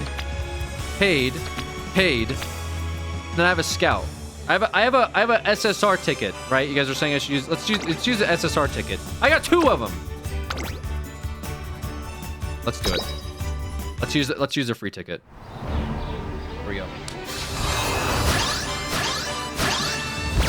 What the fuck is this? Biko Pegasus. Double carrot punch. Okay. Those are sport cards? Oh, okay. Alright, I was gonna say. Good card. Increases fan bonus, training effectiveness, and specialty priority. Oh god, okay. Scout again. Do it, scout again. Give me a BIS card, please. Best card, please. What the hell is this? Foolproof plan. Foolproof plan. Increases the frequency at which the character participates in their preferred training type. Okay. Go for the ones that have 10 pulls. I should go for the horses though, right? God, what's going on, dude? What the fuck is going on? All right. What's like the? Oh, I can see the featured ones. Right. Here's some money for the anime horse girl gacha. Pull a baddie brother. Wait, what happened? Dude, what am I gonna do with $4? What do you mean?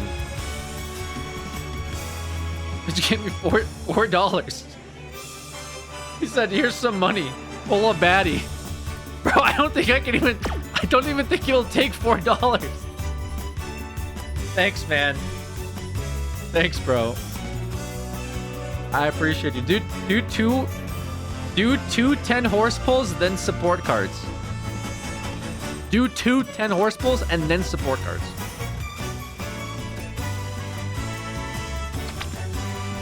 This is 1 SR plus guaranteed. This is 2 stars guaranteed. So I can't roll on this one, and I can't roll on these ones. What's... So this is the best... This is like the best horse, right? Everyone's pulling for Biwa Haya Hide, right? And then what? You pull on... you pull on, like... something else after? The banner just came out today. Best card coming in. This is a limited time one. Do you guys pull on a limited one? Yeah, it seems like I can only like pull on 2 things. I can either pull on the support cards. Bad here is another I forgot the Terex effect anime horse girls. Thanks, man. Is that Durf? I couldn't see it from the thing. Hold on. Let me move this. You play anime games, so you're like a super weak hero. Kinetic Friction, thank you so much for the Prime.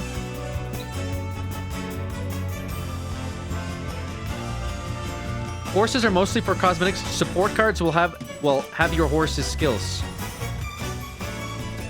It's apparently a hard gacha if you don't spend money. Well, you know. You are watching one of the best gamers. Support card scouts are like buffs. Derby scouts are for horses. Horses are not for cosmetics. Don't listen to that. Okay. Yeah, I feel like people are definitely pulling for horses. It's just like any gacha game that has like a character and then like a weapon. So the support cards I assume are like their weapons.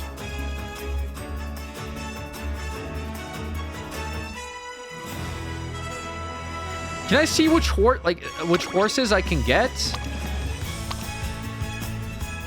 It just says featured trainees, and then where do I see that?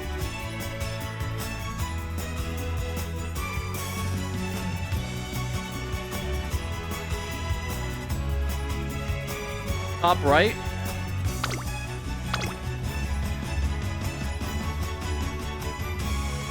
Jukebox. Oh God.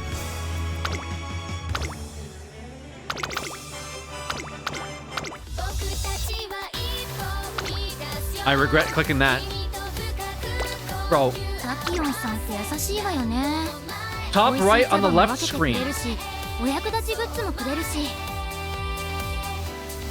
Featured top right on the left. Oh, I see what you mean. Oh, okay. This is featured cards. All right, and then this says featured trainees, but there's only one. So this is the only one that you can pull for? Is there not like basic ones or something? Oh, details. What? That's a website. Open website? Oh, what the fuck? Okay. Oh, that's just their names. Oh my God, there's so many of them. Wait. Can I see them in game? Like, is there like a thing that's like, oh, here's all the ones in game or something?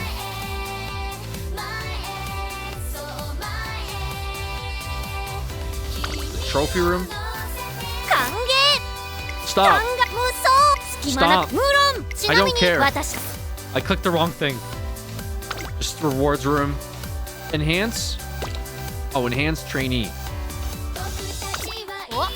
Potential star unlock. Oh, okay.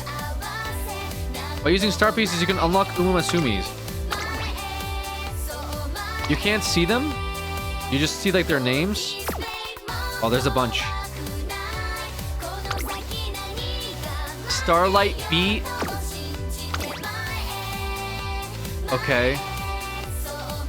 Oh, you can't even see this, dude.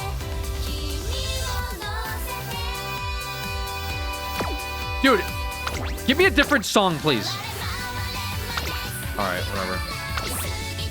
Yeah, this is special week. I know special week. Majiro McQueen. You can only get the mods when you pull them. Okay, so like I have like vodka unlocked, right?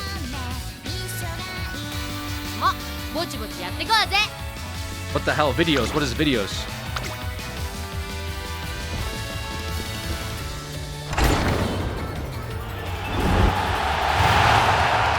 Oh, this is their opener? Oh, okay. Stories, epithets, win a make debut. Okay, this is like their, all right.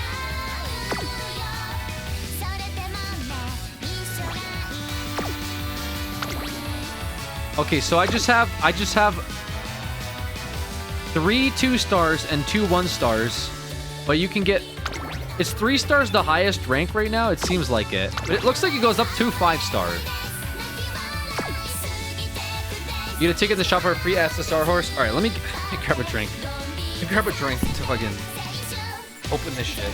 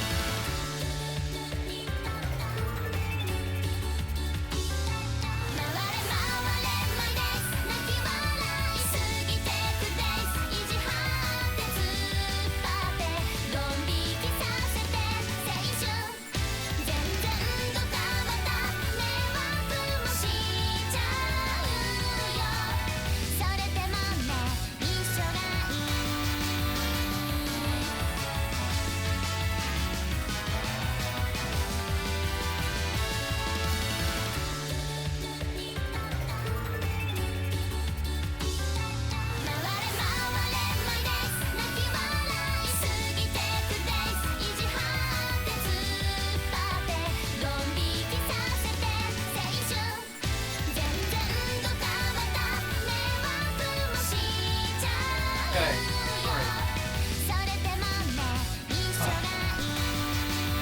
Guys. Alright, I got this.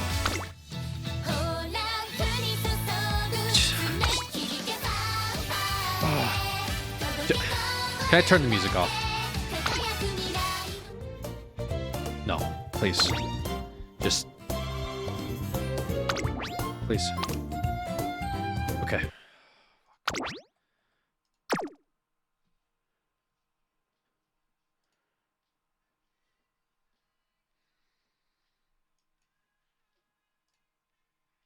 Alright, we'll put this back on. Alright.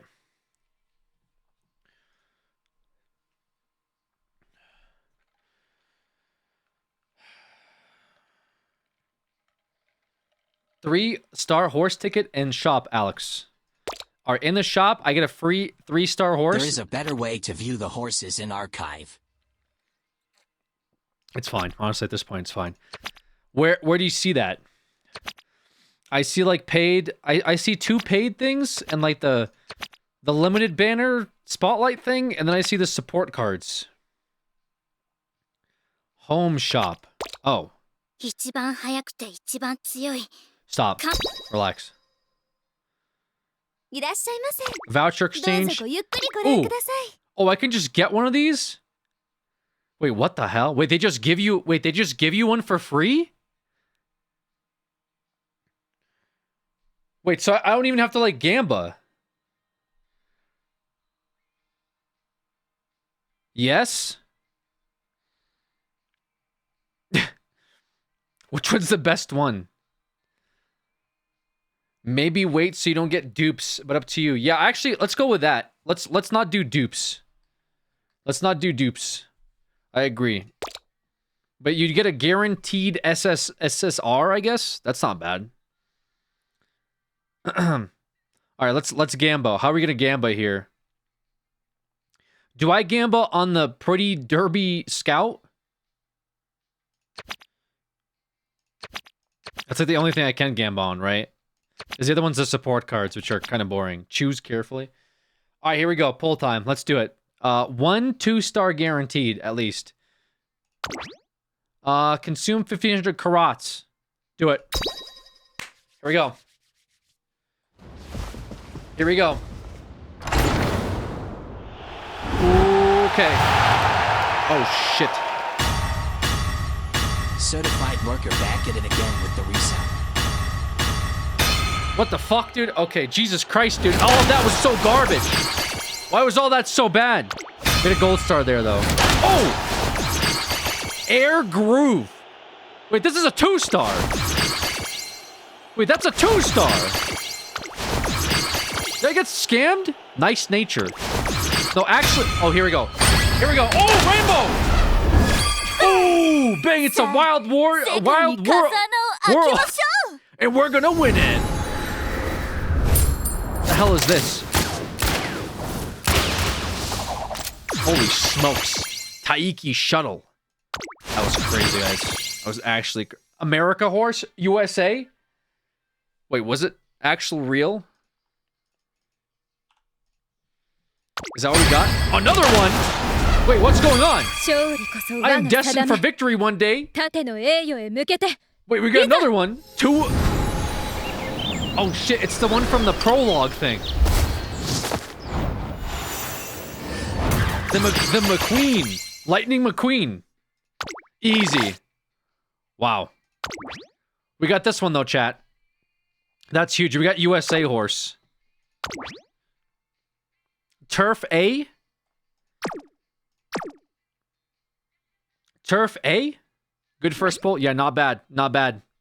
Add 10 to your roster. Okay, they all got episodes. They all got stories. Holy shit. What's going on? Archive level up.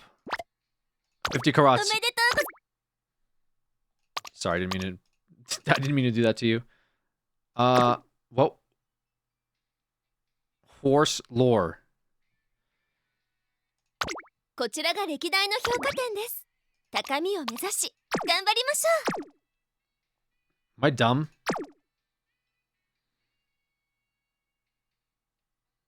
Oh, it's from the home, isn't it? Or enhance. That's right. トレーニングか All right, we got potential level 1. Huge. パワフルな私についてきて Cowboy くださいね horse.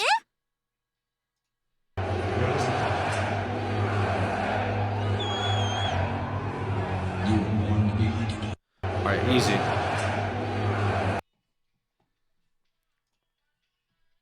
Wear a cowboy hat. True.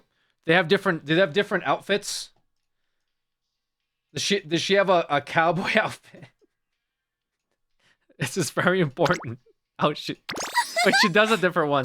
この服を着るとパワーが湧いてきます Okay, that's a lot. I don't know what you said, but that was a lot. Okay. Great. Nice. Okay, and you got A's all over the place, bro. We got A's all over the place. Huge.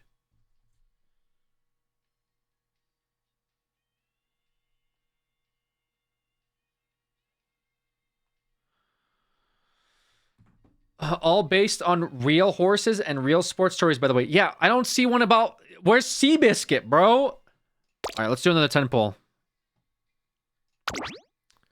We'll do another 10 pull, and you guys said to do support cards after.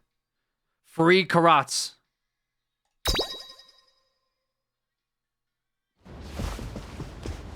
Here we go.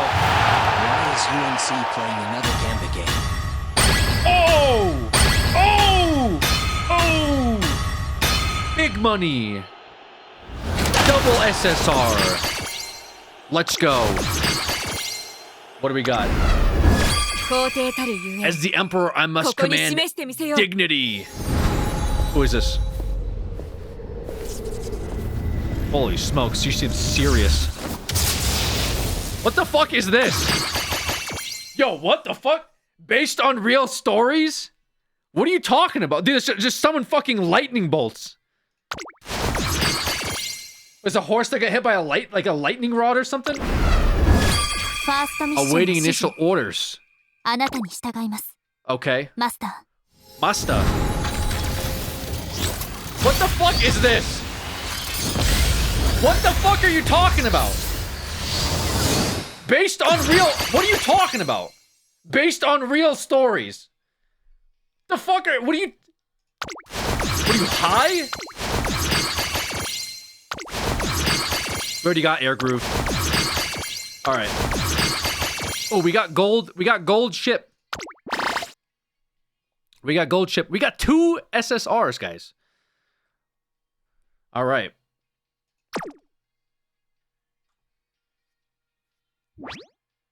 Man, we got some crazy... We got 15... We just got an achievement. We got 15 horses. Alright. So you guys said to do support cards. We got 7,150 free Karats. Free Karats. Alright. Let's pray for big pull.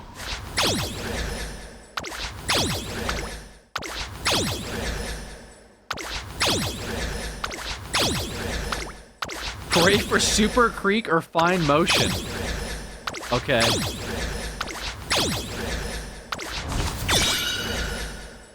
Reach the top. That one doesn't seem that good. He got it? Wait, did we? You got it? Wait, it was just a regular one? Oh, this is it?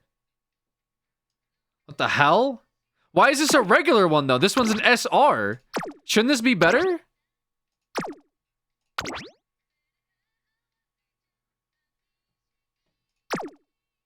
Not it? Wrong one? Which one are you talking about? They have SSR versions. Oh. Oh, I see, like... Wait, no, maybe I'm confused. It's an SSR fine motion, not a regular one. Wait, what? How do you know it's SSR?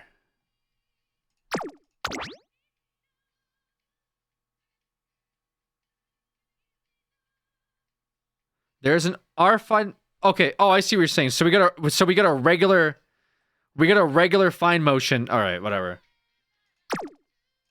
Let's do it again. Do it again.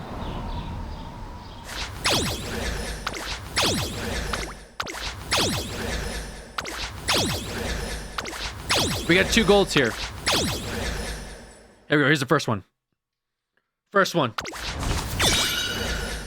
Holy smokes, trial initiation.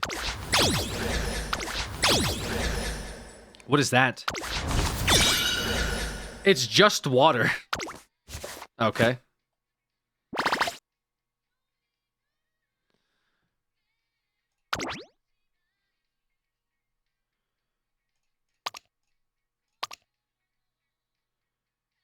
Training effectiveness and hint frequency. Slam is decent.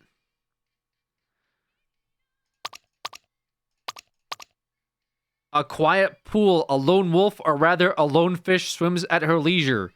There's no better hideout than a pool at lunchtime. I think I'll do one more lap just to cool down. She pretends not to notice her wrinkled fingertips, but the water running down her forehead gives away how hard she's been at it. All right. Run another 10 scout. I got you. Let's put it up. Another 10 scout. I see 2 more. 2 more golds. 2 SRs. What the fuck's going on with this pool? Okay. Oh! Wait, it's another. Wait, what just happened? Wait, why was there double gold? Why was there double gold? Is this another one? On and off the court. Every pole can upgrade. Oh, shit. Alright, that's a weird mechanic, but I'm not going to complain. First rate plan. Wow, we get 4 SRs. Sometimes you can upgrade into SR or SSR. Oh, I see. So you want SSRs. Okay. All your SSR luck went to horses. Yeah. We'll do one more scout pull, though. Let's do one more scout.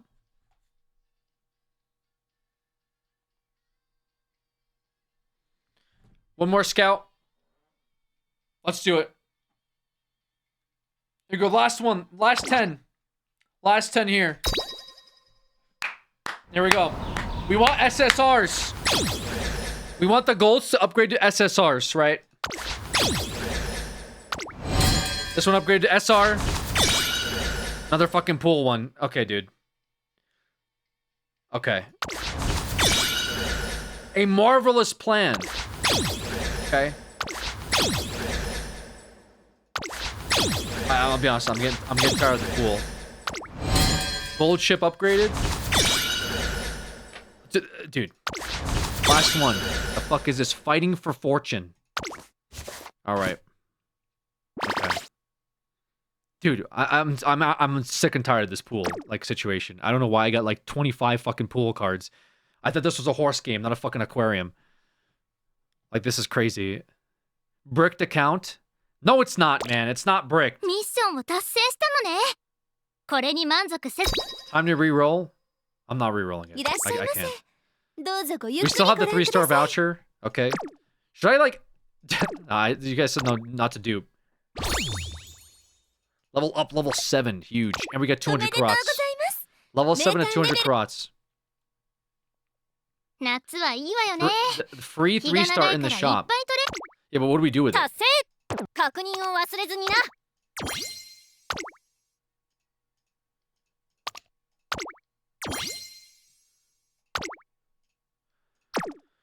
Career time? Alright, career time. Next. Alright, so we're gonna use somebody?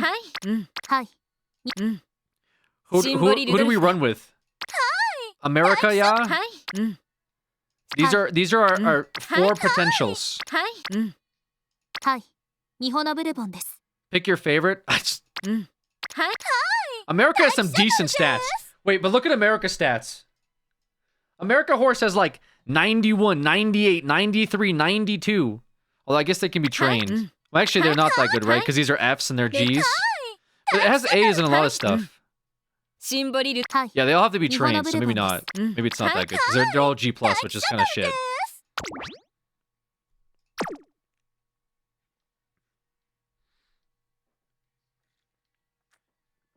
Each horse is suited for particular racing. All right, we'll go with the American one.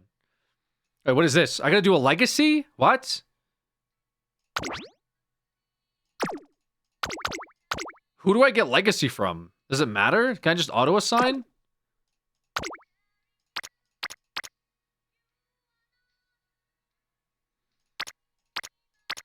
I guess I can inherit like.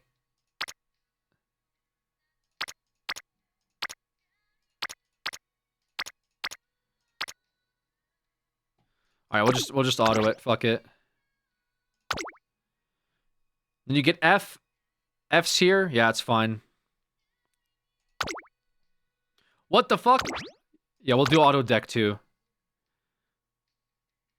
Wait, we have 2 SSR. Wait, these are our cards. Wait, we already have 2 SSR cards. Right? Wait, this was kind of big, no?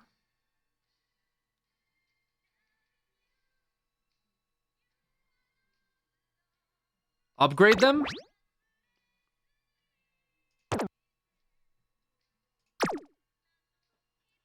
Change your friend card. You can level them. Should I level the SSR ones first?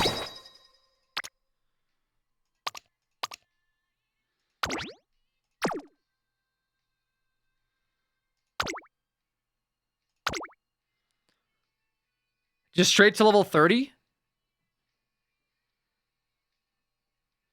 Monies. Wait, I don't have that much money, do I? Wait, that's all my money. What the hell's SP?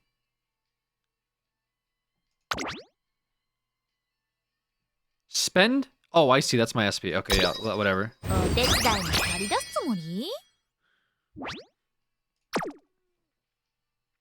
Uncap to level more. Okay, and then this one too. Initial speed. Wait, this is huge. Initial speed too. Race bonus 5%. Initial speed 25. Get the SRs to 20. Okay.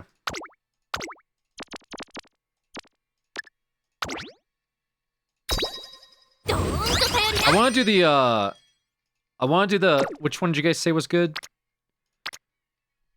Should I replace one of these? Because I got, like, my SRs aren't that great, I guess. Like, which one was better?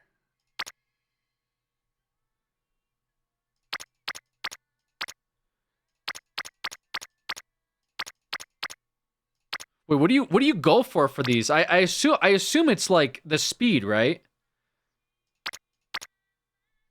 Hint levels.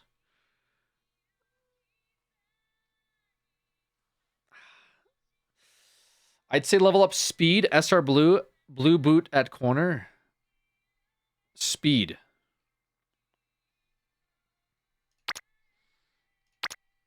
Just ones with speed, I guess.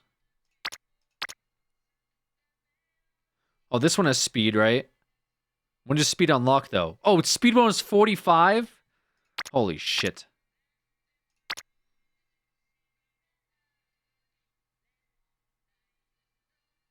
Where's speed here?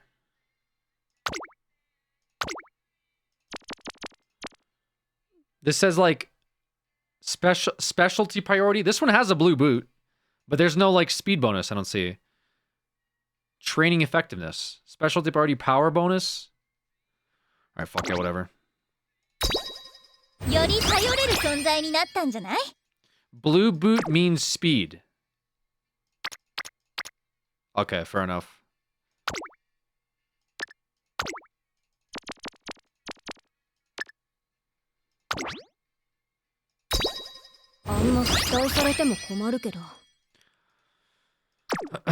Okay.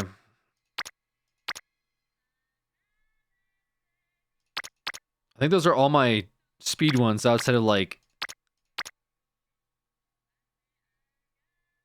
my garbage R ones.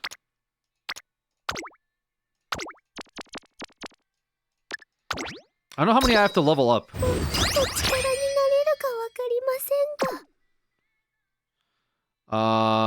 I guess we'll do the pink heart ones too. Maybe the stamina ones. I already did these. All right, we'll do 2 of these as well. We'll just mix it. Fuck it. All right, do I have to level up my horse at all or no?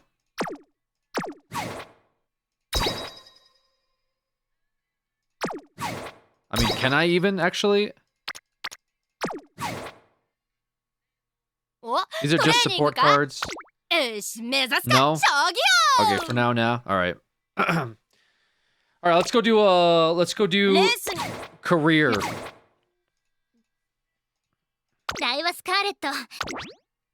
Oh, wrong one.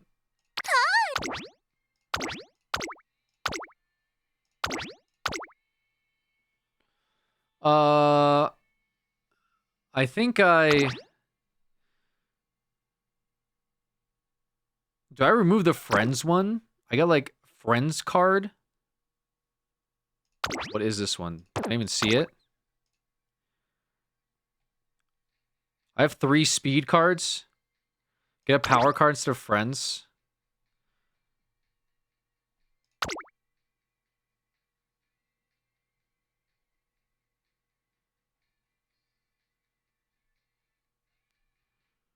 Okay.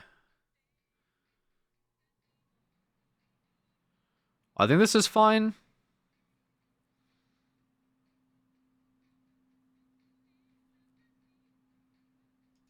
Wait, no, I don't have any, like, heart ones. No, I do. Or, like, the fire ones. I have 3 speed. The previous one is better? What is this one? Wait, this one seems decent.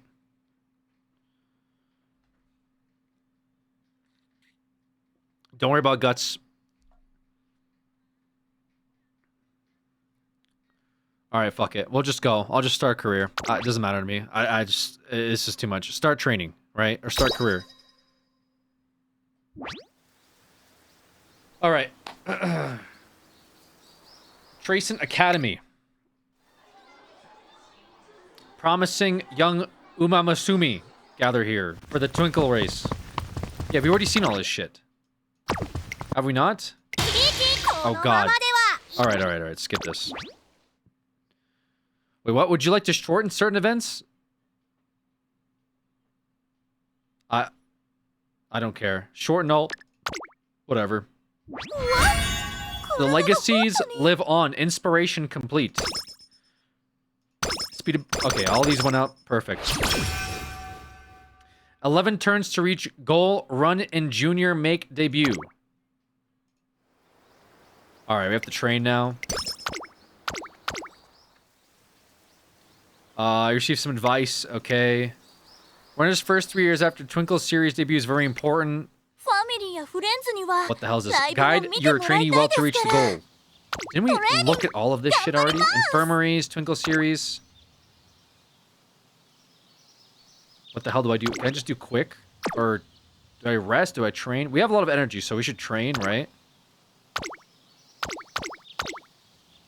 Let's work on our speed. Let's do it! Nice. Go fast. In front of the reporter, Otanashi and the rest of the media, director Akikawa announces the creation of the new race. Alright. Alright. Why are we doing power? No, do speed again. Go speed. Go speed. Who gives a fuck? Train again for speed. Let's do it! Do not stop running. Akikawa, the Academy's diminutive director. What the hell? Does she have a tank? What the fuck is going on? Why did this move, by the way? What is happening?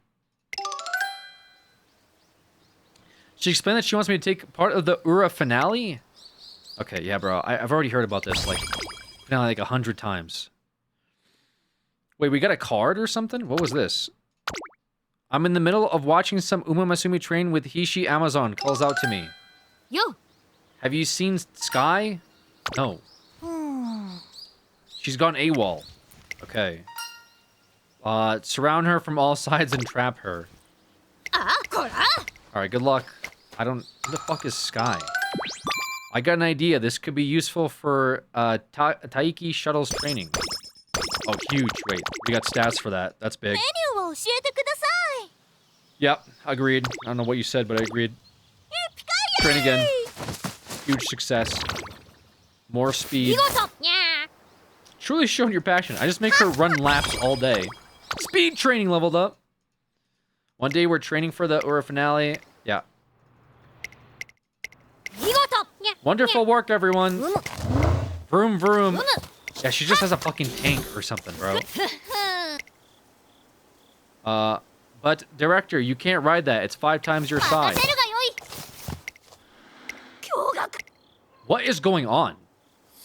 Apologies, without your... This is like when Mantis got that, like, a monster truck on the Onyx server, and he tried to do, like, a really cool jump, but then he, like, drove into a crowd of people, and we had to explain to, like, everybody that it wasn't considered RDM. It's just Mantis being, an idiot. I think somebody, like, permanent off of it or something, too.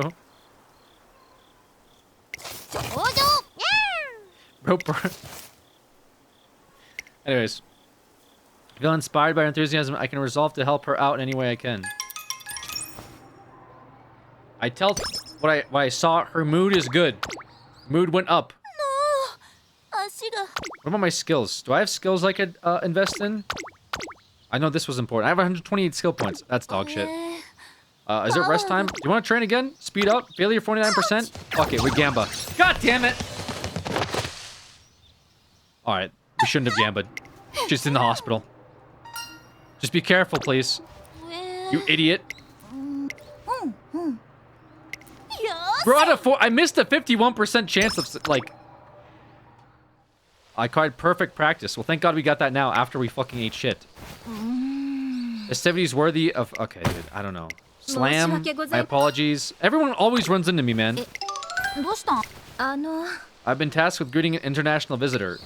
I don't know what's going on. Me? You might as well tag along. I don't want to be here.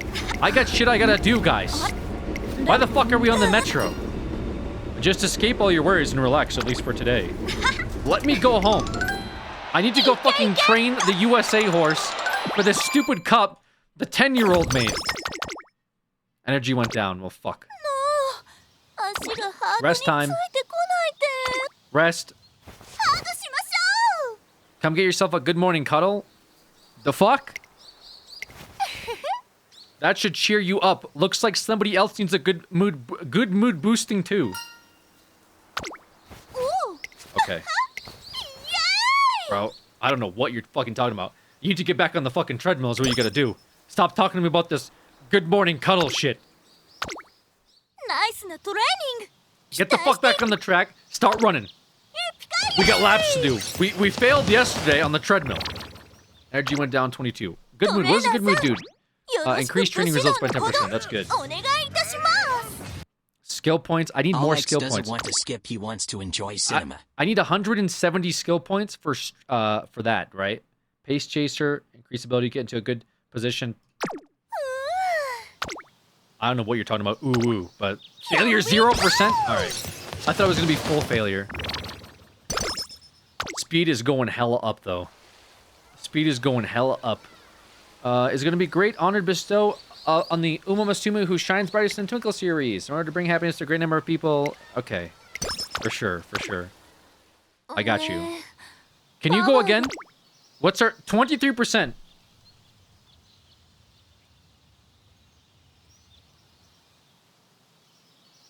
That's a 73% success. Let's do it! I take those odds any day. I take those odds any day. Okay. People are crowding in front of the Central Plaza. I'm curious to go check it out. No. Darling Pony, what do you mean? Is there anything that might be bothering you? The darkening of your lovely eyes must mean that you'd like me to stop. Yeah. The hell you doing? Oh, Brian. Your hair looks lovely today. Oi. Brian's the horse? Okay. Come here a minute. So why the Fuji impersonation of all of a sudden? Okay, I don't know what the fuck is going on here. Why am I listening to this? What do you think of my performance? Why am I listening to this? Guys, I gotta go back to the fucking... We gotta go back to training here. This contributed to Taiki Shuttle's growth. Speed went up by 5. Huge. Wait, this is actually huge. Speed is only E though. We need more speed. I'm all out of power. No, we're good. 78% failure.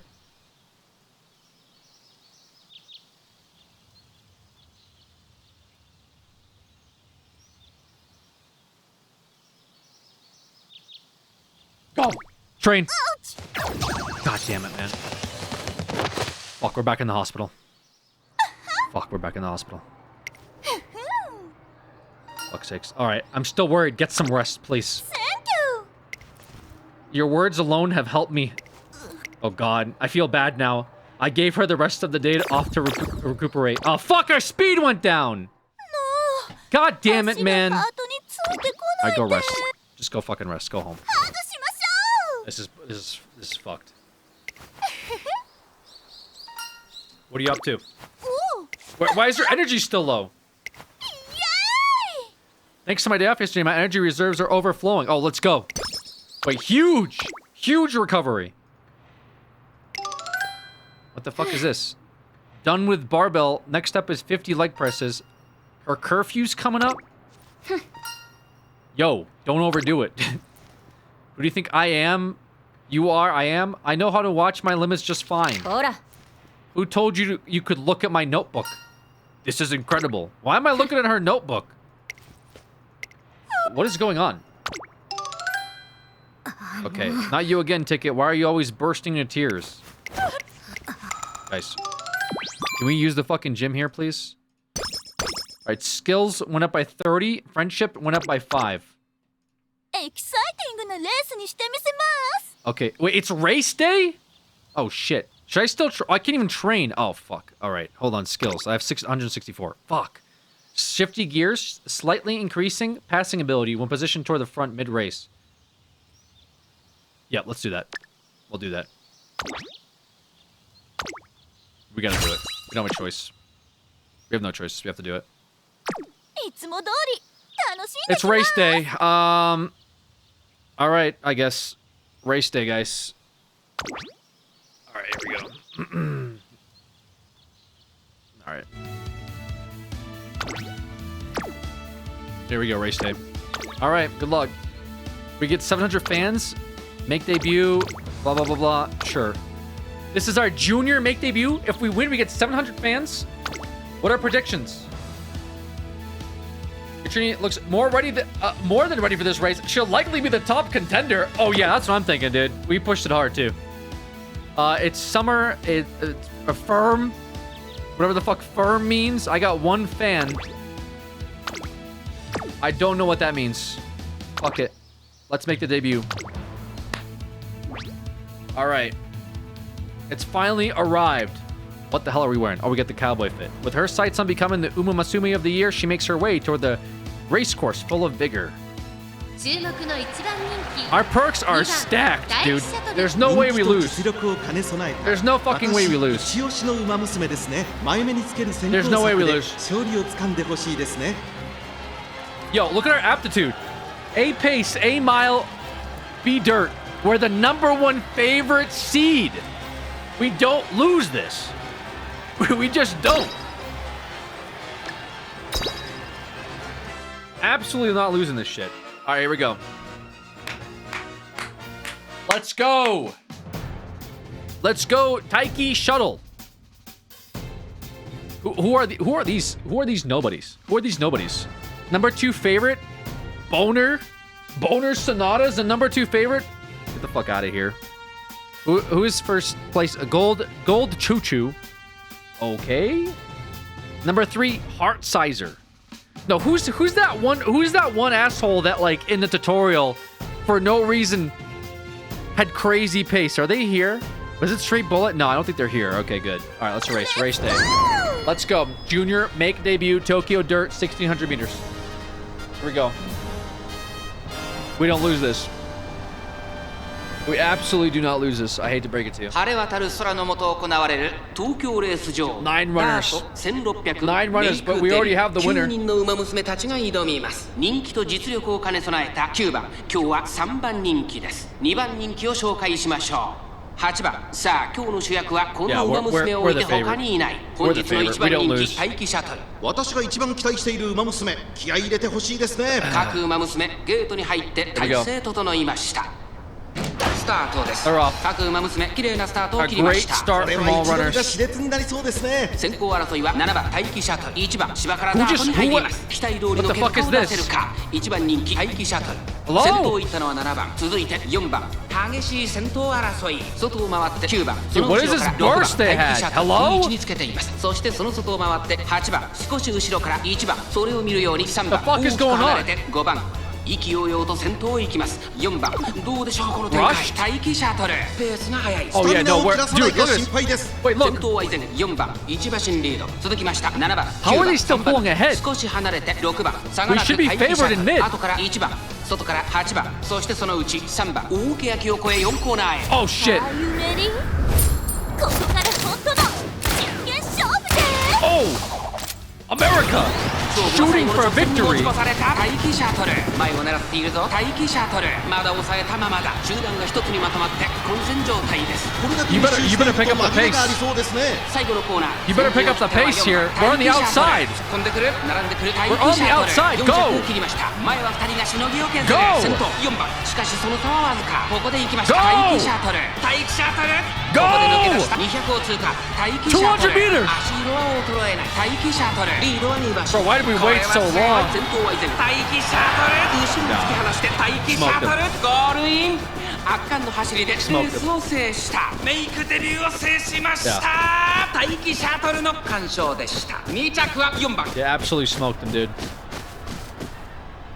Yes! I'm winner! Yep, I'm winner. I agree. Yes, I'm winner. Yeah, it wasn't even. I don't know why. I don't know why they do this. Like, make you feel like you're not doing. Oh, shush. Quiet. Quiet.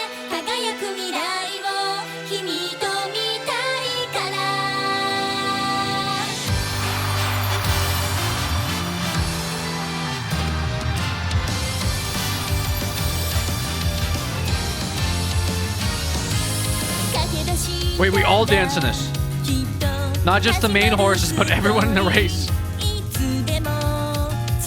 Everyone. What the hell? Why are you singing? No one cares about you.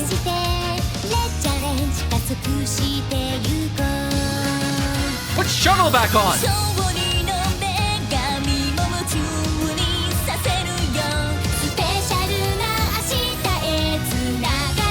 Why are they on the stage? Get off the stage.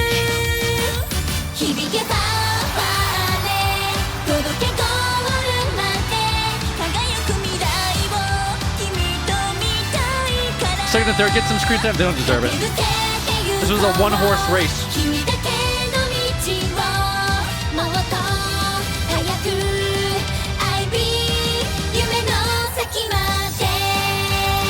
Oh, hell yeah. Yeah, I'm pumped up.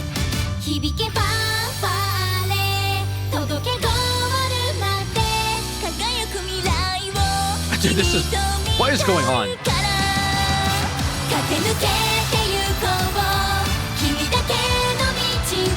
at all the losers. Do a replay. You have to be like 100 feet ahead.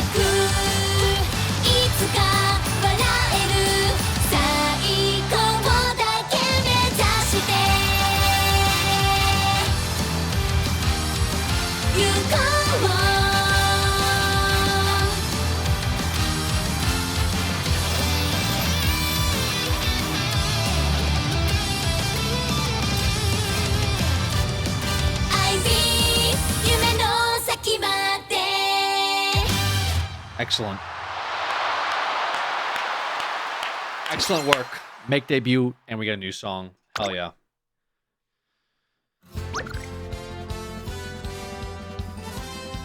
$134.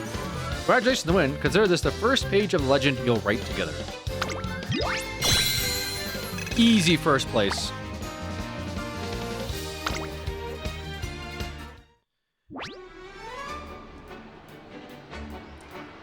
Giving everyone a taste of aptitude for sprints and miles along the way. Now let's become Umase's of the year through sprint mile races alone while being climbing a very steep path.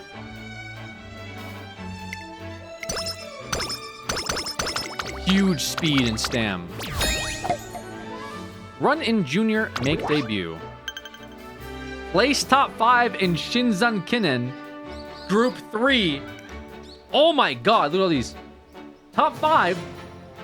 Place first in Yasuda Kinen. Oh god, okay.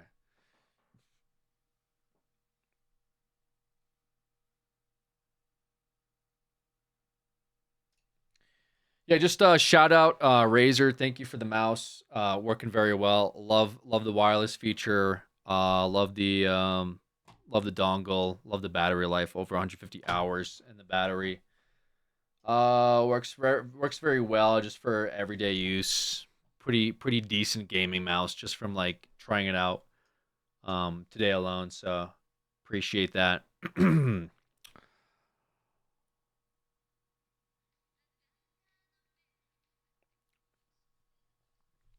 Okay. All right, I'm gonna go make myself some dinner. I'll be back. Not tonight. Probably tomorrow, honestly. Well, actually, it's Sunday for sure. Back on Sunday for sure. We'll see about later today. I don't know, but appreciate you guys. Thanks for the support. Thanks for dropping in, hanging out.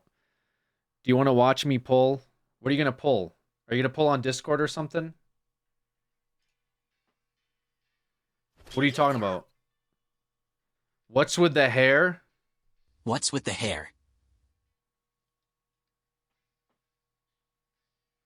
I think so in that channel. What are you talking about in the channel?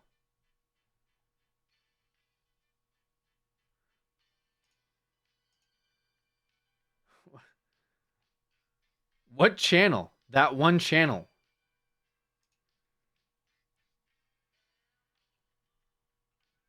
Keith, you're pissing me off, dude. All right, I'm getting the fuck out of here, guys. Your boy, thank you as well for the Prime.